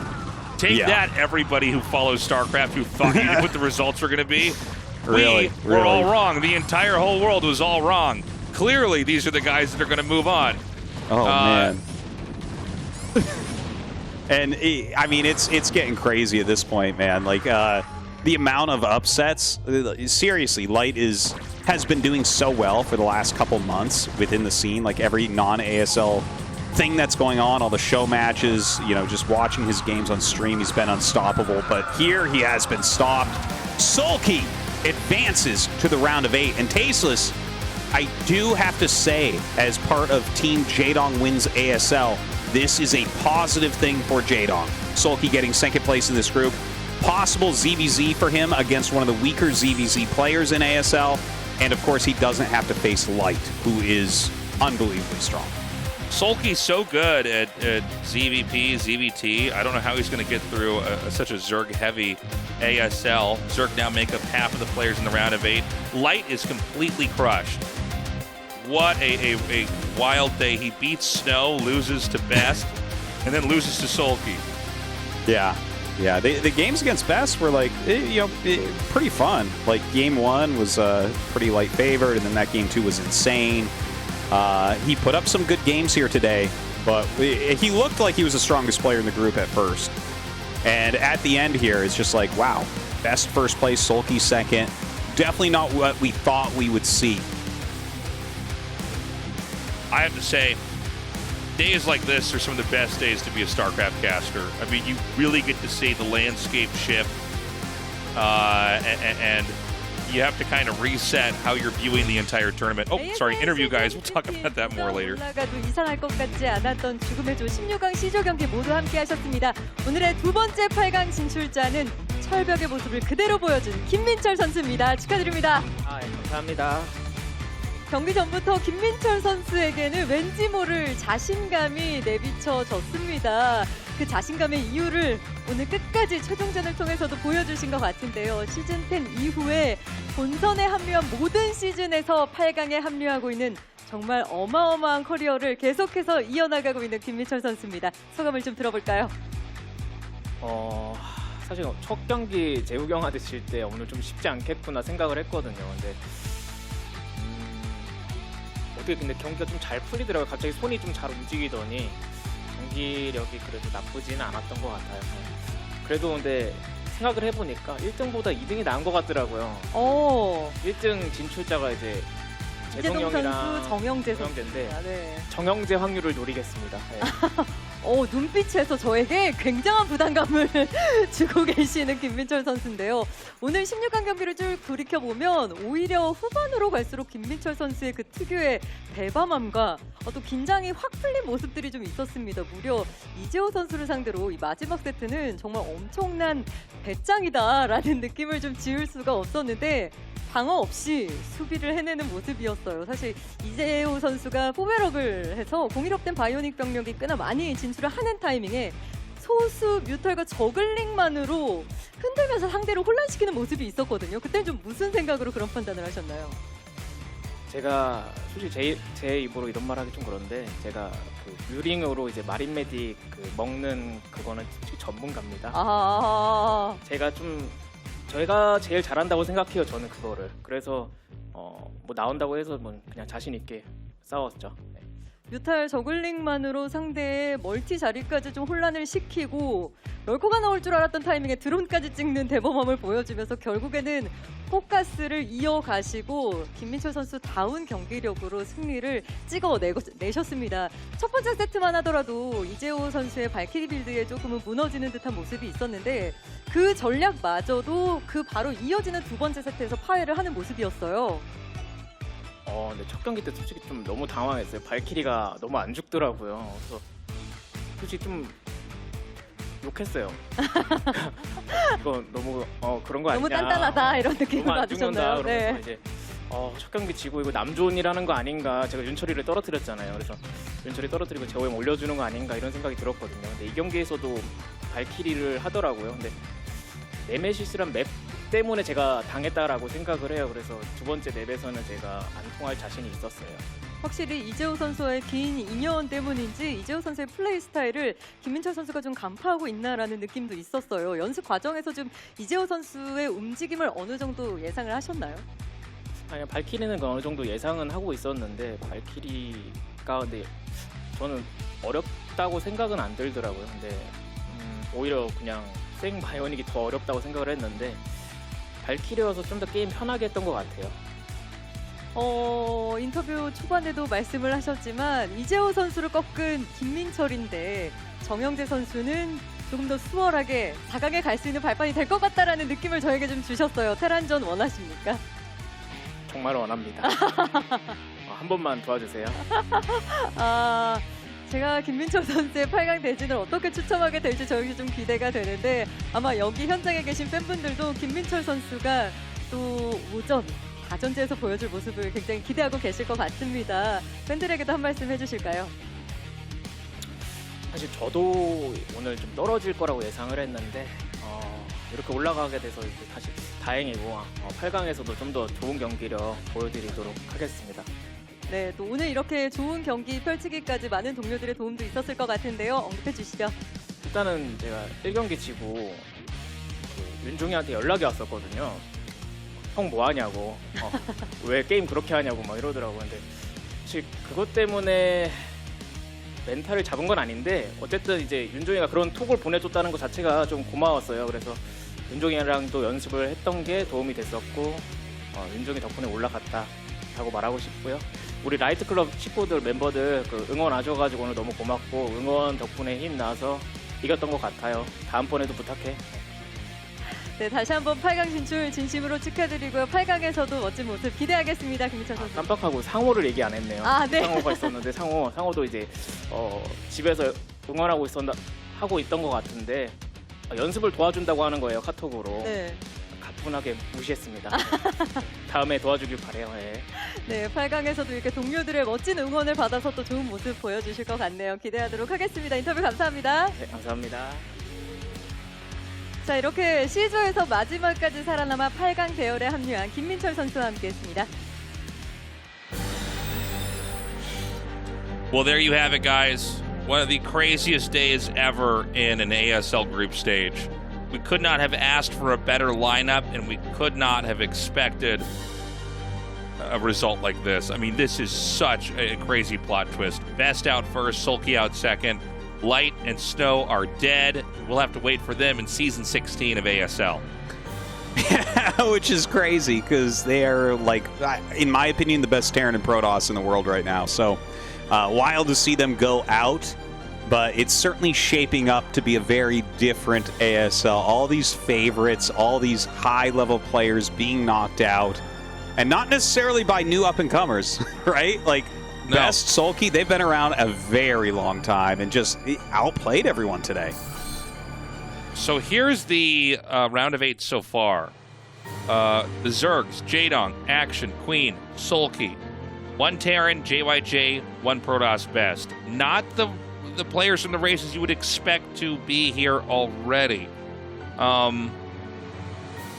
And if we were to do fantasy football with this season of ASL, I think nobody would have gotten it to the round of 8.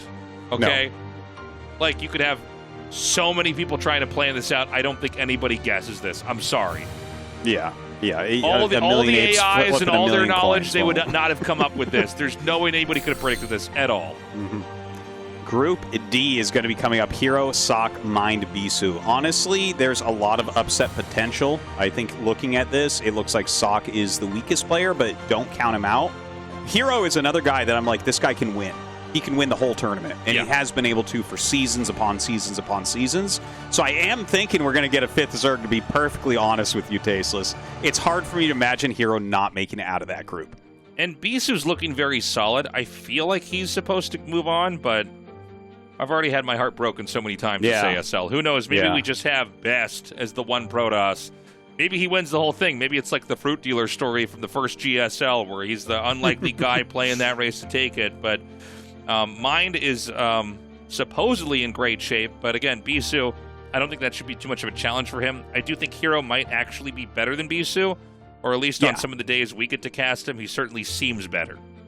Yeah. Also, Mind is in really good shape. I've been watching him a lot. I think he has some real upset potential in this group as well. Guys, thank you so much for joining us. What a crazy day. We're going to have Group D out for you right away. We're going to be recording that tomorrow. It was happening while we were recording this this thing right now. So be ready for that. And until next time, we love you. Take care. Bye-bye.